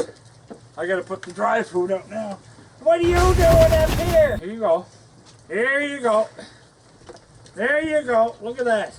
Get your bob. Get your bob. Oh, you know what? I love this little close-up right here. This raccoon right at the front of the frame eating. Oh, that's so cute. With its little hands. Right, that's gotta be one of the goofiest things in the world, that raccoons just have hands. What other animal has hands? I guess a lot. I guess like monkeys. But they look like little rodents, but they've got just like human hands. They can grab things like people do. There's so much more that they can do with real hands. They could flip you off. Imagine getting flipped off by a raccoon. What would warrant that? When you give a raccoon half a hot dog? Oh, you messed up now, buddy. You messed up big time now. Imagine getting slapped by a raccoon. Yeah, honestly, that would be cute as hell. Getting slapped by a raccoon, that would be so cute. I would actually pay money to have a raccoon slap me. So that's enough for that. We're gonna put the dry food out. Maybe I'll put some cookies out. Oh, so he's not So he's not just feeding them hot dogs. He just said he's gonna go get dry food and cookies for these raccoons. Okay, so that probably explains why all of them are so fat. I think this is one of the best things I've ever seen, if I'm being honest. Wow, he does this so often. Oh my God. 22 hours ago, 22 hours ago, a day ago, 2 days ago, 3 days, 4 days, 5. He uploads like 2 feeding videos a day. He's got these raccoons on a schedule, dude. He's running this thing like clockwork. I really want to know more. Wait, also his like channel trailer on his channel is a video called Raccoons and Peanut Butter Sandwiches, where first off, this raccoon is just adorably peering through the window here. But this video is from 6 years ago. This dude's been doing this for 6 years? Oh my God. This dude's been feeding raccoons every day for 6 years. This is wild. Okay, I'm subscribing to this channel. I need to stay up to date on this. I'll update you guys if anything crazy happens. This is so cool. I feel like people are gonna think I'm really overreacting to this, but I really like this. This is great. I can't keep watching this because the whole video will become about raccoons if I keep watching this. And I said at the beginning that I was gonna do multiple topics in this video, so we're doing it. React to music. What? So this is music, huh? Huh, that's crazy. I've always heard about this stuff, but I never gave it a good shot until right now. And honestly, I hope I don't get too much flack for this, but this is kinda cringe. Someone just sent me a My Chemical Romance cover of All I Want for Christmas Is You. Are you just trying to get me demonetized? I don't want to get copyright claimed on my videos. I'm not just gonna react to an entire song. Okay, again, this is not a link. This is just a picture of a movie poster, but I am intrigued. It's called Legend of Kung Fu Rabbit, From Zero to Hero. Very clearly a ripoff of Kung Fu Panda. In fact, there is a panda on the cover of the movie. I feel like they're really hoping that you'll mistake this for Kung Fu Panda and you'll buy this on accident for your kid. It's also got this dove icon that I feel like I've seen everywhere. This was in the trailer for Gooby as well. All right, I'm not gonna watch all of Kung Fu Rabbit right now. I'm not gonna watch an entire movie while I'm filming this video, but I will. I'll see if I can find the trailer. Wait, what? This movie has Jon Heder and Rebecca Black in it. Jon Heder, who is Napoleon Dynamite, and also Rebecca Black are in this like fake Kung Fu Panda ripoff. Okay, consider me intrigued. In a land of honor, many have fought over the mysteries of Kung Fu. But only one. I'm actually surprised that this movie looks actually kind of well animated. Like I guess it came out in 2013. It looks a little bit older than that. I mean, compared to like Ratatouille, this movie is like a top tier, high budget blockbuster film. This actually looks not horrible. To unleash it. Boom, boom, boom, boom! Sweet cakes, straight from the oven. Yummy, delicious. Oh my God. Oh no. What? Sweet cakes right out of the oven. Yummylicious. Is that the main character? Is that the Kung Fu Rabbit? Please tell me this dude is not the main character. Boom, boom, boom, boom! Boom, boom, boom. Sweet cakes, straight from the oven. Yummy, delicious. Oh my God. Oh my God, dude. Oh my God is right, little bunny. This dude is just wrong in every way. First off, look at how when he's talking, his lip moves. Like the middle of it somehow moves up so you can see the top of his gums. That's like really gross for some reason to see. Sweet cake. Ugh. I am the new order. Anyone with doubts can challenge me.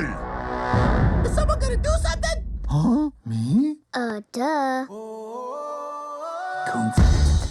I'm going to be a sweet cake making Kung Fu superstar. I hate this guy, this main character. He seems like the least likable main character ever in the whole world, in the whole history of cinema. I think I might hate this dude the most. He just sounds so dumb. He's got that kind of Gooby vibe to him where I feel like they tried to make him this like lovable oaf, but he's just an oaf. He's just kind of dumb. Also, there's something up with his face. They messed up. Look at his tiny beady little eyes. Also, for some reason, they're not even looking the same direction in this shot. He's got one eye looking right into the camera and one eye looking to the left side of the screen. You always gotta be looking around, man. You never know when somebody's gonna try to ambush you. You gotta keep an eye out. Always be looking around. Usually in animated movies, they give characters like big, cute eyes, because that's like a cute thing to give characters big eyes. But his eyes are so small, and so is his nose and his mouth. Every feature on his face is small and spread out. He's just got this large face with tiny features on it. It's not right. John Heater, Tom Arnold, Rebecca Black, Claire Geer. Wait, that was weird. They just listed like a bunch of famous actors that are supposedly voice acting in this movie, but then the clips that they showed to show those famous actors, the character didn't have any speaking lines. They were kind of just like jumping through the air and grunting. John Heater, Tom Arnold, Rebecca Black. Whoa, they got Rebecca Black's breath in this movie? And John Heder, dude, that sounded just like Napoleon Dynamite's grunt. That's crazy that they were able to get one little out of him. That little really got me jazzed up to see this movie. It's like, are these people really in this movie? Also, I just paused in the background and like all of the characters in the background are just the same character. These little white fox things, I don't even know what they are, like wolves. They just copied and pasted them 3 times. Bon appetit, world. Legend of Kung Fu Rabbit. And this next. All right, yeah, well, that movie looks awful. I don't know how, you know what? Another weird thing is at the beginning it said that this is a Lionsgate film. That's like a really big movie studio. They produce a lot of popular movies, like big budget movies. I'm very curious as to how Lionsgate produced this. Okay, this person just says, I've been waiting for this one, and then sent me this link, so let's see what it is. Objects that I've shoved up my ass. Yeah, I'm good. Nah, Nah, thanks, man. I'm good. All right, guys. Well, that's all of the links that Twitter will load right now. So I think that is a good time to end the video. But not before we talk about today's sponsor, ExpressVPN. All right, guys. Well, I hope you enjoyed this video. If you're new here and you're not subscribed yet, make sure you subscribe and turn on my notifications to join Greg. And I will see you guys next time. Bye. This video is over now. Go find something else to watch, or just watch this video. I know we had a lot of fun. But you can't stay on this end screen forever. No. This video is over now. So why are you still watching this? Hello everybody, welcome back to the second channel. Today I'm joined by Curtis. How am I joined by you? Yeah, how are you doing this? Today I've cast a magical summoning spell on Curtis, and that's how I'm looking at him right now. Yeah, I was taking a shit before, and then I just sort of in my chair with headphones on talking to you. So thanks for that. Yeah, and thank you for that. Oh, shit. You don't have a sparkling water, do you? Do you have one? Yeah. You do? Yeah. Where is it? I think it's downstairs. Well, I have a mug. Maybe we could lie to the audience and say that there's sparkling water in there. Maybe it does have sparkling water in it, and maybe it does. Okay, I'll do that. So today, we've got kind of a special topic because we've both, in a sense, gone viral. Both have viral infections, and it's not looking good. Yes, I sort of have E. coli. And I have E. coli. A couple weeks ago, I streamed on Twitch, and I guess somebody clipped a portion of the stream where Curtis joined in the chat, and you said something. I forget what I said, actually, but, it was probably something probably funny. All right, well, basically, long story short, you came into the chat. I delivered this absolutely incredible delivery of a line that was so incredible that basically it had no choice but to go viral on TikTok. Okay, so this has really gone to your head. Sort of incredible, revolutionary monologue of sorts that I delivered. I wouldn't call it that, sir. I would not call it a monologue. It was maybe 10 words. Uh-huh. And you didn't even post it. Someone else posted it to TikTok. Can we talk about that for a second? How fucked up is that? I made a video 2 years ago trying to go viral with a sound on TikTok. I made a whole ass song. I made a whole ass alter ego. And you know how many people made a sound with my TikTok? Was it 2,000 or 10,000 or something like that? Yeah, I think it was 2,000 people made it. And that was probably mostly because they felt bad for me. And then some schmuck, absolute Joe Schmo, Greg Goodentown on TikTok. They're stealing all your stuff. They're stealing all my stuff. They've got clips of you on here. What the fuck is going on here? What the hell's going on? Just act like we've never heard of fan accounts before. They're stealing our shit! I didn't post this. It's not me. Yeah, first off, this This TikTok of me, the original one with the sound, has like 5 million views. But yeah, I think that's pretty fucked up that I put in all that work and then I just offhandedly say something on stream one time. And look at it now, it's got 32,000 videos. That's so many videos. So I guess let's go ahead, let's watch the first one. Curtis is here? Curtis! Get the fuck out of here! It's so crazy how you could just say one offhanded thing and then TikTok like changes it into so many other things. It's pretty impressive. Right, yeah. Like I wasn't delivering this thinking like, oh shit, this is gonna be the most versatile line ever. It's even funnier considering the fact that I made that video all those years ago, because like I put in so much work, and this is like on Twitch, and I also like used this really shitty webcam that I have from like 2012, and so like, and the audio is coming from there too, so the audio like sounds really bad also. It's like It's right when you stop trying is when you pop off, so we should just give up. Yeah, I think I'll just record the rest of my videos on like a flip phone camera from 2006. Prop up an LG chocolate or something and just go to town. Yo, LG chocolate. Did you have one of those? No. Oh, I wished I had one of these. Yeah, they were cool. I also really wanted a Motorola Pebble. Oh, I forgot about the Pebble. Yeah, these shits were pretty slick. My aunt had one of these, and I was mad jealous. Yeah, jealous of your aunt's phone. And I still am to this day, dude. She's got the coolest fucking phones. It's still the Motorola Pebble. Curtis is here? Curtis! Get the fuck out of here! I was hoping we'd see the dog. Yeah, that does seem like an important detail. It's like, I want to see this dog with human eyes. Yeah, I'm dying to see that, actually. Yeah, this person said dog reveal, and it's like one of the most liked comments. Let's see. What? The dog's like trying to scratch its eyes out. Why have I been cursed with these? Yeah, you know how human eyes are like dark, beady, black spheres? It would have been funnier if it was like human hands. And then we go to the other video and the dog just has legit. I'm trying to think of what the creepiest human body part for a dog to have would be. I mean, like teeth would be really weird. Like a butt? Yeah, that'd be pretty weird. Balls. I mean, like, dogs have balls. No, it'd be pretty weird if they had balls. They do have balls. Curtis is here? Curtis! Get the fuck out of here! Can relate. Yeah, facts. Is 4'11" like a great height? I've never been like, oh, I wish I had a 4'11" naturally pretty flirty girl who doubles as an hourglass. Flip her upside down and a bunch of sand falls out of her. But yeah, this is a problem that a lot of people have. Even whenever I was like just talking to you when we were hanging out recently, when I'm trying to talk to like a guy, and then just like this little short hourglass girl shows up and it's like, can you just get the fuck? I'm trying to talk to my buddy, you know? Yeah, and she's like transparent and you can see sand flowing through her body. Your time is almost up. Get the fuck out of here. I'm trying to talk to this guy. Curtis is here? Curtis!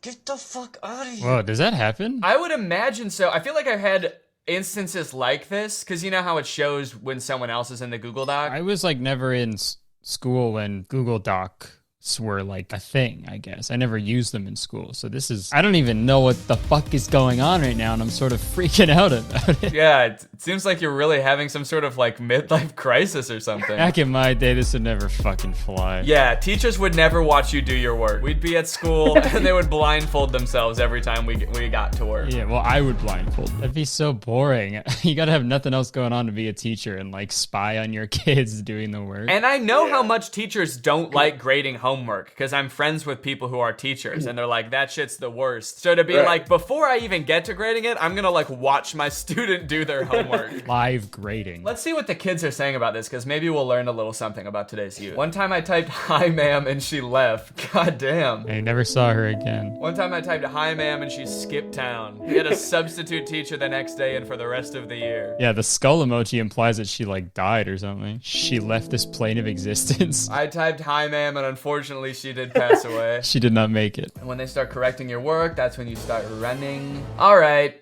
Oh shit, this has a content warning for shadow figures. What the fuck? What are shadow figures? Do you want to skip this one out? No, I want to find out what shadow figures are. 12-year-old me having a sleep paralysis. Curtis is here? Curtis. Damn, it's a dapper dude right there. Yeah. Sort of absolutely swagged out. Tipping his fedora. Yeah, My shadow figure. He's a barista from 2011. Curtis is here? My lady. I feel like it doesn't quite fit the trend because it has to be like, at first you're like, Curtis, like you're happy to see them, and then you're like, get the fuck out of here. Maybe you are happy at first? Oh, Hat Man. Is this like a reoccurring character in people's like sleep paralysis? Oh yeah, the top comment is he kind of fresh, I ain't gonna lie. I was trying to see if there's any other comments that are like, oh yeah, Hat Man from my dreams. Look at the second one. Why is this the second video in a row of him? I forgot about him and I'm scared to go asleep now. Me and the Hat Man tight dog, sometimes I'd be taking 32 Benadryl just to talk to him. I've never seen a Hat Man. Who the fuck is Hat Man? Who is Hat Man? People know this guy? You know that song, The Scat Man? Uh-huh. Maybe it's sort of like a reimagining of that. I'm the Hat Man. You wake up to just... Yeah, I'd be pretty upset too. Whoa, this person's getting gender envy from Hat Man. Yo, honestly, I get it. I searched Hat Man, and he's on the villains wiki. Oh yeah, I see the villains wiki. He's an evil doer. What if that's all it said on the wiki? Hat Man is an evil doer. Oh no, I guess he just does evil. Why is Peter... Oh, that's popular pages. I thought it was related ones. It was Peter Griffin. Also an evil doer, Peter Griffin. Yeah, you know, there's the Hat Man, Family Guy. Origin, folklore, occupation, should say barista or something probably. Maybe tattoo artist or something like that. Hobby tormenting people. Jesus Christ. I like that it has like goals and aspirations. Yeah. His victims to oh my god, dude. So where do you see yourself in 5 years? Probably scaring my victims to death. Probably same shit I'm doing right now, honestly. Scaring my victims to death. Crimes, stalking, and attempted murder. Well, I mean, he never has gotten away with it. I guess that's kind of nice to know. It's like the worst he'll do is just try to kill you. He'll never go through with it though. He doesn't have the balls. I like that it says crimes. I don't know. This makes it seem like he's been prosecuted before. You know how they sometimes they have like you stand behind a glass and there's like all the people you like and you try to pick the guy who did it. Yeah, I think it was the one shadow figure in here. I think it was him. Okay, well this is almost more interesting than the TikToks, dude. Yeah, we could talk about Hat Man for the rest of the day, I think. I've heard about like an old hag that people see when they have sleep paralysis. Have you heard about that? You've heard about an old hag? That's like another thing people see when they have sleep paralysis. I haven't heard of that. I've heard talks of an old hag. I've heard murmurs of this sort of old hag. I was unaware that there was like reoccurring characters that people share. About old hag syndrome. Yeah, I think you should ask your mom about this. She's got old hag syndrome. You asshole. That was so mean. Yeah, she does. How did you know that? Oh, okay. Yeah, I've seen that painting. This one? Yeah, because they like sit on your chest. Ah, oh, Jesus. I thought it was the same type of thing where they stand in the corner of your room. I didn't realize it was this kind of freaky. Why is she wearing some like Fashion Nova fucking like one piece thing? Absolutely gorgeous leotard. What is she doing right here too? She's calling to her homie. Yo, Hat Man, get over here, dude. Yo, there's tons of space on this chick. Okay, some of these do not look like old hags, I gotta say. Especially this one. If you woke up in the middle of the night and this thing was on your chest, would you be like, oh no, it's an old hag? Yeah, what kind of grandmother do you have? Looks just like my old lady. This old hag has the same mustache as me. Yeah. They should rename this evil demon to the old Kurt. You got old Kurt syndrome. Dude, when you're trying to sleep but a 4'11" girl comes and sits on your chest. Get the fuck out of here. Okay, well, that was an odd departure from the TikToks, but let's get back to the TikToks. Curtis is here? Curtis. Get the fuck out of here. Damn. That one was kind of different. It had a storyline to it. So they're saying that when they say hello to guests, they don't respond, and that makes them sad. Also, is this guy okay? Does he have like a gash in his eye or something? Oh, yeah. It's probably from that fall. Oh, do you think it was from him falling at the end of the TikTok? Yeah, maybe he filmed that part first, and he's like, oh yeah, I forgot to film the other parts. He's all bruised and bloody. He hit his head so hard that he forgot he already filmed the first part, so he's like, I gotta do that part again. Hey, look. Oh, I know these girls. Nice. They have a picture with you. Do you remember meeting them? I do. Yeah, they were really nice. I remember they walked up to the meet and greet and they were like, yes, Curtis, you are seeing double. And it was really funny. I love that. They had it all planned out. And I don't know why I look like that in the picture. I look like an old hag. You sort of got old hag syndrome in this photo. This is their sleep paralysis team. Well, let's see what they have to say about you being there. I'm sure it's probably nice. Curtis, get the fuck out of here. Hey, what the heck? I didn't know they were gonna say that. You know what I want to talk about? I want to talk about your TikTok. Now listen, before I even got a chance to make a TikTok with my own freaking viral sound, I see that You what? I headhunted it. You headhunted my sound. That's what I was going to say, exactly. And you made a TikTok with it. So now I'm going to review it right before your eyes. Curtis is here? Curtis! Get the fuck out of here. Did you get it? Did I get it? Yeah. Yeah, I think I got it because Curtis was here. And then he was getting the fuck out of here. I mean, honestly, I guess, you know, it works. And then somewhere in here is mine, I think. Oh, yeah. Curtis!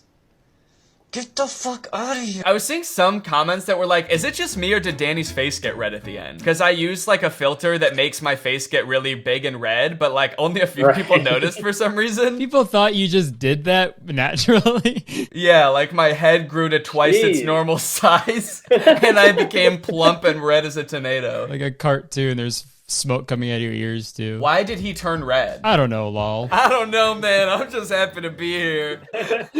I love when people comment, I don't know, on like TikTok. Hey, I just thought I'd chime in here for a second to say I have no fucking clue. Could have just not said anything. But I know it'll be really helpful for you to know that I also don't know. But I think the best comment on this post is Danny has always reminded me of Lily. Yeah, me too. And whoever they tagged, it, like, really agrees with that also.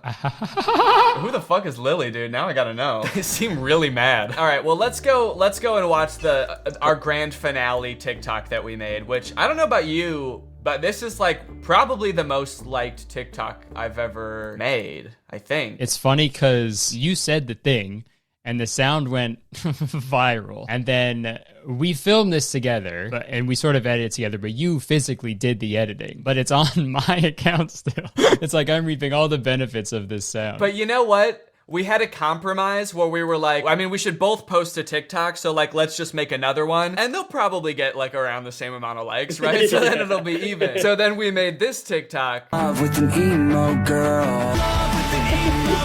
And your TikTok has 1.3 million likes and mine has 380,000 likes. Yeah, so pretty close. Let me just ask you for a sec. Does that seem fair to you? Hear me out for a sec. Uh-huh. You posted this and what? It got 1.2 million views? Yeah. And what? Mine got 1.3 million likes? That's the same number. So what's the issue? Same likes, same number of views. Okay, yeah, no, yeah, you're right. I mean, I didn't think about it that way. I'm sorry, buddy. Thank you. Thanks for thinking of it that way. And you know what? I also did say I don't care who posts this because we both made it together. Yeah, I wouldn't have cared either. All right, well, let's go ahead and watch this shit because this shit is honestly probably the funniest TikTok we've both ever made. Yeah, we're not gonna beat it ever, I think. Curtis is here? Curtis.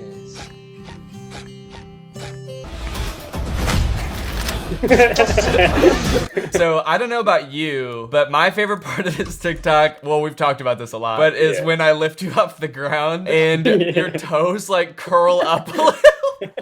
It's such an unnatural thing for a leg to do. For someone to be lifted up by the neck with such force that their legs break. And there's like a bone cracking sound while it happens. I was looking at the footage from this, and we did this like leg pull twice, and the first one was actually more intense, and I didn't use it for some reason. Oh, really? Yeah, like your feet also like slam back on the door. Jesus Christ. Yeah, we should have used that one. This is like a director's commentary, but the first shot we did of you pushing my head against the door, I like smacked my head off the door hinge, and it hurt so bad. Oh, yeah, you can see my face. Yeah, I just sort of fucking bashed your head on this hinge. Yeah, there's also one other little behind the scenes tidbit. In case you guys are wondering how we did Curtis's feet lifting off the ground, I came up with sort of the ingenious idea of this. Yeah, you put your hands in my jeans. Can I put my hands in your jeans? Yeah, and it worked. It worked pretty well. I know. I didn't see many people being like, why are... Because the thing I was worried about is your jeans look so baggy all of a sudden. But I didn't see any comments about that. I did see comments being like, Talks Curtis. No problem, Danny. Thanks for having me on. And I think it's safe to say no one can ever use this sound ever again. Mm-hmm. It's been viral and it's done now. All right. Well, everybody make sure you go follow Curtis. Yeah. I promise I am not an old hag and I will not sit on your chest in a beautiful one piece. And that's a promise that not a lot of YouTubers can give you. So go ahead on over to Curtis's channel and he will not sit on you in the middle of the night. Okay, bye. Thanks. Yep, guys, I'm in a different room now. I moved my filming location into the basement, but not for the reason you'd think. because I don't want anyone to notice my pimple. So one concerning trend that's been going on lately is billionaires, very rich people building underground bunkers, presumably for the end times. You know, in case things go south, they can go south into the earth and live there until things blow over, or they could just live the rest of their lives underground. At least I assume that's what it's for. I guess I don't really know for sure. It's hard to get a straight answer from these guys. Maybe they all just sort of suddenly developed a love for going underground and just spending time in the earth. But I'm pretty sure that they, at the very least, think the apocalypse could happen, and they're trying to cover their bases, so to speak. Photographer visits underground house built by eccentric millionaire for nuclear fallout. And here's the first image showing what it describes as lifelike scenery is painted on the underground walls of the house. An underground house perfect for nuclear fallout, built by an eccentric millionaire, was visited by a photographer who documents doomsday locations. Yeah, I don't know. I feel like that sentence sounds like a little bit too cheery to me. Perfect for nuclear fallout kind of seems like an oxymoron, you know?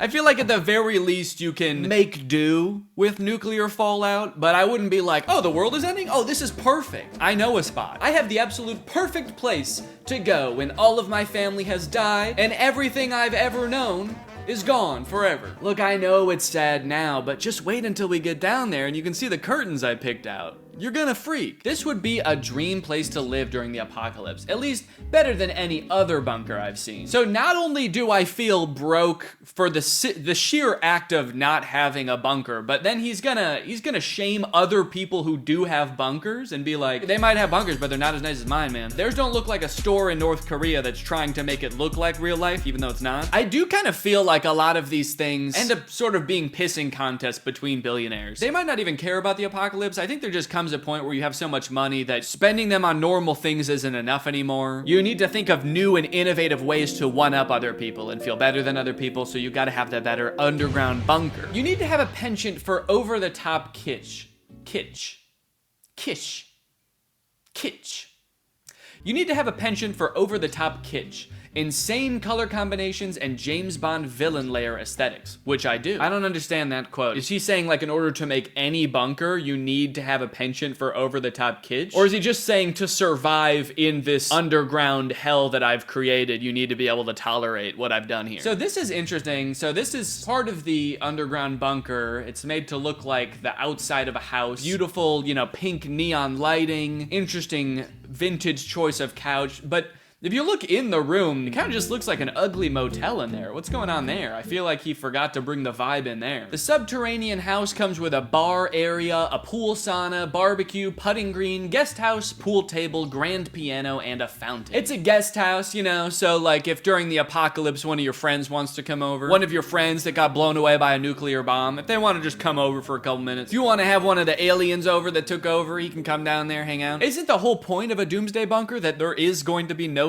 to come over to the guest house? Maybe one of his other billionaire friends who does have a bunker, but just not as nice of one. He's like, look, I know you're gonna really want to come to mine, so I have a guest house. Jeez, man. I don't even know how to describe the aesthetic. It kind of looks like something from the game Fallout, right? I'm actually asking, right? Does it look like that? I've never played Fallout, but I feel like it looks like that. One thing I fully do not understand about doomsday bunkers is like one this big feels like it needs a staff to run. You've got a pool, you've got a barbecue, you have a guest house. Are you having people work down there during the apocalypse? And if so, what is going to keep them working for you? If money doesn't mean anything anymore, like what is there to keep that hierarchical status in place? And also, like, you've got a barbecue. What are you gonna cook up some ribs? Where are you gonna get the pig? Where's the pig coming from? Maybe he's already got all this stuff stocked up. Okay, so looks like What's Inside, the YouTube channel, has actually toured this bunker. What's inside an $18 million luxury doomsday bunker? One very interesting thing is this giant metal capsule.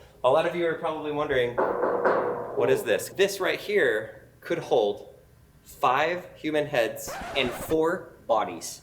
I don't really understand why it's 5 heads and 4 bodies. Yeah, that's the crazy thing about that too. I was just thinking that. The bodies and heads don't match up. If it were 5 heads and 5 bodies, I'd have nothing to say about this. I have one of those in my house, actually. It really feels like you're in your own private oasis. This is 15,000 square feet. It really doesn't feel like you're that much underground because like... It doesn't feel like you're that much underground. Still definitely feels like you're a little bit underground, but I mean, we're 100 feet underground. This feels pretty nice. I would guess like 10 feet max. I mean, I guess there's no real indication that you're deep underground, but I feel like the fact that there's no windows really tips you off to the fact that there's something sinister going on. I will say, you know, it's nice. If you're into this aesthetic, it's probably going to keep you sane for slightly longer than someone that's just in like a metal, you know, warehouse submarine looking bunker. And now you look across LA, there's the night shining.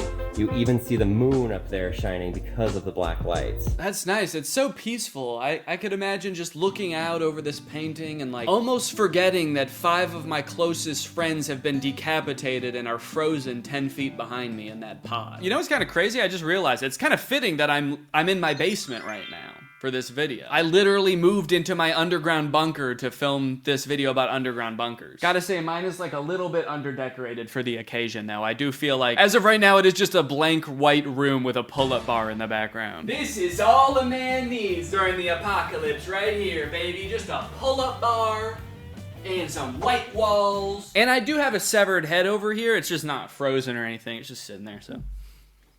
Not even worth showing. The super rich preppers planning to save themselves from the apocalypse. Tech billionaires are buying up luxurious bunkers and hiring military security to survive a societal collapse they helped create. Damn. But like everything they do, it has unintended consequences. And like all their unintended consequences, the consequences are not for them, they're for everybody else. As a humanist who writes about the impact of digital technology on our lives, I am often mistaken for a futurist. The people most interested in hiring me for my opinions about technology are usually less concerned with building tools that help people live better lives in the present than they are for identifying the next big thing through which to dominate them in the future. I don't usually respond to their inquiries. Why help these guys ruin what's left of the internet, much less civilization? Okay, cook? Okay, go off. Let's hear what you have to say about these billionaires. That's how I found myself accepting an invitation to address a group mysteriously described as ultra-wealthy stakeholders out in the middle of the desert. Yeah, see, I feel like I would not accept that invitation, even if they wanted me to. I don't know what they would want me to talk about, actually. I don't know why like a group of ultra-wealthy stakeholders would want like me to talk. I don't even know what valuable insights I would have for them at all. They're like, Danny, can you tell us any valuable insights about the High School Musical franchise? We know you just spent like 3 months working on that video. Do you have anything else to tell us? I'd be like, shit, okay. Yeah, drop me some cash, man, I'll tell you. Did you know it took 6 days to film Bet on it? Why'd it take that long? I would think I was gonna get killed, actually. If a bunch of wealthy people invited me to the desert, I'd think like, okay, you know, they're gonna pay me, but I will be hunted for sport, most likely, so would this be wise? Okay, so they started asking him questions like, how do I maintain authority over my security force after the event? The event. That was their euphemism for the environmental collapse, social unrest, nuclear explosion, social storm, unstoppable virus, or malicious computer hack. That's crazy! I mean, that's literally what I was just saying. Like, what reason would they still have to protect you? Okay, let's say it's you, and then you've got like a dozen security and staff working in your bunker. I think immediately, the moment you get down there and like the hatch is sealed, I feel like suddenly the hierarchy flips and you are now on the bottom of the hierarchy. You just invited the strongest, most capable people you know to protect you into this bunker. That's like your worst nightmare. You work for them now. Still, it's, you know, it's better than getting blown up in a nuclear explosion, but you are pretty much their servant for life now. This single question occupied us for the rest of the hour. They knew armed guards would be required to protect their compounds from raiders. You know, that is true. I'm assuming that, you know, given some kind of apocalypse, there's gonna be people that want to get in that bunker for safety. One already had secured a dozen Navy SEALs to make their way to his compound if he gave them the right cue. But how would he pay the guards once even his crypto was worthless? It's such a crazy question to ask. The billionaires are like, look, I know that even during an apocalypse, I'm going to be better than these people, but how do I make them see that? How do I convince them that they need to do what I say? Because I know for a fact they do, I just don't know why. Okay, now we got a video inside the doomsday bunker for the super rich. From the outside, the security cameras, armored guard, and 8-ton steel doors are the only sign you're entering a top secret facility. In fact, this place is so top secret, I can't even tell you where it is. That's interesting. So this isn't under some rich guy's house. This is a company that makes them and just puts them in the middle of nowhere. How would I even get there if something went down? I feel like I would need one right under my house, you know? You just go downstairs. What, are you gonna take a plane somewhere? Aliens are invading and you're gonna take a plane to your bunker? I don't think so, man. Aliens just pick up your plane, pick it up right up. You get sucked into there and you get tractor beamed right into their ship. Inside, this 54,000 square foot complex boasts everything you could need to live through the end of days. Ah, yes, everything you need to live through the end of days. I was just about to ask and make sure they had a mural of 2 parrots. That was gonna be on my list. I don't think I'd survive even a week in a bunker without a mural of parrots. At the top, under the dome, are the recreation facilities like the pet park and climbing wall. Underneath that are the mechanical level, medical bay, and food stores, with luxury living quarters spread across the next 7 floors. Oh, so I could have all the homies in here with me. That's cool. It's crazy. This place has a gym, it has a water park, it had a movie theater, bunk beds. These people are gonna be living better than like 99% of people do now.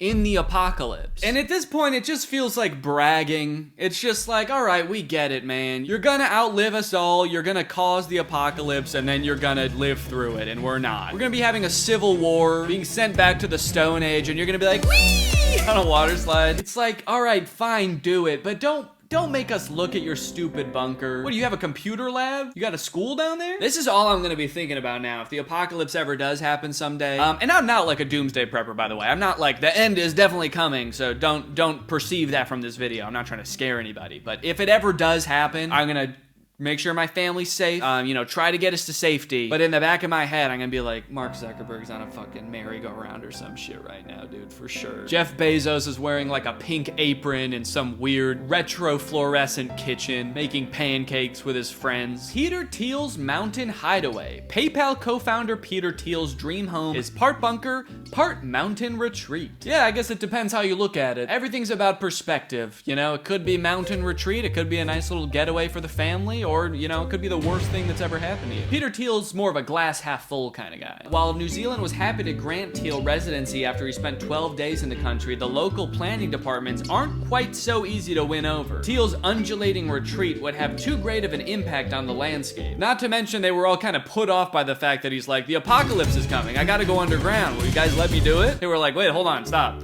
What? Don't bring that to New Zealand. No, you can't. You can't. No. You can't. How was that? Okay, we got a video about Mark Zuckerberg's bunker, actually. Speaking of Mark Zuckerberg. Are you officially sort of embracing your billionaire era? I don't know. Well, I mean, the Kauai thing is really fun. We're doing ranching down there. I want to try to create the highest quality beef in the world. And we have this whole vertical integration plan. Man, I'm so excited for you. That's awesome. Glad you're gonna have the best beef ever that none of us will get to try. No, that's cool, man. You do have a bunker there. Is there something you know that we don't? No, I think that's just like a little shelter. I like her face. She's kind of like, look, I know this is a stupid question, but people are going to be wondering, do you think the apocalypse is going to happen? It's like, wait, no, he did actually probably build it for a reason, right? No, I think that's just like a little shelter under, and it's like a little shelter. What are you worried about? Downplaying a shelter. He's the total opposite of the guy with the fluorescent retro bunker. No, it's just some stupid little shelter. It's stupid. You don't want to hear about it. In fact, don't even ask about it. Don't ask about it. And then just like there's just a bunch of storage space and like just a bunch of storage space. It could only fit, I don't know, 5 heads, 4 bodies max. Inside Mark Zuckerberg's top secret Hawaii compound. I think you mean his basic little stupid house. Off the two-lane highway that winds along the northeast side of the Hawaiian island of Kauai, on a quiet stretch of ranch land between the tourist hubs of Kapa and Hanalei, an enormous secret construction project is underway. All right, well, doesn't sound that secret. A secret construction project is underway. We found out about it because Mark was publicly talking about it in that one TikTok interview, and now we're letting you know. But it's a secret, so don't tell anyone. Nobody working on the project is allowed to talk about what they are building. Are you sure they're not allowed to talk about it, or maybe it's just so boring they don't want to talk about it? Like, if you go out for a beer with one of these guys and you're like, what are you building at Mark Zuckerberg's compound? They're probably just like, it's stupid. It's so tiny, I don't even want to talk about it. I hate talking about tiny little stupid things like that. I wonder if they're allowed to talk about it while they're building it, or if they're like, the construction boss is like, all right, we're gonna start doing this wall, or shit. I mean, we're gonna not do that. Nobody do anything, actually. Everybody stop. The project is so huge that a non-insignificant share of the island is bound by the NDA, but everyone here knows who's behind it. Mark Zuckerberg, CEO of Meta. Tall tales about the compound and its owner run rampant on the local rumor mill, known colloquial as the Coconut Wireless. One person heard that Zuckerberg was building a vast underground city. Well, that's not what I heard. I heard it was like a tiny little crawl space. Detailed planning documents obtained by Wire through a series of public record requests show the makings of an opulent techno Xanadu, complete with underground shelter and what appears to be a blast-resistant door. You know, just to protect you from a hurricane, an explosive hurricane. So unfortunately, there's no pictures or videos, I guess, of Mark Zuckerberg's mansion or his underground bunker. I guess like the one thing we could look forward to in an apocalypse is maybe he'll go down there and he'll post pictures of it on Instagram or something. While we're all sort of toiling away in the Stone Age fields of tomorrow, trying to harvest crops in the radiated soil. We can check our phones and Mark Zuckerberg's like petting a zebra underground or something. We can kind of imagine what it might be like though with this video. Inside $45 million mansion with underground bunker. This is from my boy Ennis. I actually love his videos. I watch them all the time. He just tours like insane mansions and whatnot, and it's just kind of fun to put on in the background after a long day. Okay, bunker entrance. We have these double doors here opening up. Mikey, can we pan up the ceiling? Those are security shutters. This is where we have the spacious lobby. It's a nice open space. Okay, I gotta say, this might be the ugliest one yet, actually. I'm sure the rest of the house was nice. Let's take a peek at what the actual house looks like. I mean, the outside of the house is beautiful. Yeah, it looks like there's some nice attention to detail in the home. Very ornate, not necessarily my style, but it's done up. The bunker, I guess at the very least we can rest assured it doesn't look like these rich people are convinced the end times are happening yet, because they haven't quite zhuzhed it up yet. I don't think they're quite ready. So everyone hold off on the end times. They're not ready yet. They got to figure out what they're doing with this space first. Oh, never mind. I spoke too soon. They have a tiki bar. Fuck! Oh, shit. No, they're ready. They've got pool table. They've got claw machine. And they have enough prizes to last them a lifetime. Spider-Man pinball. All right, well, that's pretty much it, guys. I just wanted to look at some bunkers from my bunker. Bye. I'm gonna do your intro. Okay. Go for it whenever you're ready. Okay, just give me just a quick second. All right, now I'm not bald anymore. Okay, ready? Yep. What's up, Greg? It's me, Danny, and I'm back with another episode of watching your YouTube videos and roasting the shit out of them for fun. And by another episode, I mean the first episode, because I've never done this before. Hopefully, it doesn't suck. Basically, I tweeted on my Twitter, please send me links to your YouTube videos. I want to review them in a video. Because, you know, I do a lot of videos where I will react to popular YouTubers' videos, and you guys seem to really like that. And I decided it'd be fun to turn the tables and do it to you instead. So this is gonna be me reacting / roasting / reviewing your YouTube videos. Okay, so I'm just gonna go through and see what looks interesting here. Okay, this is a video called How to Draw a Car on Your Computer. This is submitted by Stephanie Faye. Hello everyone, this is DigiDave. Okay, this was submitted by someone named Stephanie, and he just said his name is DigiDave, so this obviously isn't your YouTube video. So I'm gonna have to give this one a 0 out of 10. 0 out of 10, not your video. This one's called Heading Out. Let's check it out.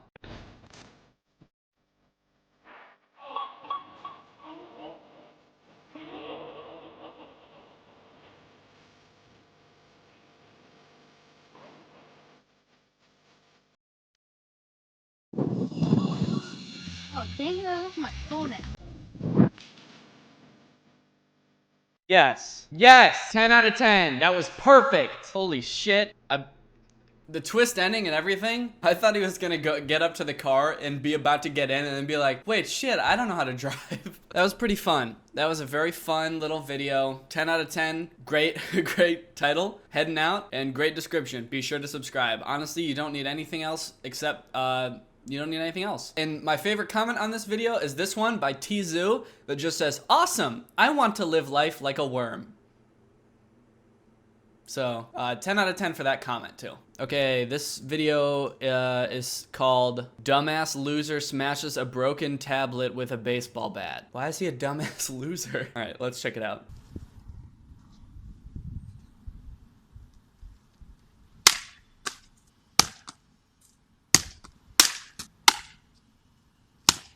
I like how you opened it up so you could smash the insides.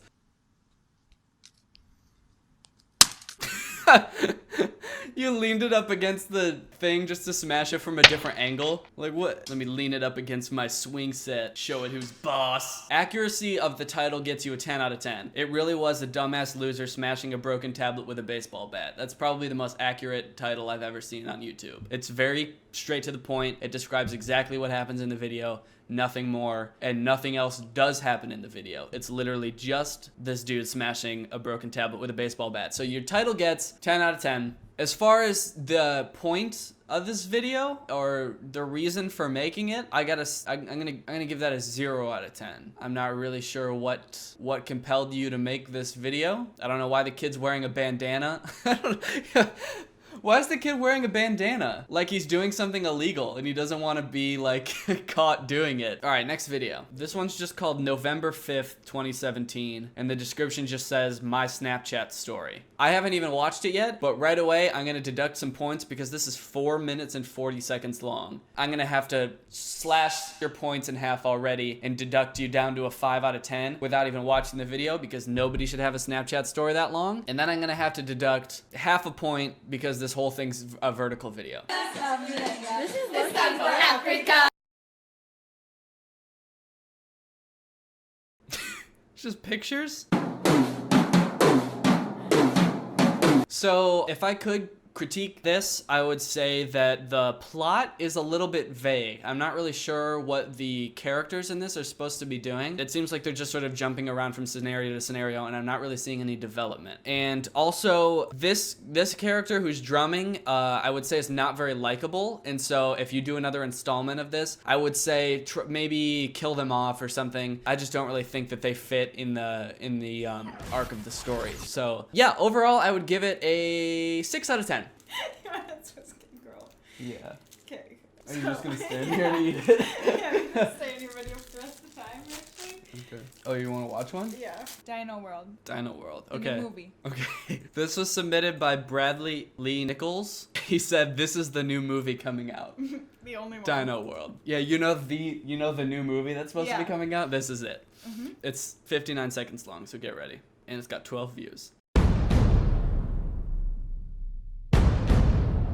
Dino Films. So this is a movie called Dino World. It's made by a production company that specializes in dino films.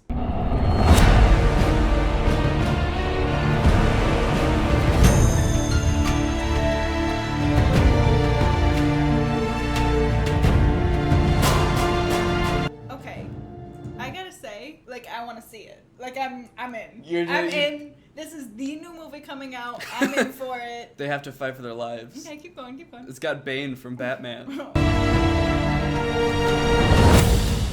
You'll have to fight. You're gonna have to fight, dude. Alright. You know, it's nice to see Bane still making movies. I know. Yeah. Ever since they Killed him. They killed him. I thought he wasn't gonna get any more roles, but Yeah. here he is. You'll have to be smart. This movie's really requiring a lot out of me. I say title cards get a 10 out of 10.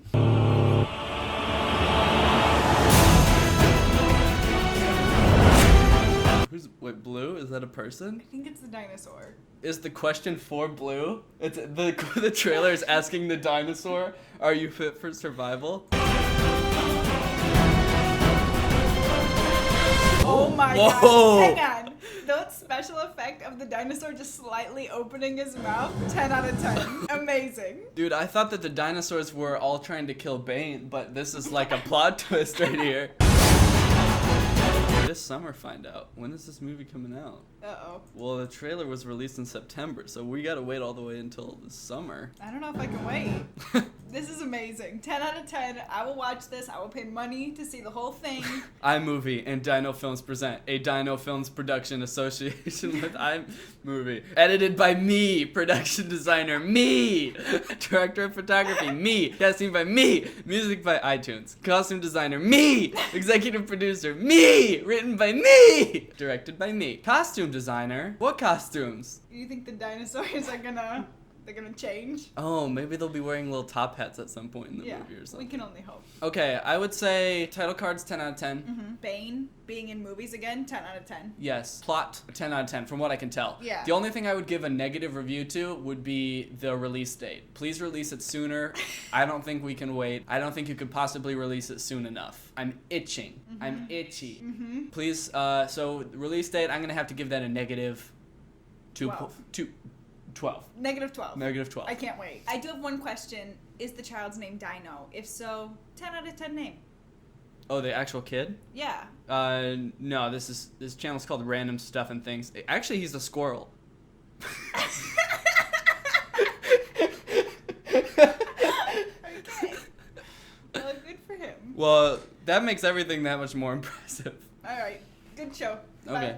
Okay, bye. Okay, this one's called Death Apartment. Hey babe, I'm home.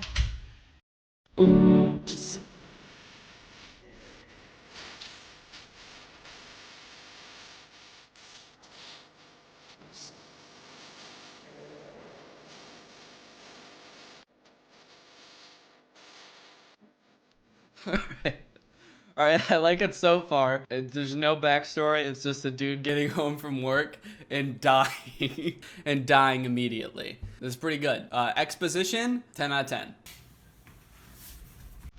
Oh shit, he's fine. He's totally fine. He's getting up like nothing even happened. What you say?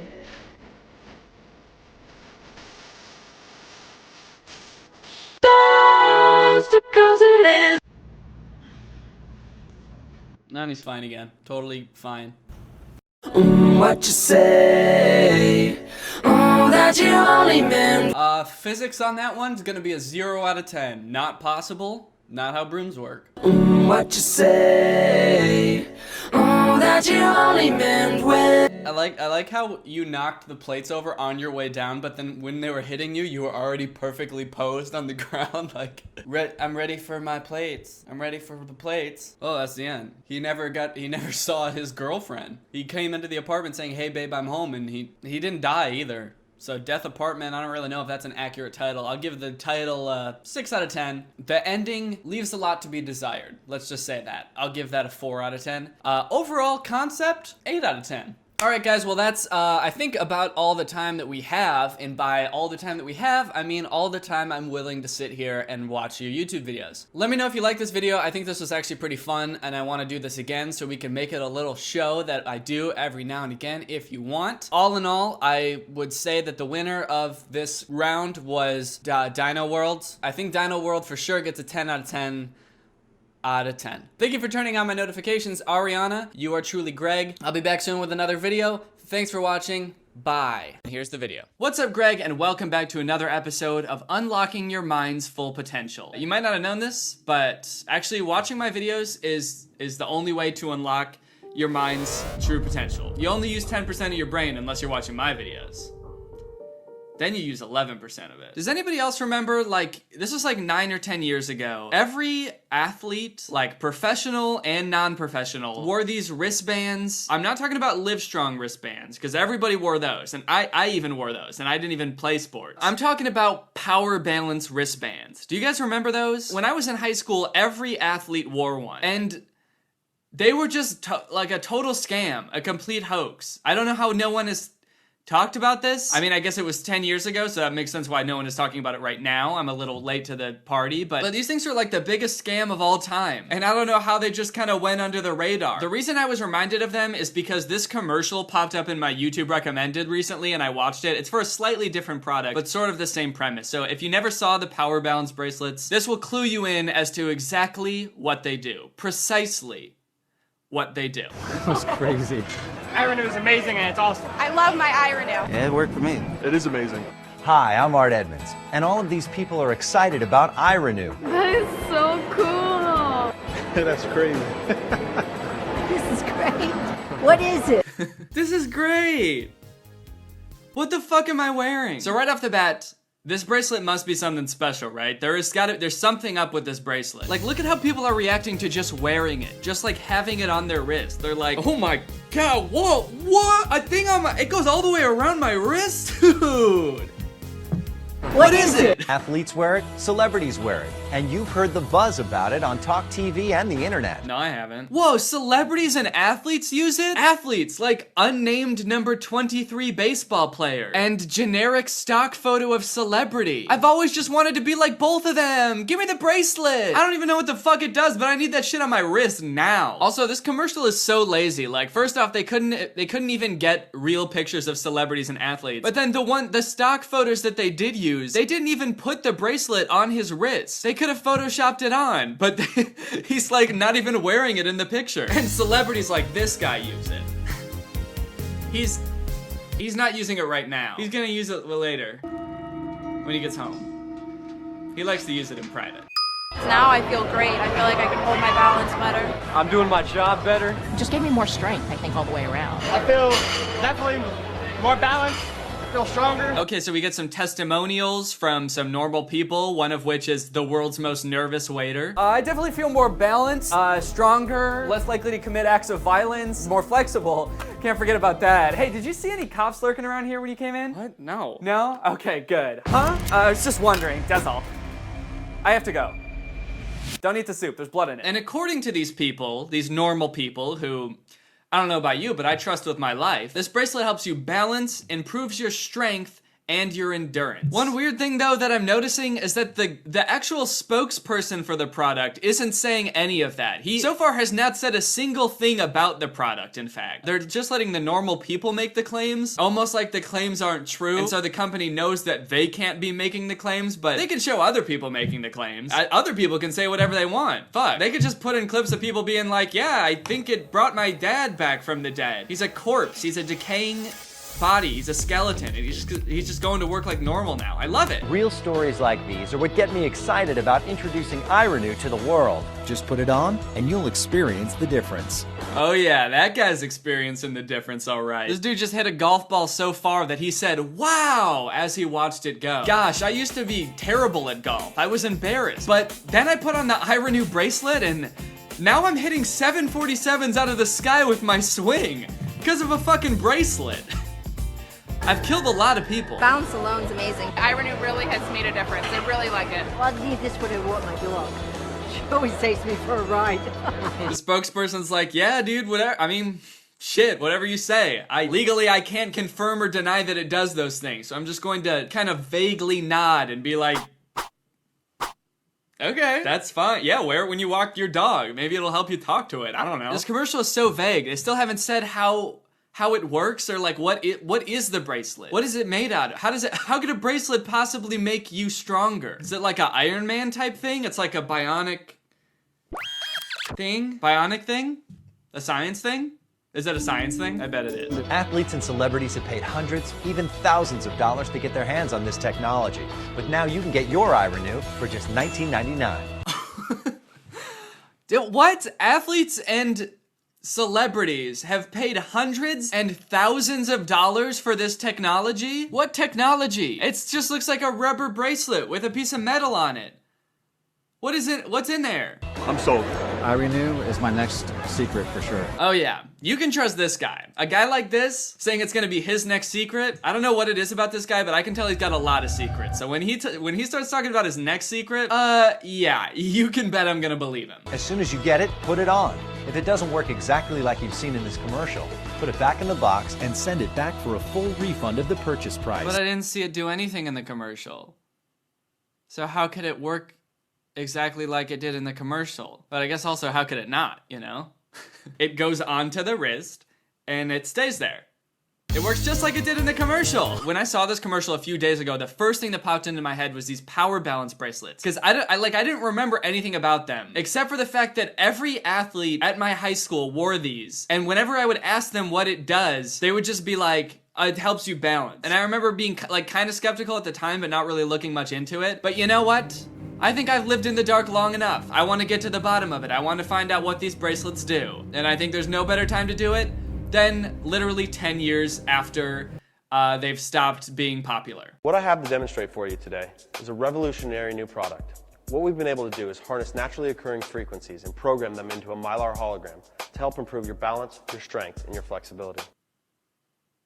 Bro, what? What did this dude just say? Did he just say they programmed a hologram to make you stronger and more flexible? You put the bracelet on at a football game and like 5 holograms shoot out of you and just play for you. And they're all super strong. They're just like sending everybody else into orbit with their tackles, and they're really flexible. They're just doing the splits on the field, and they've got really good balance. That's another thing that the bracelet does. They're all playing on their tippy toes or hopping around on one foot just for the fun of it because they can. It's just, he was using words that I don't even know there. He said they programmed a Mylar hologram. What we've been able to do is harness naturally occurring frequencies and program them into a Mylar hologram. What does that even mean? What is a Mylar hologram? Wait. Okay, this is just talking about like the shiny little sticker on these things? That's the hologram they're talking about? Damn, that's crazy.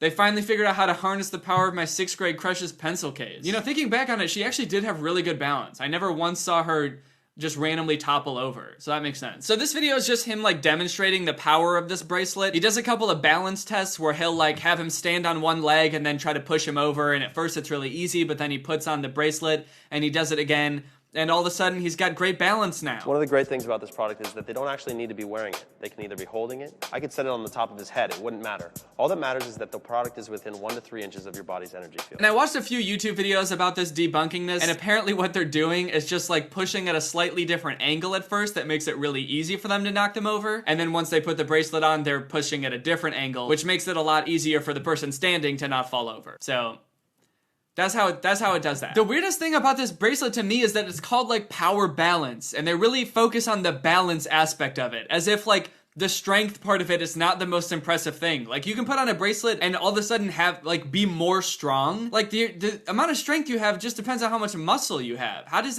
a bracelet help with that? That's insane. But they named the whole company after the balance thing? How important is balance? Why do they focus on that so much? I mean, especially to, like, athletes. I mean, maybe I don't play enough sports, but, like, when's the last time you saw a basketball player just, like, dribbling a basketball and then just, like, falling over because they lost their balance? Really, when is the last time you saw that? I have no frame of reference. All right, I want to find out a little bit more about this Power Balance company. Let's look at they got a Wikipedia page. Okay, so they originally promoted at trade shows in 2006. By the end of 2011, the company was reported to be on the edge of going out of business. They filed for Chapter 11 bankruptcy due to multiple lawsuits. Yeah, no shit. But the brand has since been transferred to a new company, Power Balance Technologies, and is still selling Power Balance brands and other items today. Wait, I can still get me one of these? Dude, okay, I gotta check this shit out. Powerbalance.com, baby. Dude, they still sell them. Well, I should get them and try them. Oh, their website has a technology section. Let's look at that, dude. I've been wondering about the technology in these things since they've been so vague about it. Okay, what does this wristband do? The Power Balance bracelet is a performance technology wristband with a distinctive hologram worn by millions of consumers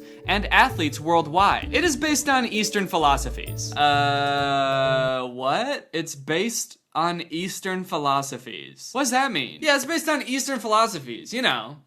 Like Asia, that continent of people with like a ton of different nations and cultures and philosophies and religions. Yeah, it's just based on all that, just all of that stuff. Oh, you don't believe the Power Balance bracelet works, huh? Well, guess what? It's based on Eastern philosophies. You can't deny an entire continent of people, or actually like an entire direction. Just East. You can't deny East. You can say that we're wrong, but you cannot say that East is wrong. The hologram thing is so weird. So that's where it gets the power from. It's just like the technology of a holographic Pokemon card. Well, actually, when I was little, I used to put like Pokemon cards between the spokes of my bike to make it sound like a motorcycle. And low-key, I do kind of feel like that shit made me go faster. What does it do? Will the wristband work for everyone? Well, we have received testimonials and responses from around the world about how Power Balance has helped people. There is no assurance it can work for everyone. We make no claims and let the consumer decide based on their experience. That's smart. That's a crazy marketing strategy. We don't make any claims about what our product does. We let the consumer decide what the product does. I think that's the slogan of the new iPhone. iPhone 12, you decide what it does. I don't know. Does it have a processor? Does it have a screen?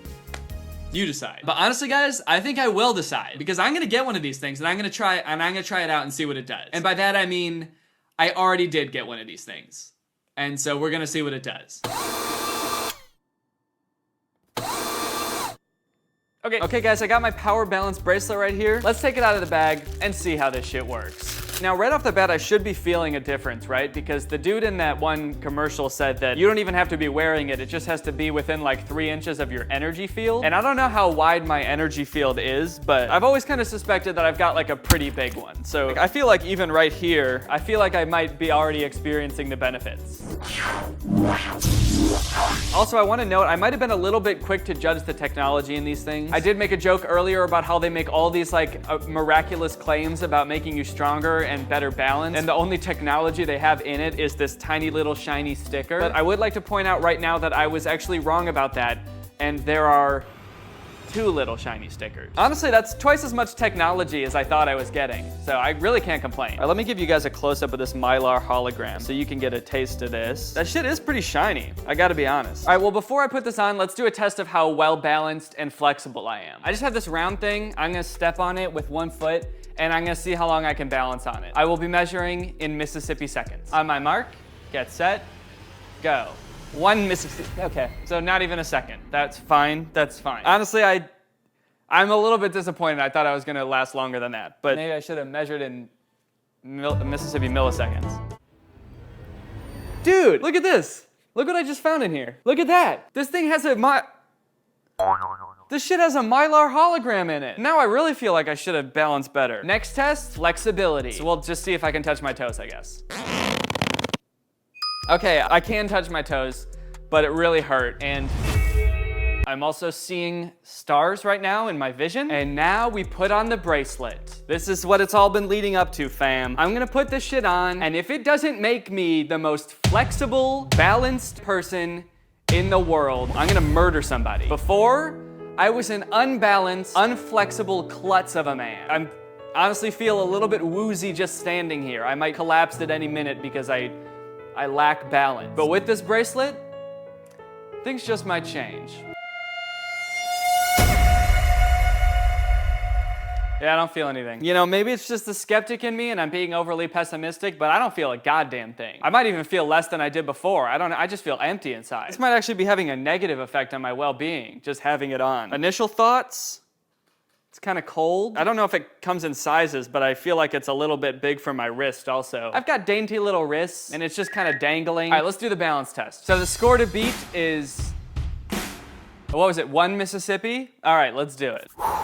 Honestly, I can't tell if I want this to work or not. I do kind of want it to work because I think that would be crazy if all of a sudden I'm like really good at balancing. But also, I just made a whole ass video about how there's no way these things work, so I'm gonna look pretty stupid if it does, right? But I'm also gonna look pretty fucking cool because I'm gonna have really good balance. I'm gonna be the dumbest looking balance prodigy in the world. All right, let's do this. Balance! 1 Mississippi.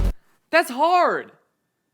It's hard to do. Why did I think this was gonna be easy? You know what, actually, maybe it's because I'm standing on it this way. Maybe I could balance longer on, okay. Yeah, actually, I feel like I can balance on it better this way. I should have done that. Okay, redo, we're taking it off. We're putting it away from my body's energy field. 1 Mississippi, 2 Mississippi, 3 Mississippi, 4 Mississippi, 5 Mississippi, 6 Mississippi, 7 Mississippi, 8 Mississippi. 8 Mississippi. All right. Yeah, that was the issue. I was on it the wrong way. I was riding this baby all wrong. Balance mode activated. All right, what do we have? 8 Mississippi? Let's go for 9, baby. 1 Mississippi, 2 Mississippi, 3 Mississippi, 4 Mississippi, 5 Mississippi, 6 Mississippi, 7 Mississippi, 8 Mississippi, 9 Mississippi, 10 Mississippi, 11 Mississippi, 12 Mississippi, 13 Mississippi, 14 Mississippi, 16 Mississippi, 17 Mississippi. 17 Mississippi, baby. Wow. Okay. I mean, that's pretty hard evidence. That's more than twice as many Mississippis. Good, let's see if I can touch my toes. No, that still hurts. That still hurts. Honestly, though, maybe there is something to it. I feel like if I could just somehow make the effects of this stronger, like if I could just amplify it, like if I just had a bunch of these or something, then I could really test the effects on it. Because like if one doubled my balance score, imagine how many Mississippis I could get if I had like 30 of these. Well, I do. I do have 30 of these. 30 power balance bracelets makes me a powerful balancing boy. Turns out they sell them on Amazon and you can just order like any quantity of them. Well, any quantity up to 30. So that's what I did. I just scrolled all the way down on the quantity thing until I got to 30 and I pressed buy. All right, well, I guess I gotta take all these out of the package now and put them on my body. You know, it could be kind of cute as if I turned 2 of these into little hoop earrings and just wore them on my ears, because he said they don't even have to be on your wrist. So I can just kind of accessorize them however I want, I guess. I can just put them on my ears, put them on my feet. I could wear this one as a ring, kind of wrap it around my finger. Look at that rock. And for the last one, you already know where this shit's gonna go, baby. I could set it on the top of his head, it wouldn't matter.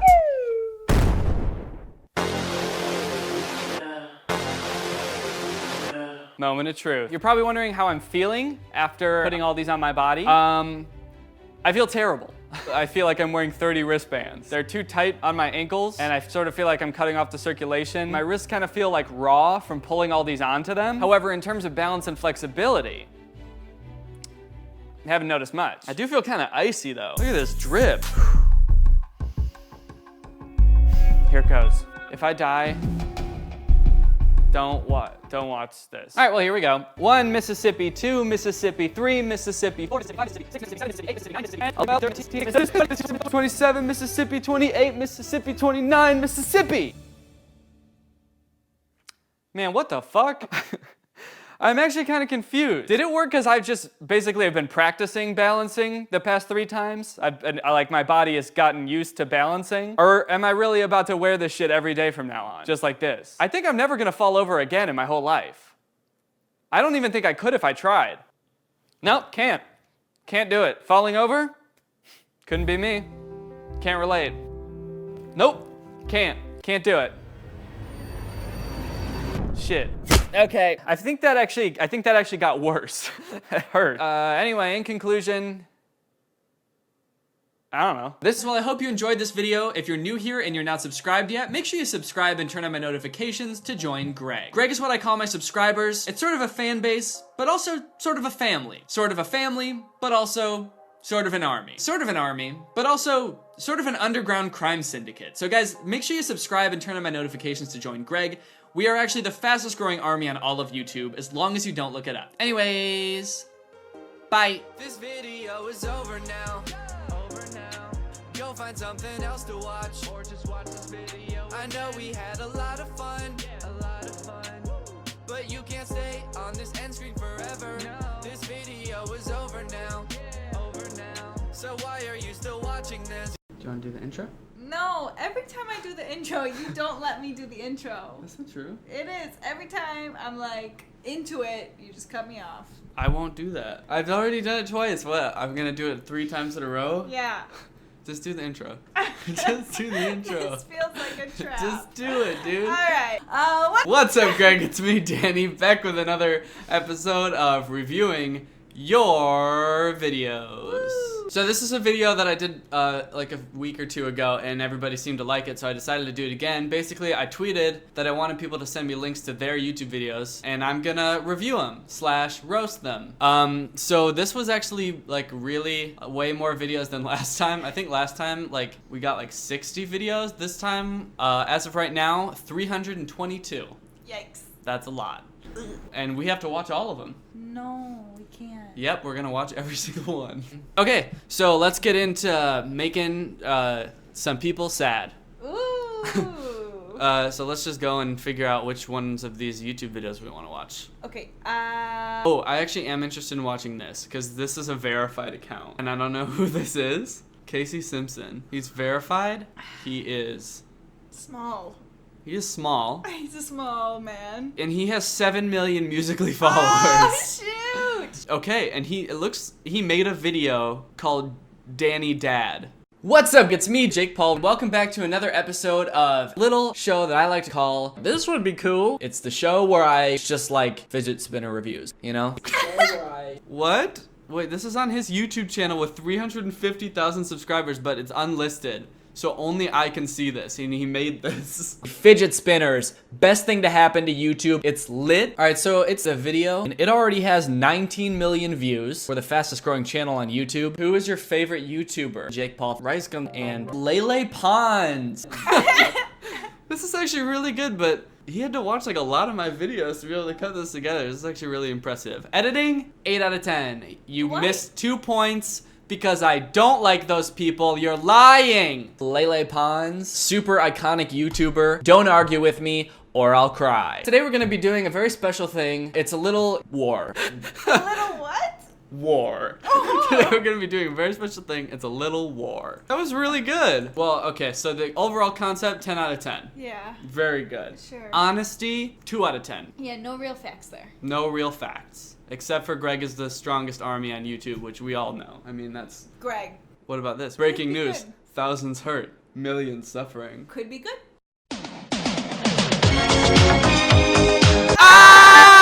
You want this rare moves 001?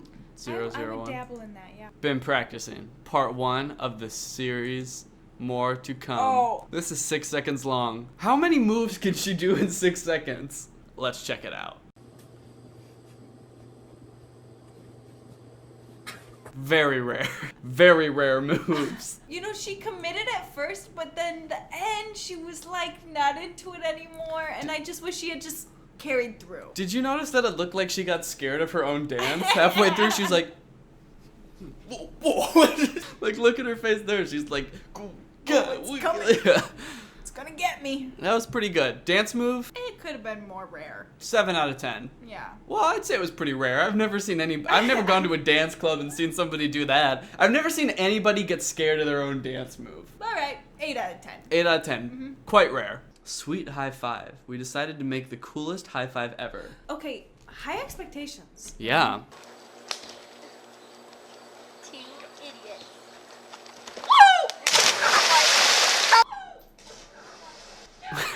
Okay, that was pretty cool. I was worried that the high five at the beginning was going to be the high five, the coolest one ever, because they were just on a roof, and I was like, oh, okay. That's what you were worried about? I was worried as soon as they just started running off of a roof! Yeah, I guess that too.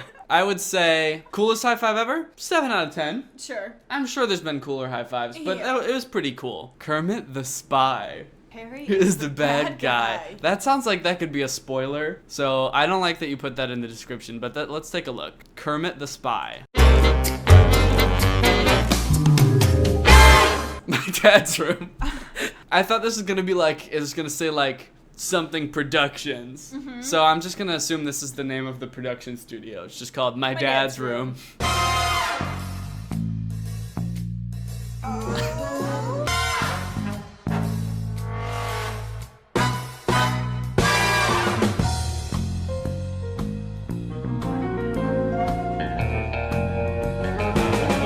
Master of disguise, he's just in a Kleenex box. It's different. He's disguised as a Kleenex box.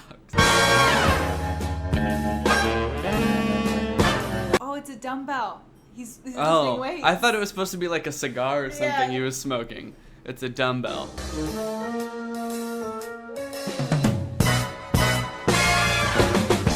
Wait, what was he Googling? I don't think he wants you to know. Hot agents? What? Alright, Kermit, we're on to you, you creep. Technological genius. Yeah, you've got to be real savvy to Google hot agents. You creepy frog.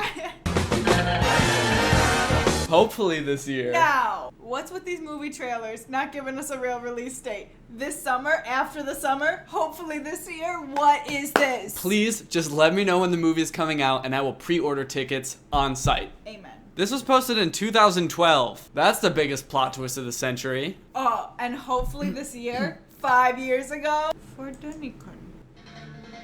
Damn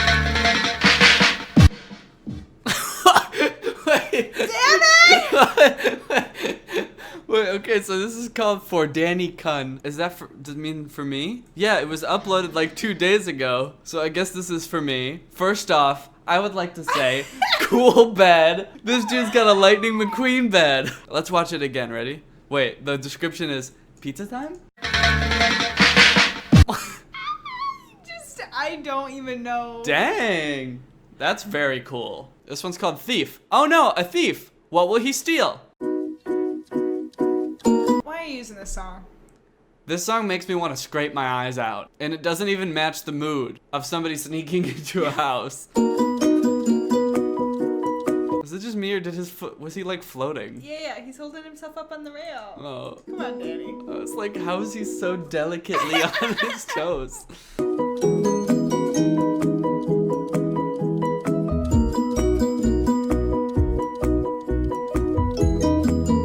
Wait a minute, wait, this is that guy.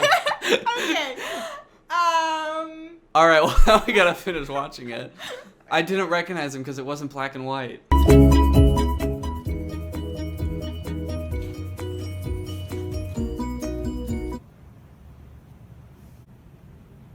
what are you doing? Is that how you would react if you walked into our living room and there was a dude stealing our TV? Would you just go, what are you doing? Probably, yeah. I'm here to steal.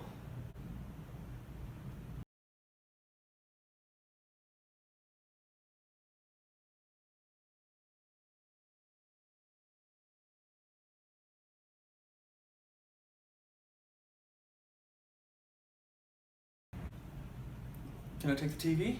Honestly, I'm like pleased with it. Yeah, it was I'm decent. happy. It was no death apartment. Yeah. It'd be funny if he tiptoed all the way up the stairs and then the second he got into the apartment, he just flips on something again. Oh, yeah, can we combine those?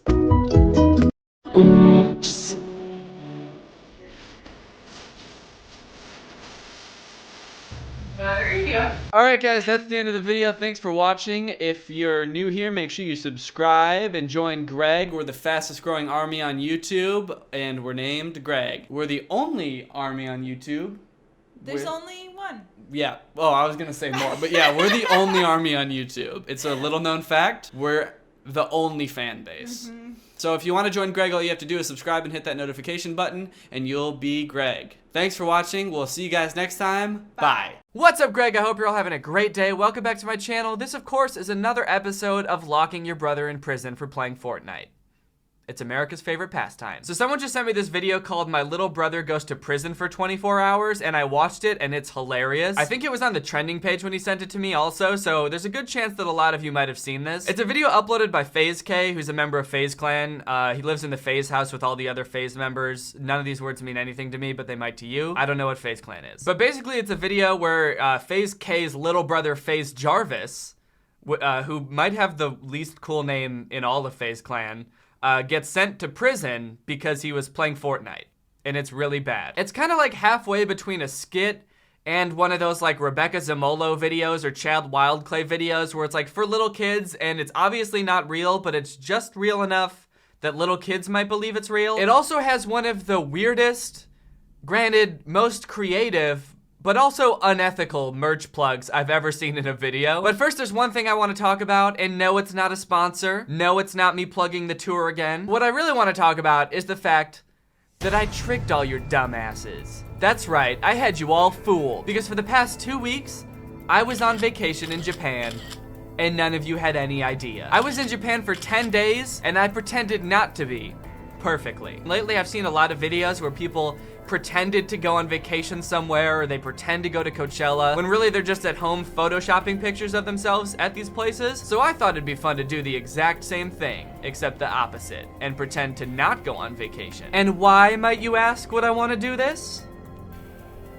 I I don't know really. I think a lot of influencers' brands rely on them having like a cool, fun life that you would want to emulate, but mine is sort of the opposite of that. My brand is kind of centered around sitting in this exact location and doing this. So I wanted to keep that brand consistent by making it seem like I didn't leave the country. Also, Drew just went on vacation to Ireland at the exact same time for his honeymoon, and I didn't want to get a bunch of comments like, oh, look, they really are the same person. They both went on vacation to a different country for Drew's honeymoon at the same time. Which isn't even valid because, yeah, sure, we were both celebrating Drew's honeymoon, but we went to different countries. So before I went on vacation, I made sure I had 3 videos locked and loaded, ready to go. I could post those while I was on vacation to make it seem like I was here. I even made sure to mention at the end of one of the videos that I wasn't in a different country. All right, thank you, Phoebe Westbrooks, for turning on my notifications. You are truly Greg. I'm currently in America and not a different country, and I'll see you guys next time with a really interesting video where I kick a ball so hard that my shoe flies off. Bye! This video, just to avoid any suspicion, the plan was foolproof, which is good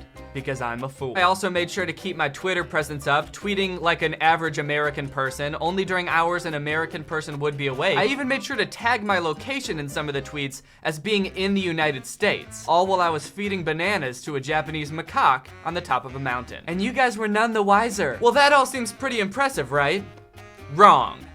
Because there's more. I mean, it was already impressive, but it wasn't all of it. Towards the end of my trip, I realized I hadn't posted anything on Instagram in a really long time, but the problem was I didn't have any good pictures of me at home, sitting in this desk, or in another American location. In fact, the only good picture I had from me on my trip was me in front of the Tokyo Disney Castle. So I decided to do what I'd seen them do in a couple videos and Photoshop myself to look like I was at home, in America, at a regular American grocery store. So instead of enjoying my vacation, I spent hours in bed photoshopping this nearly flawless composite. I added a caption, tagged myself as being in the US, and the rest is history. All in all, was it a lot of work? Yes. Did all this extra work ruin my enjoyment of my vacation to Japan? Yes. But was it all worth it? Hell no. But did I fool all of you? Also no. Because Laura was posting on her Instagram story the entire time that we were in Japan. Anyways, let's talk about this video. Okay, so the video starts out and FaZe K is the one filming. He's like barely in the video at all, even though it's his channel, but he's filming his little brother Jarvis playing Fortnite. And then behind Jarvis, there's 2 even smaller humans. It's never explained who they are or why they're there, or why they're watching him play Fortnite, but they are there, and they're all having a great time. Yo, there you go. Jarvis, bro. So he's playing Fortnite for like the first 10 seconds of the video, and then he wins the game, and everyone's so excited for him, but then FaZe K says something that's kind of surprising. Jarvis, bro. You just won Fortnite in school. In school. Did you hear him say that? They're playing Fortnite in school. I don't know why I didn't realize that this was a school. I mean, the set is so well designed. This is what every school looks like. Sad gray walls, blank empty bulletin board, sad plant, 3 different age groups of kids. Like, these kids look like they could be in elementary school or maybe middle school. Jarvis looks like he could be in high school. FaZe K, if he ever showed himself, looks like he's too old to be allowed into a high school. So they don't ever say why they were playing Fortnite in a high school. Like, Jarvis brought his entire setup, like his TV and his Xbox and his controller and his headset and everything to play Fortnite in school, and they like never explain why. It's also unclear like when in the day this is. Like, is this during class? Is this before school or after school? They never really mention that. So where he's just in school in this empty ass classroom playing Fortnite. That's insane, man. All right, man. Guess it's time to pack up and leave, bro. I like that the second he wins, they're all just like, all right, time to pack up and go. That's all we came to do. We lugged all of our stuff to school, walked in, set it up, played 1 game of Fortnite, and then won, and then we're like, well, that's that, time to go home. It all seems like a lot of work for not much payoff. It's like, what were you trying to prove? Why didn't you just stay home and play Fortnite? It seems like a lot less work. And the thing is, we'll never know what they were trying to prove because they never explain it. They never say why they did this. So glad you didn't get caught. You're telling me, FaZe K. I'm really glad you guys didn't get caught. Wait a minute. That sounds like something someone would say right before they get caught. Jarvis, what is this? Oh, fuck! Oh, Jarvis. Oh, no, man. So they weren't not lying to me, huh? They're telling me on the cameras that you've been here since 6. That's 2 hours before the school begins. Okay, so this is a very confusing scenario to me, and I've never watched any of FaZe K's other videos before. I did go through and skim through some of them just to get like an idea of what his channel is about, but I have no idea where these take place Or like, what country are they supposed to be in? It's really confusing. Like, FaZe Jarvis and FaZe K are obviously British. The two kids, I don't know where they're from because they don't say a word for the entire video. They just kind of stand around with a blank expression, like looking around like they're not sure what they're supposed to do. But then the classroom has an American flag, so you would think that this is an American school. And then the teacher comes in and he has like a totally different accent than everyone else. What is this? It's like a... You cannot be kidding me, man. I don't know, is it like Russian or Middle Eastern or Canadian? I don't know. Either way, it only adds another layer of confusion onto this entire scenario that was so confusing already. I mean, it really goes to show what a mixing pot of cultures America really is. I mean, it doesn't matter where you're from, whether you're born here, whether you're British or mute, or from, you know, a different country. Okay, so the teacher comes in and he's like, what are you guys doing in here? I just saw security camera footage that showed you guys sneaking into the school. So maybe it's before school, because he says he saw them sneak in at like 6 in the morning. Getting it all away, don't worry. I'm sorry. Jarvis, I'm going to have to call the police. Oh, no. Please. No, man. I'm sorry. No, you don't have to do that. I'm sorry. I have to. Bro. And you too, you guys should know better too. No, these guys just got to school, man. They're not involved. They're not involved, man. At first the teacher's like, you're all in big trouble, but then FaZe K, who's behind the camera, is like, no, they don't have anything to do with this. They just got here. And the teacher just takes their word for it. He's like, oh, okay, sure, I trust you. Okay, yeah, they can go. You do seem like the adult of the group. You are a 23-year-old filming a 16-year-old playing Fortnite in a high school. So I think I can trust you. So the teacher says he's gonna call the police, and then all of a sudden it cuts to them and they're in a different location. I guess they're waiting for the police to show up. And I don't know what this room is supposed to be. I've never seen a room like this in a school before. There's like a sink and I think it's a toaster oven. And then there's like a scale, like the type you would see at a doctor's office. Maybe it's like a teacher's lounge. So like teachers can come in there with their lunch and heat it up and then eat it and then like step on the scale to see how much weight they gain from their lunch and then wash their hands. I'm sorry, man. I'm very sorry, but this is Officer Zioli, okay? I was just on a computer. Yeah, it is considered the trespassing before you're here, before 8 o'clock. Really? Yes, it is considered the trespassing. Oh, no. You have to deal with Officer Zioli, right? I want to ask you, like, so finally the police officer comes in, the teacher introduces Jarvis to the police officer, or, oh, sorry, the SWAT police officer. They called the SWAT police, which I don't think is a real thing, but they called the SWAT police because the 16-year-old was playing Fortnite in an empty classroom. I was just on a computer. Yeah, it is considered the trespassing before you're here, before 8 o'clock. Yes. FaZe Jarvis, I mean, maybe it's because he's 16. I can't really blame him that much, but it just seems like the way that he acts is just so lax about everything. It's like the way he responds to the police showing up is just like, wait, but I was just like on a computer, so is that, I was just like playing Fortnite, is that, like, I don't get why it's gotta be like that. It's an interesting acting technique he's using. I've seen lots of famous actors use this technique before where you're saying the lines, but at the same time you very clearly don't want to be there and don't want to be in the video at all. I want to ask you, like, I know it's one thing with the teacher and one thing with the student. What happened? What exactly was it? I was just wanting to win a game of Fortnite, really. Okay, and that's literally all I was doing. What time did you enter the school? Was it a break and entering? Because if that is, I'm gonna have to take you. All I did was just walk in. I didn't really break in. Alright, well, the supervisor checked the camera and says you broke and enter at 6 in the morning, so you're gonna have to... Jarvis, bro. What? Why did he even ask then? The SWAT officer is like, so I want to get both sides of the story to be fair because, you know, sometimes the teachers can be a little bit biased. So, just, you know, did you break into the school? No, I didn't break anything. I just walked in. I didn't break and enter at all. Yeah, well, actually, the teacher said you did. All right? And I'm gonna believe him. You're going downtown and you're gonna go away for a long time for this, bitch. Jarvis, bro. Oh, bro. Meanwhile, FaZe K is behind the camera the entire time just going, oh no, bro. Oh, Jarvis, no, bro. Oh no, Jarvis, no. Jarvis, it can't be, Jarvis. Like, you don't have to tell Jarvis no. You don't have to keep telling him, oh no, bro. Jarvis already knows, oh no. That's probably going on in his head a lot. Oh no. What have I done?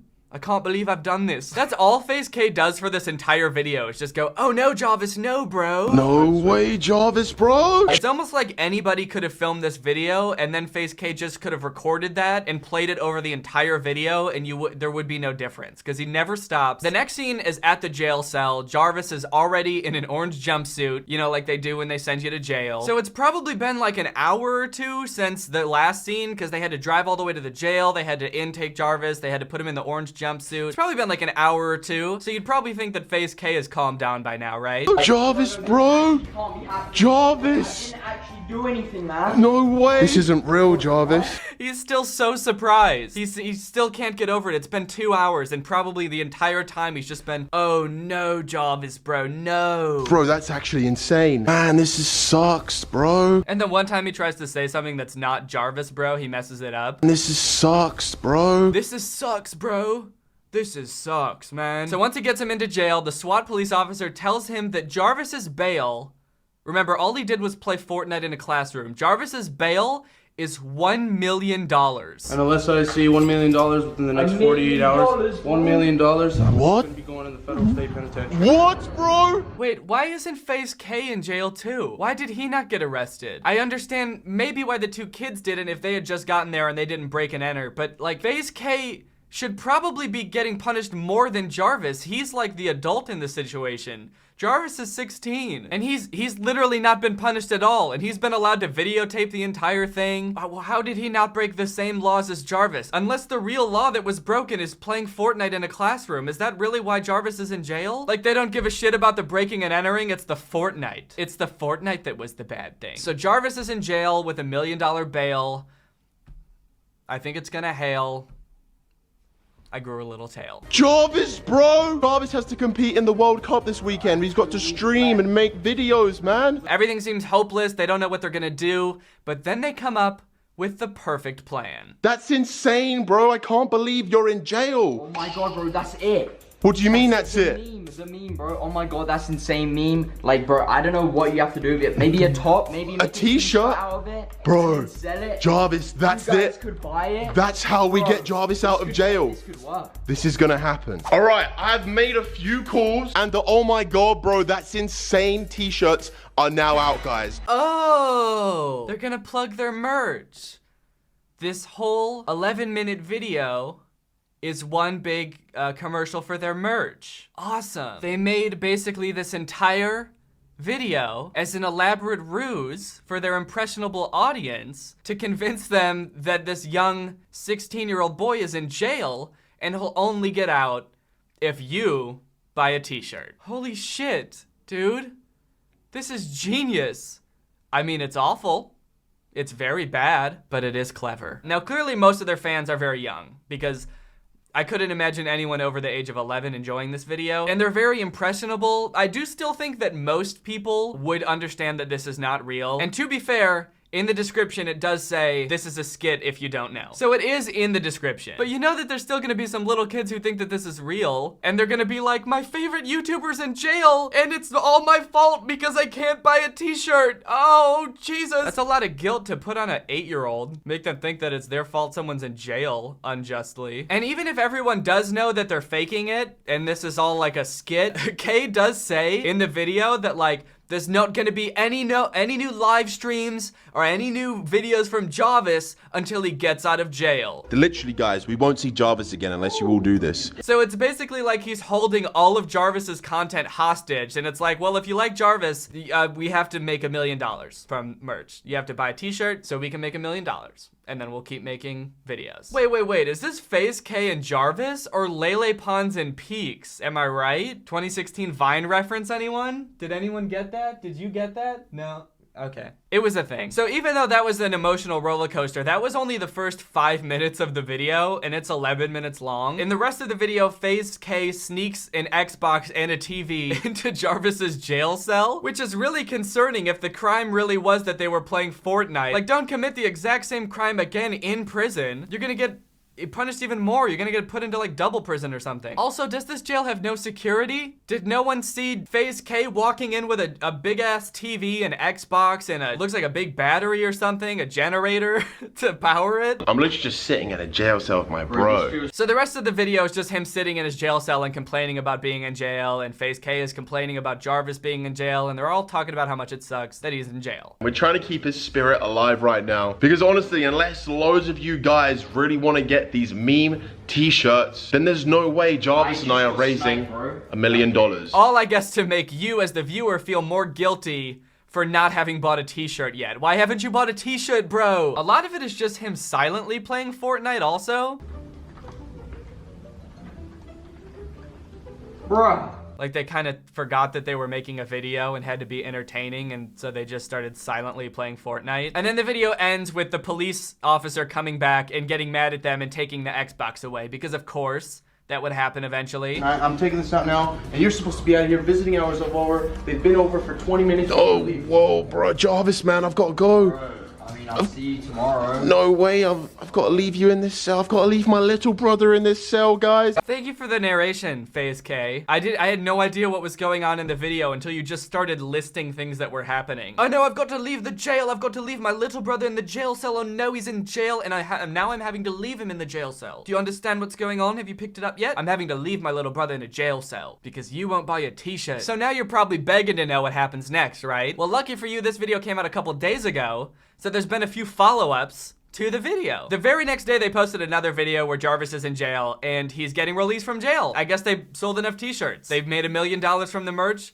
and Jarvis gets to leave jail. They just let him leave in the orange jumpsuit. I don't know if that's a thing. Did jails do that? They put you in an orange jumpsuit, and then when you get out, they just let you walk down the street in the orange jumpsuit. Wouldn't that freak everyone out to just see someone walking down the street in a jail outfit? So I guess the guilt trip worked. I guess guilting your audience into buying meme t-shirts really does work. But has Jarvis learned his lesson? Is he gonna become a good student now? Is he gonna stop playing Fortnite in school? No, he's not. Because they just posted a video called 5 Ways to Prank Your School Teacher Using Fortnite. It's the same teacher in the same classroom, and now they're just going through all these goofy ways to prank your teacher using Fortnite. There's just like referencing Fortnite when you're talking to the teacher. There's, ooh, doing a Fortnite dance when the teacher isn't looking. I pledge allegiance to There's just straight up playing Fortnite in class, and the last person to get caught playing Fortnite in class wins. It's like Jarvis has learned nothing. You know that you were almost gonna have to go to federal prison for that, right, Jarvis? And the only reason you didn't is because your fans bought a bunch of bad t-shirts? Oh, this is a good one. Play Fortnite sounds from your phone. You know that game where the sounds are gunshot sounds? Play those in a school. Okay, who is it? That's a good idea. I hate to say it, guys, but I think this guy might be a bad influence on kids. I don't know. Okay, apparently instead of this video ending with Jarvis going to jail again, this video ends with the teacher suddenly being cool with Fortnite. And he's like, all right, let's take a break so Jarvis can play Fortnite. And then they're all standing around watching Jarvis play Fortnite. And the teacher says if Jarvis wins, he'll get extra credit. I will give you 20 extra credit points if you win this game right now. Oh, yo, what? What kind of message is this? What is going on? How did this teacher flip-flop so fast? And now he loves Fortnite all of a sudden? What kind of message is this to send kids also? If you play Fortnite in class, your teacher might actually be pretty cool with it, and he might give you extra credit. So give it a shot, and also play gunshots in school. All right, guys, well, that's it for this video. Also, if you haven't seen my most recent video, it's a music video, so go check that out if you haven't yet. All right, well, that's it for this video. Thank you, Fish Monkey, for turning on my notifications. You are truly Greg. I'll see you guys next time with a really interesting video where I turn into a cow. Bye! This video is over now. Over now. Go find something else to watch, or just watch this video. I know we had a lot of fun, a lot of fun.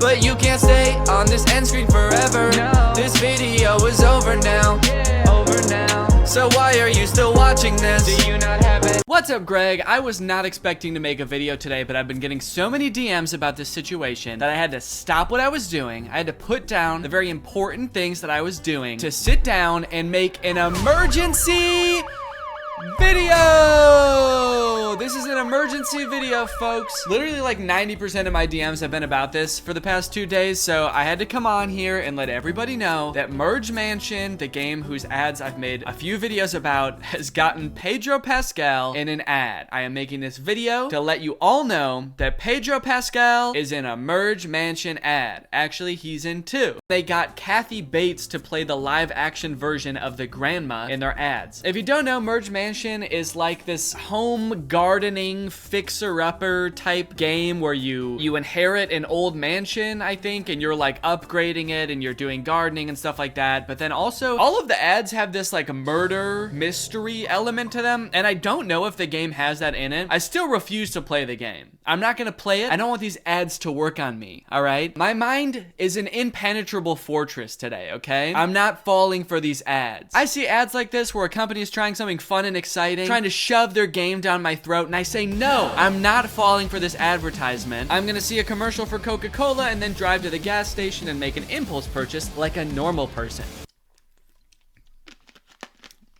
Anyway, I'll show you the first of the ads now. It's called A Twisted Game. Honestly, I don't even know where to start.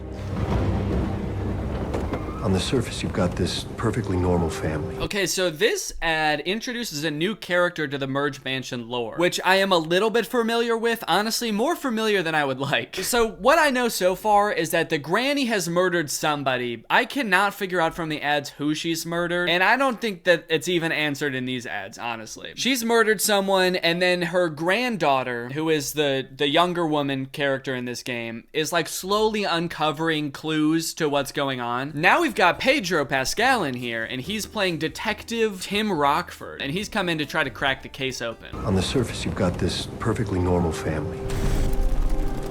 A young girl, her grandmother. You know, this is apple pie America. A girl and a grandma. That's apple pie America, baby. Nothing more American than a girl and her grandma. Sorry, Europeans. Sorry, anyone anywhere else in the world. Actually, I don't know why I singled out Europe. Sorry, anybody anywhere except for America. You can't relate to apple pie or grandmas. We made them up, and just like everything else in American culture, it is starting to kill people. Please help. It's like everybody is hiding something. There's no body, no smoking gun, just a lot of knives. See, this is where it loses me. The whole ad is framed as a trailer for a not real movie or TV show where Pedro Pascal is trying to figure out what's going on inside this home. I'm not sure what this lady is. I think it's like maybe a true crime podcast. So now we're not only getting like an investigation into the case, but we're also getting someone to comment on it. And then you guys are also getting someone to comment on both of those things. I like the true crime podcast element to it, honestly. It adds a fun little flair to it. What confuses me most is like, what do you mean there's no body? There's no body. Can you please explain to me what the crime is that you guys are trying to solve? Was someone murdered or not? Who was it? Just say it one time in one of the ads. Say who was murdered. No smoking gun, just a lot of knives.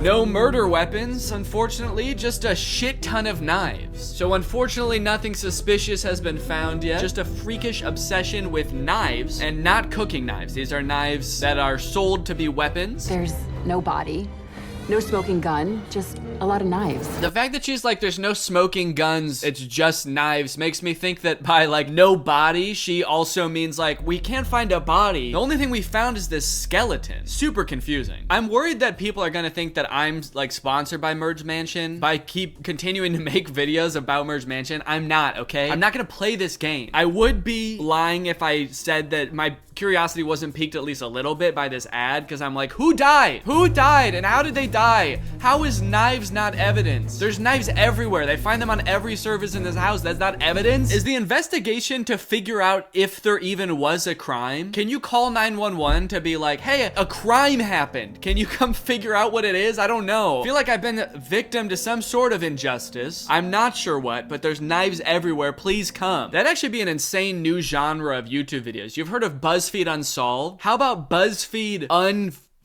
Unfound? We haven't even found the crime yet, let alone solve it. Okay, here's the next ad. It's called Think Like a Grandma. I was finally in, but still couldn't put the pieces together. What am I missing? Crime scene? Weapon? You're missing a crime, I think. I still couldn't put the pieces together. What crime was I solving? What am I doing here? Who's this girl and this grandma? What is my job? To catch a grandma, you have to think like a grandma.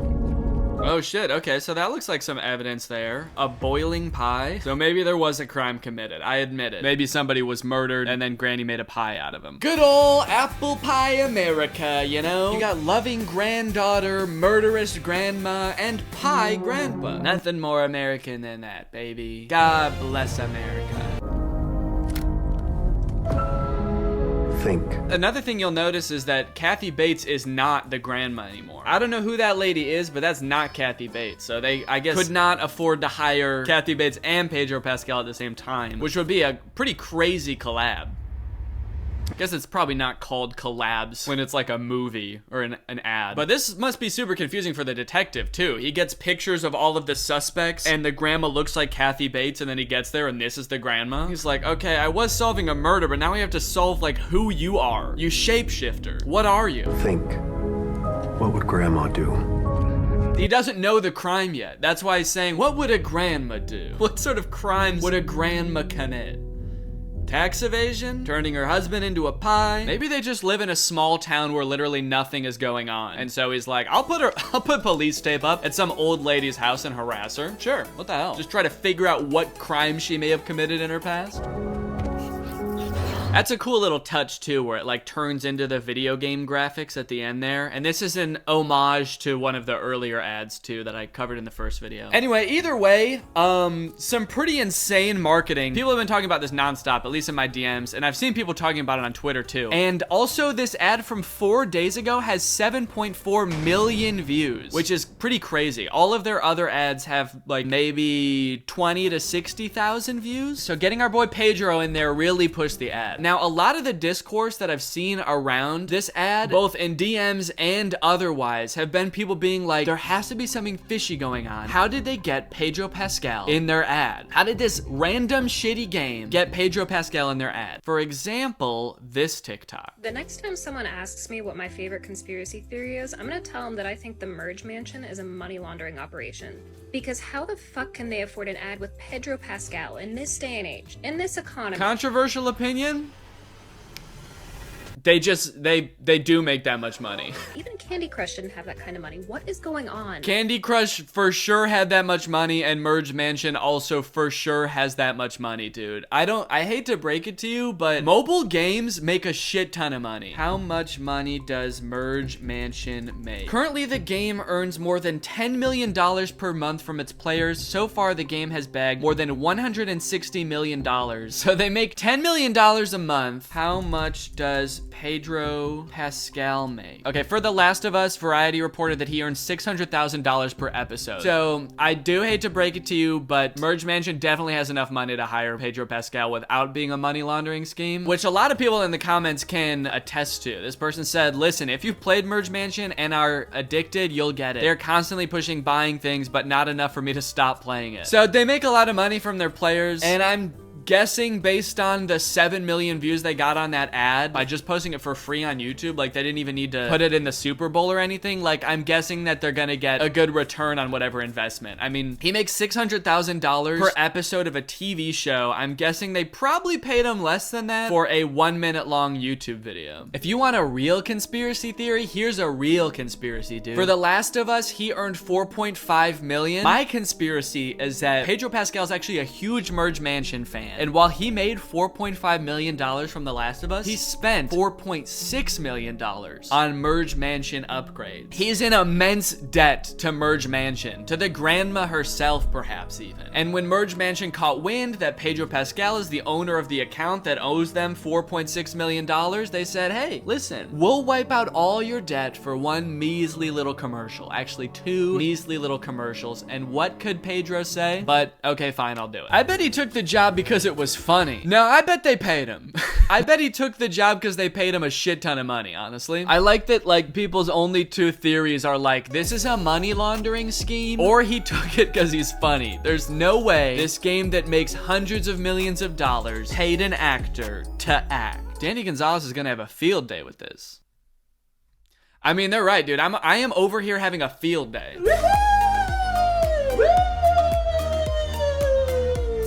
Hello everyone and welcome back to my second channel. This is my second channel. It is not my main channel. If you thought it was, then go and get your brain checked by the brain doctor because you're just plain dumb. So a couple days ago I decided to try streaming and playing Minecraft for the first time live on Twitch, and it was really fun. I had never really played Minecraft much before, just like a few times, so I didn't really know how to play, but the chat helped me through and it was fun and I had a good time. Unfortunately, I did not remember to record that because I wanted to record it and put it on my second channel, but I was not able to do that. But today I'm going to be playing again on Twitch, and this time I am remembering to record it. So this is going to be that. So I apologize that I'm dropping you into the middle of a game that I've already started, but to be fair, I haven't really done that much anyway. Like, I think the only thing I did was like build part of a house and then leave that area and go somewhere else. So I barely have any resources, and I have a house that I built somewhere else. So it's basically like starting from scratch. Today I've got a nice special treat. I've got a limoncello LaCroix, and I'm gonna bust this baby open and enjoy it while I play some Minecraft. So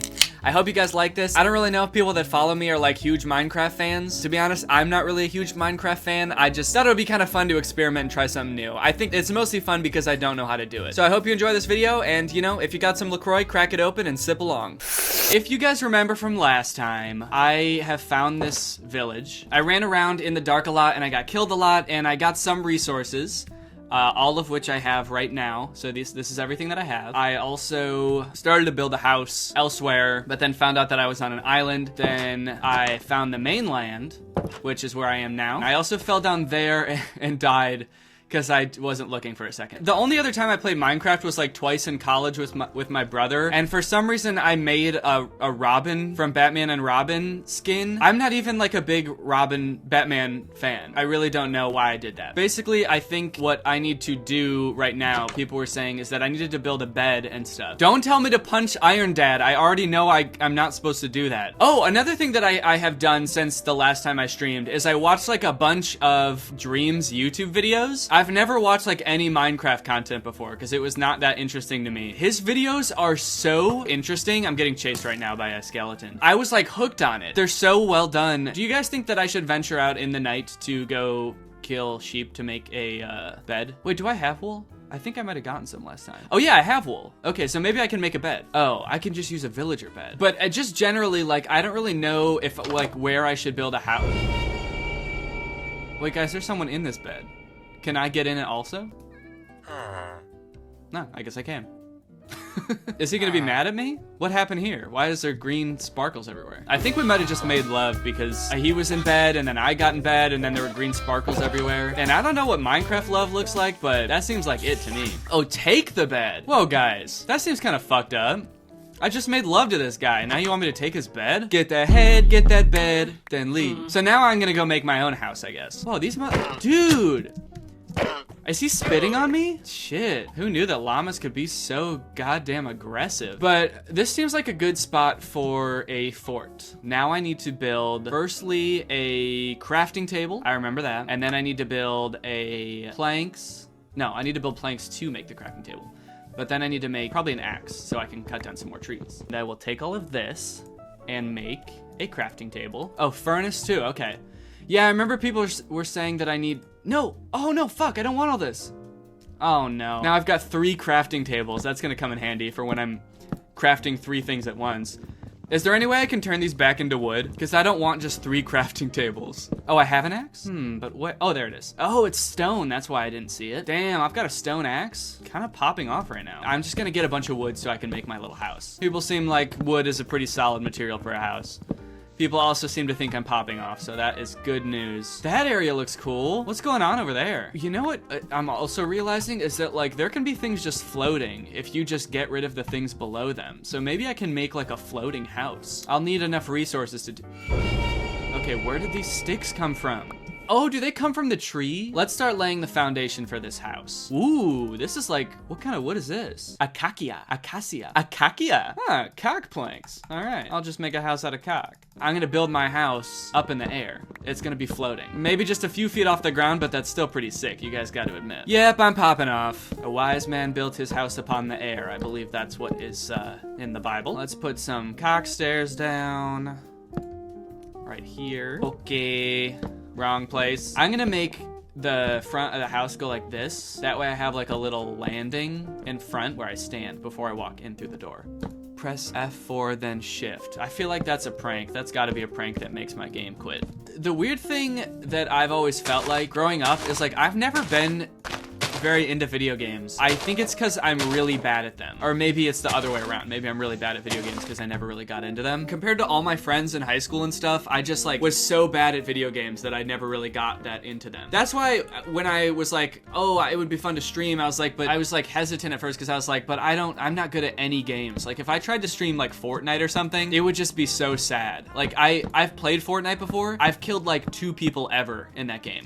And I've played many games. I'm just really bad at it. So it would be, I mean, maybe that would be fun to watch because I was so bad, but it would just be not so fun for me. But Minecraft is kind of chill. All right, look at this house, dude. I have to build a furnace now, people are saying. I need to figure out what I need in order to build that. It does not look like it's in my list of things here. Can someone tell me what things I need to build a furnace? I need stone, okay. Let me just put a quick 2 torches in here to light this bad boy up. And then I'll go find some stone. It looks like there's a lot over there. Oh, make a stone pickaxe. Yeah, I should probably do that. Lucky for me, I've got a crafting table that I can just set right here. And I'll stand on top of it and I'll make a stone pickaxe, baby. Thank you for the advice. I bet I'll just bust through it now. Oh yeah, look at that.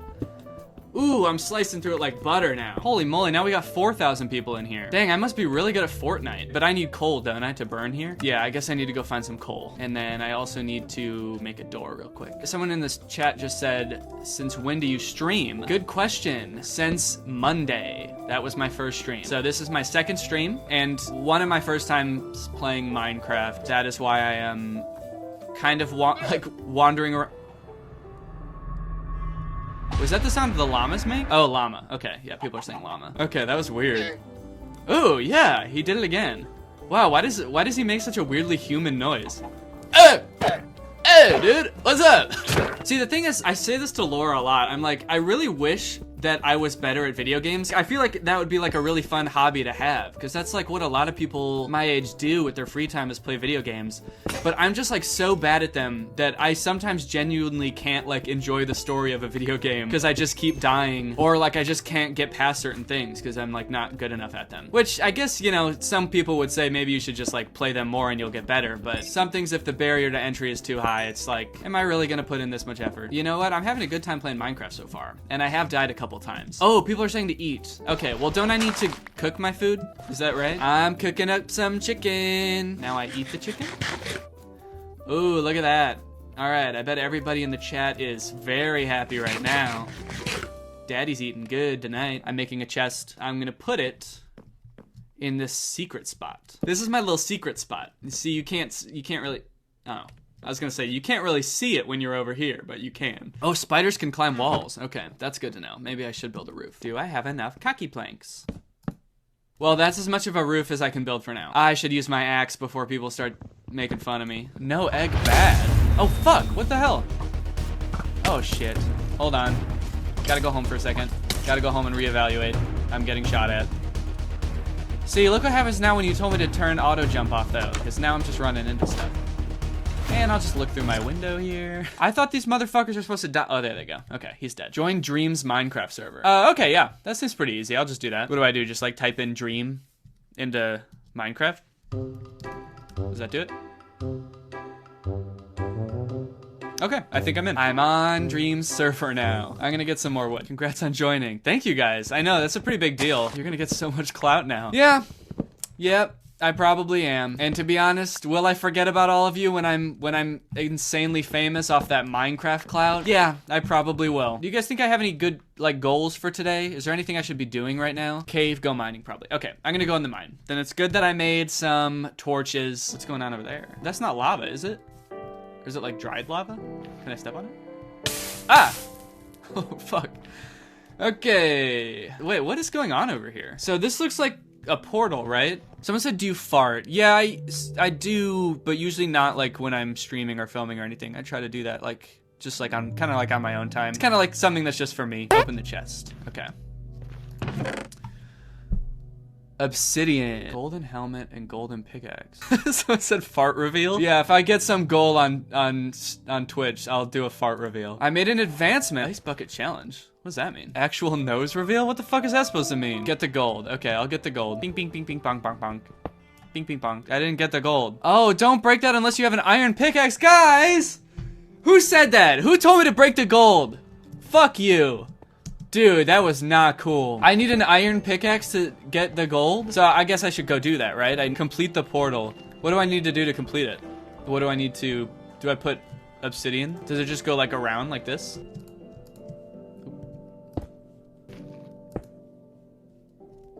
I don't have enough. All right, well, I guess I need to go get iron. I'm gonna go into that cave over there and see if we can't get some iron. What do you say, folks? Oh, I should eat. Lunchtime, pork chop time. So my health only starts regenerating if I, oh, fuck. Dude, okay, so so he can just be in any dark place, like a cave. I'm gonna go down here. Okay. What is this place? There's a spider. Is he gonna kill me? Uh-oh. Oh, fuck. Oh, no. Guys, this is too intense. That's too intense. Oh, fuck. Oh, Jesus. Oh, no. Oh, guys, I'm gonna die. I'm for sure gonna die. Okay. What? Oh, God, he's still coming.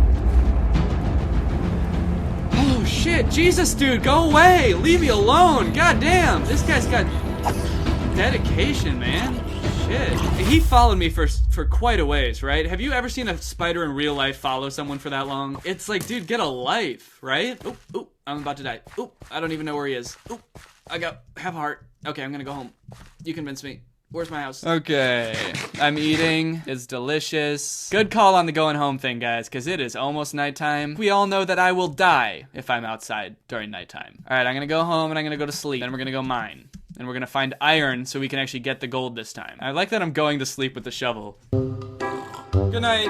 And I wake up with the shovel. This is my most prized possession. I must sleep with my shovel. This is the tech shovel. It's got self-defense mode. All right, another day. Chopping down the cock tree. Should I put on this helmet? It looks like kind of epic. Wait, why does it say curse of vanishing? Is this a curse? It vanishes when you die. Oh, okay. So it just surprised me. Whoa, okay. That guy definitely blows up, doesn't he? Yeah, we're gonna stay away from that bloke. So how am I ever gonna go in there if there's just like a guy who's gonna blow up standing at the entrance? All right, I'm just gonna, you know what? I'm just gonna hop in here real quick and swim around and see what I find. Whoa, this is like a really expansive spot right here. Look at this. Should I get this coal? Not with an axe.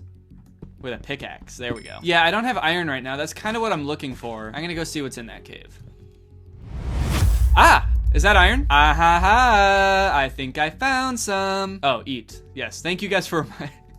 You know what? Maybe this is kind of like the ideal Minecraft experience for a beginner because you guys remind me to eat constantly. Like, I would definitely be forgetting to eat all the time if it wasn't for you guys. Everyone should play Minecraft for the first time with 4,000 people watching them. That way they do well. Oh, fuck. I was trying to open my sword. Oh, there he goes. Well, can't get me now, can you? Asshole. Well, I only got 2 iron there. Do you think, could there be more like in there if I dig a little more? Ooh, and even more. Hot damn. I am king of the iron over here. Look at me go. Should I keep going down in there? Because I am hearing like a creepy moan of what I assume is probably a zombie. How am I even gonna get down there if I wanted to? That's a long way down, isn't it? Yeah, I wouldn't even be able to get back up, probably. We're going back up. Kind of feeling like I might be on the exact opposite side that my house is on. It's definitely not over there. Okay, so I might have made a mistake, but my worry is that I think my home is back that way through all those dark caves. And I see a village, maybe, over there. So maybe I should just go over there and go to sleep. Also kind of worried that there's no way to get down. Can I jump in this water? What do you guys think? Can I make it? Oh, okay. I did it. I was really worried that wasn't gonna work. Dude, was that epic or what? That was a total dream move right there. Dream would have done some shit like that, I guarantee it. I'm basically at his level at this point. All right, let's head into the village and go to sleep. Get the fuck out of here, man. I'm trying to sleep. Jump in the lava, it works better. Dude, fuck off. I'm a pro gamer. I know that's not how it works. Sorry to one night stand you like this, but I gotta go, dude. Whoa, what? Dude, what the fuck? Did you, wait, you guys saw that? Wait, oh, okay, I'm right here, luckily. All right, I was really worried I was gonna respawn back at my house. Did you guys see the creeper? Because I did not even see him. Okay, that was kind of an epic fail. And I don't say that a lot. I really like to refrain from using the word epic. In terms of fails, that was pretty epic. Oh no, but my helmet's gone. Oh, it really did have a vanishing curse on it, didn't it? Damn, you never really know what you got till it's gone. I do feel partially responsible for this villager's home being blown up, but what are you gonna do, you know? I feel like I have to spend this entire day going back to my house because I want to get back there. I want to put stuff in my cabinet. I want to sleep in my own bed for once and not some stinky villager bed. Wait, 1 second, real quick. I just gotta do one thing real fast. Just, real quick. Oh, fuck! Guys, how do they keep creeping up on me like that? I guess I guess that's why they're called creepers, huh? I got so lucky that I turned around right then because I had no idea that he was right there. Okay, I might be farther from my house than I thought. I also might be going in the total wrong direction right now. Oh, there's my house. I can see it now. Here we go. I'm home, baby. My house never looked so good. Whoa, I have a cock door? I'm gonna replace my door real quick. This will match the aesthetic of the house a bit more.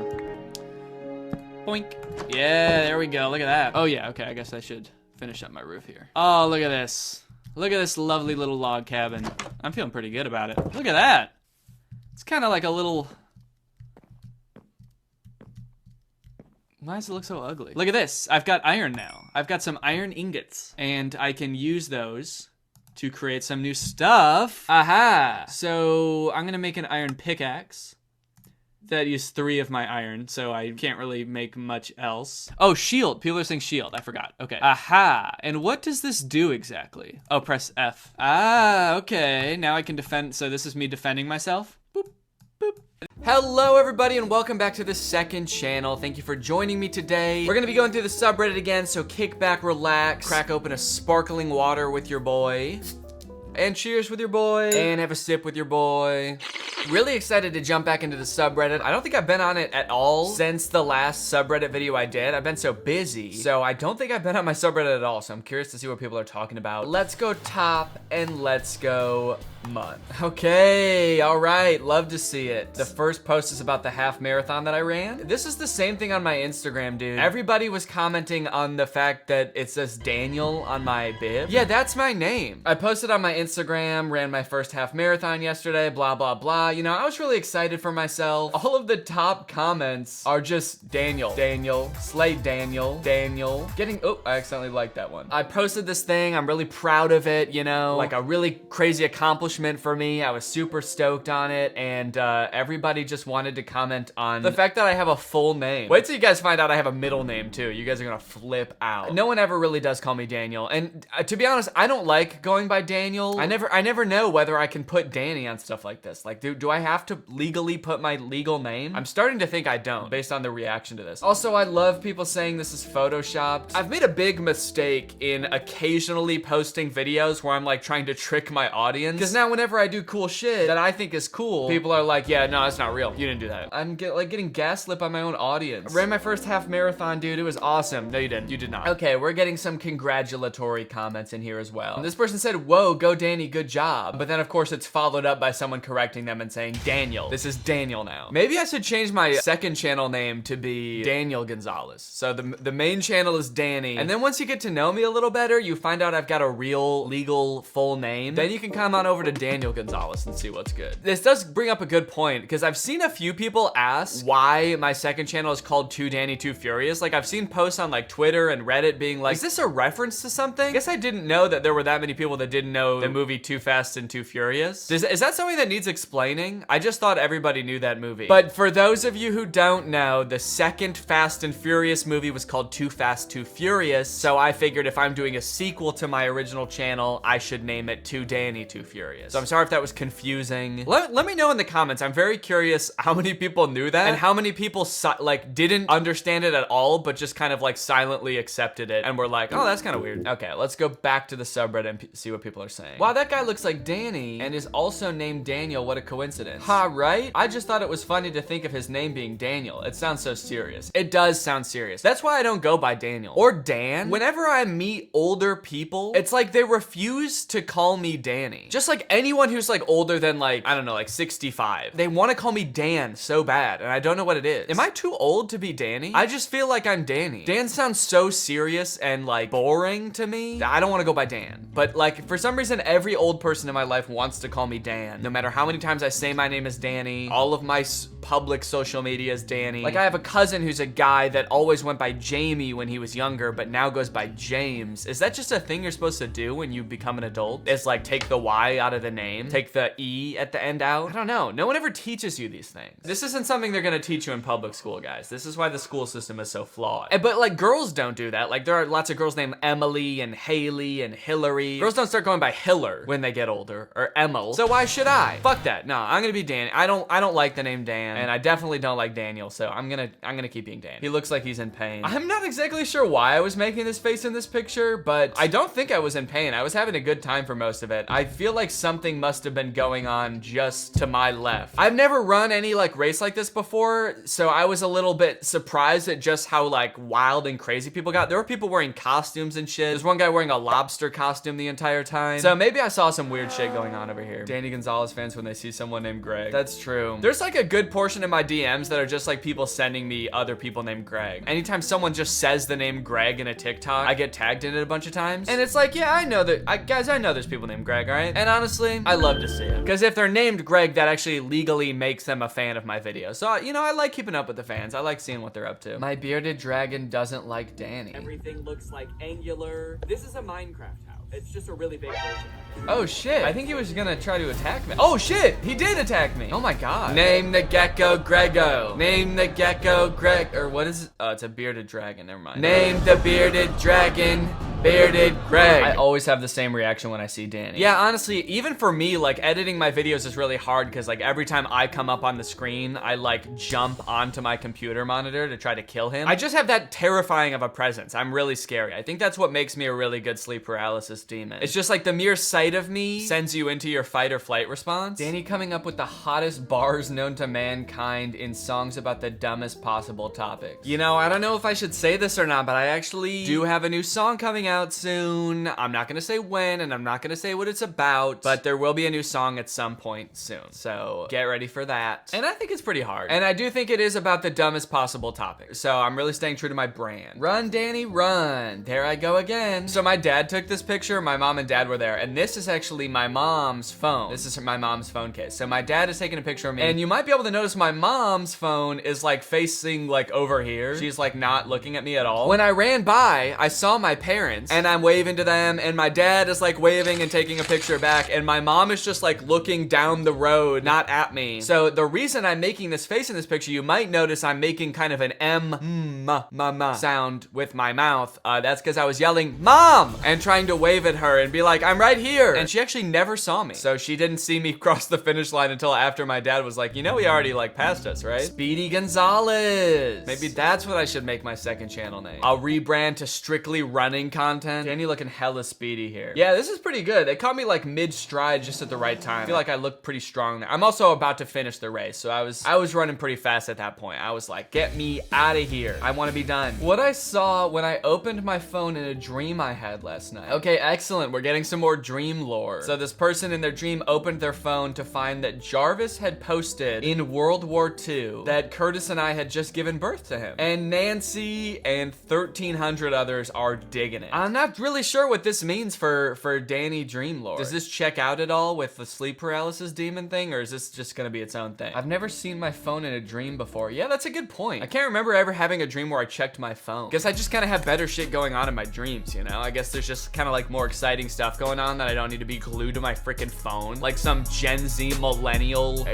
piece of trash. Imagine a dream where you're just like scrolling Facebook the whole time and it's just like really normal posts on Facebook. Hey, World War II, just so you know, I was just born. Yeah, I don't know about that. I just noticed that Danny and Laura have matching snail tattoos. Oh, someone noticed from, I guess, the post of us finishing the half marathon. Yeah, Laura ran it too, I should say. Laura did it too. And yes, we do have matching snail tattoos, but I should add, I wanted some way to differentiate them. And so I wanted my snail to be a cool snail. So mine has a tiny little backwards hat. You probably can't tell. You can't tell in the picture, but he's got a tiny backwards hat. How do you guys spot these things? Yeah, that actually is pretty impressive. In this original picture, That's so small. Got the CIA in the subreddit. That's actually some critical thinking right there. I love to see it. Very, very nice. Zooming in and enhancing on every part of my body. Very cool. Oh, that's pretty. Oh, wow, it's like real. I thought this was like a digital painting. Wait, gouache? Gouache? Isn't that shit from that Troom Troom video? Gouache. Yeah, it's the stuff from the Troom Troom video I didn't know what it was. Throwback to when Danny didn't know what gouache was. I still don't, dude. What video was that? Wasn't that the video where I was making like edible pranks? And now you're telling me gouache is paint and not edible? I don't understand. Did you paint this with frosting? What is gouache? And I'm definitely not gonna look it up. I've gone this long without knowing, so I think I'm fine. I don't think I need to look it up and Google it. I think my life has been just fine without knowing what gouache is. Honestly, I'm afraid to look it up because things have been going so well. I don't wanna fuck it up and find out. I love the color scheme. Yeah, it's really cool. Whatever gouache is, it's really popping. You did great. I watched the new movie Luca, and y'all can't say this ain't Danny. I'm gonna be honest, this guy just has a big nose. That's pretty much it. I don't think that looks like me, unfortunately. His hair is like way more curly than mine. He's got brown eyes and not blue eyes. He's got giant ears. He's an animated character. He's in water. I'm never in the water like that. It does not look like me. Sorry. Wait, oh, they put binary in the, I wasn't thinking critically, guys. There's like a binary code here. Now, I don't want to type this shit in, so I'm really hoping that somebody else in the comments saw this and typed it in for me, and so I don't have to do it. The top comment is, I wish Danny was real. That's not me. I am real. That's an animated kid. He's not real. That's from the movie Luca. Did nobody get the binary? Really? Nobody did it? Y'all are gonna make me type this in? Oh, okay. One person mentioned the code, but they said somebody else translate. I guess that's what I'm doing too, but goddamn, I don't want to type all that in. I would just like to point out that I did think critically enough to see the code. I'm just not gonna put in the effort to type it in. I'm so sorry. All right, let's go to what is hot right now on the subreddit. Now that we've looked at the past month, let's go and see what people are talking about right this minute. Danny, I found your biggest fan. Are these comments on my video? Danny equals Jesus. Wow, so wholesome. I love you. This is the best thing I have ever read. Danny, you are awesome. Danny, you made me cry. Shit. Honestly, I get it though. Plot twist, that's Danny. The Danny Gonzalez fandom just normally dreaming, and then Danny showing up in every single dream. I am kind of curious, like, I wish there was a way to put polls on YouTube videos, because now there's two things I want to know. I want to know about the Too Fast and Too Furious thing, and now I'm curious, what percentage of the audience has actually had a dream that I've been in? Because I won't be satisfied until I'm at 100% and they were all nightmares. Oh, I could do a YouTube community post. Let me do it right now, actually, and then we can see the results. This is genius. We can get results so fast. All I have to do is create a new post and say, have I... Sounds like a really creepy thing to ask. Have I appeared in one of your dreams? But if I word it differently, maybe it's not so creepy. Have you ever had a dream with me in it?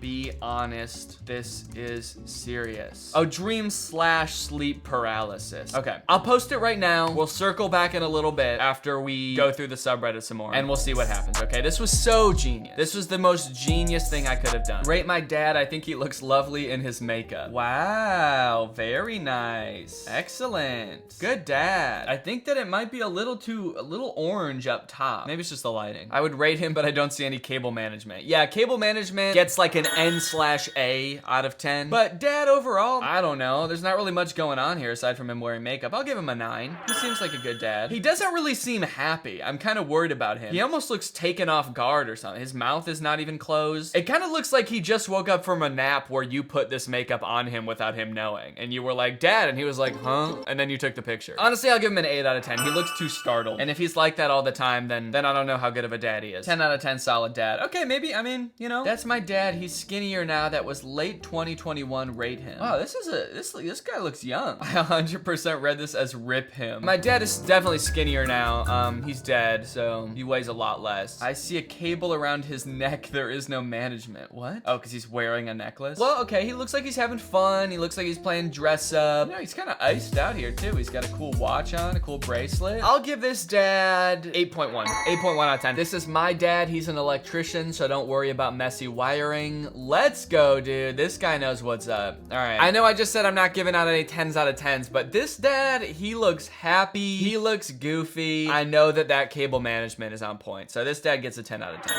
Yeah, people in the comments are loving him. What do you mean your dad? He's our dad. What?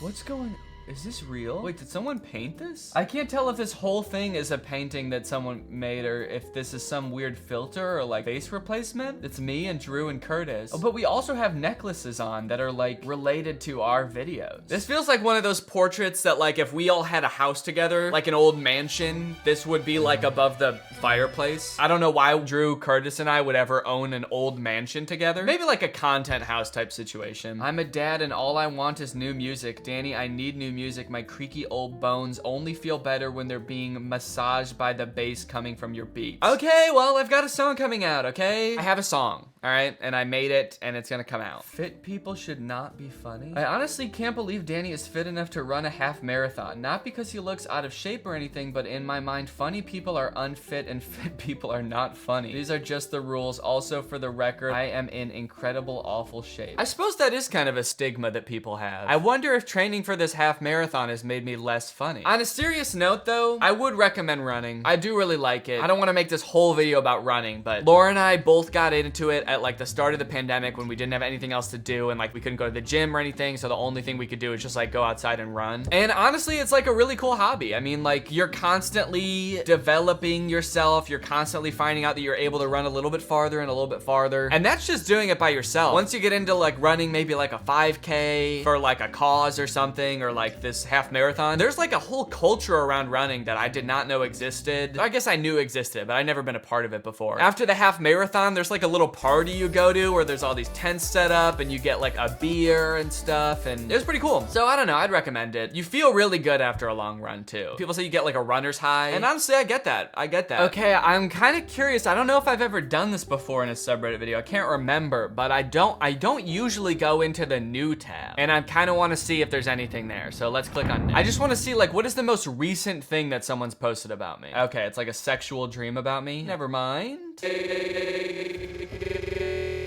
Have you seen this man? Have you seen this man? Yo, there's some weird shit getting posted on new. Finish the sentence. Danny is Drew. Ha! A sleep paralysis demon. Let's go! Yeah! Watching always. The new Meat King, 13 years old. That's pretty fucked up. Okay, honestly, not that much to see in new. So it's a good thing that we usually only do hot and top. So, all right, well, I suppose we can end this, but let's go back to the poll and see what people are saying. Have you had a dream / sleep paralysis with me in it? Be honest, this is serious. I'm gonna refresh the page and we're gonna see how far we are in our escapade to be a sleep paralysis demon.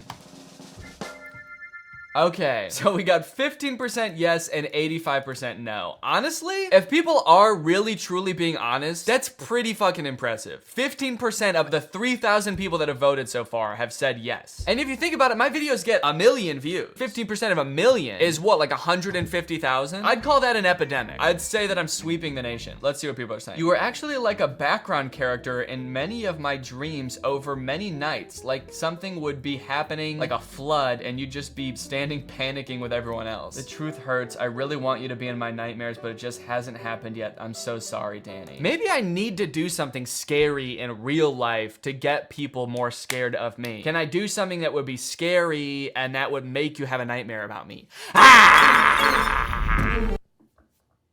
Okay, maybe we'll do this poll next time and see if that helps. Danny, I have. It was actually one of the most terrifying experiences of my life. I was in a dark room with a single light hanging. You were sitting at the interrogation table. I walked over and sat at the opposite side, not really knowing what was happening. You looked up at me and your eyes went hollow like some horror movie shit. I woke up right afterwards, but I will remember it forever. Wow, okay. I'm loving this. I'm tormenting people. Okay, now it's at 14% yes, but you know, it'll probably even out somewhere around there. Okay, well, very interesting. Thank you guys for watching. I very much enjoy going through the subreddit, so keep on posting on there. We've got almost 90,000 Gregs. That's pretty sick. And I'll see you next time. Bye.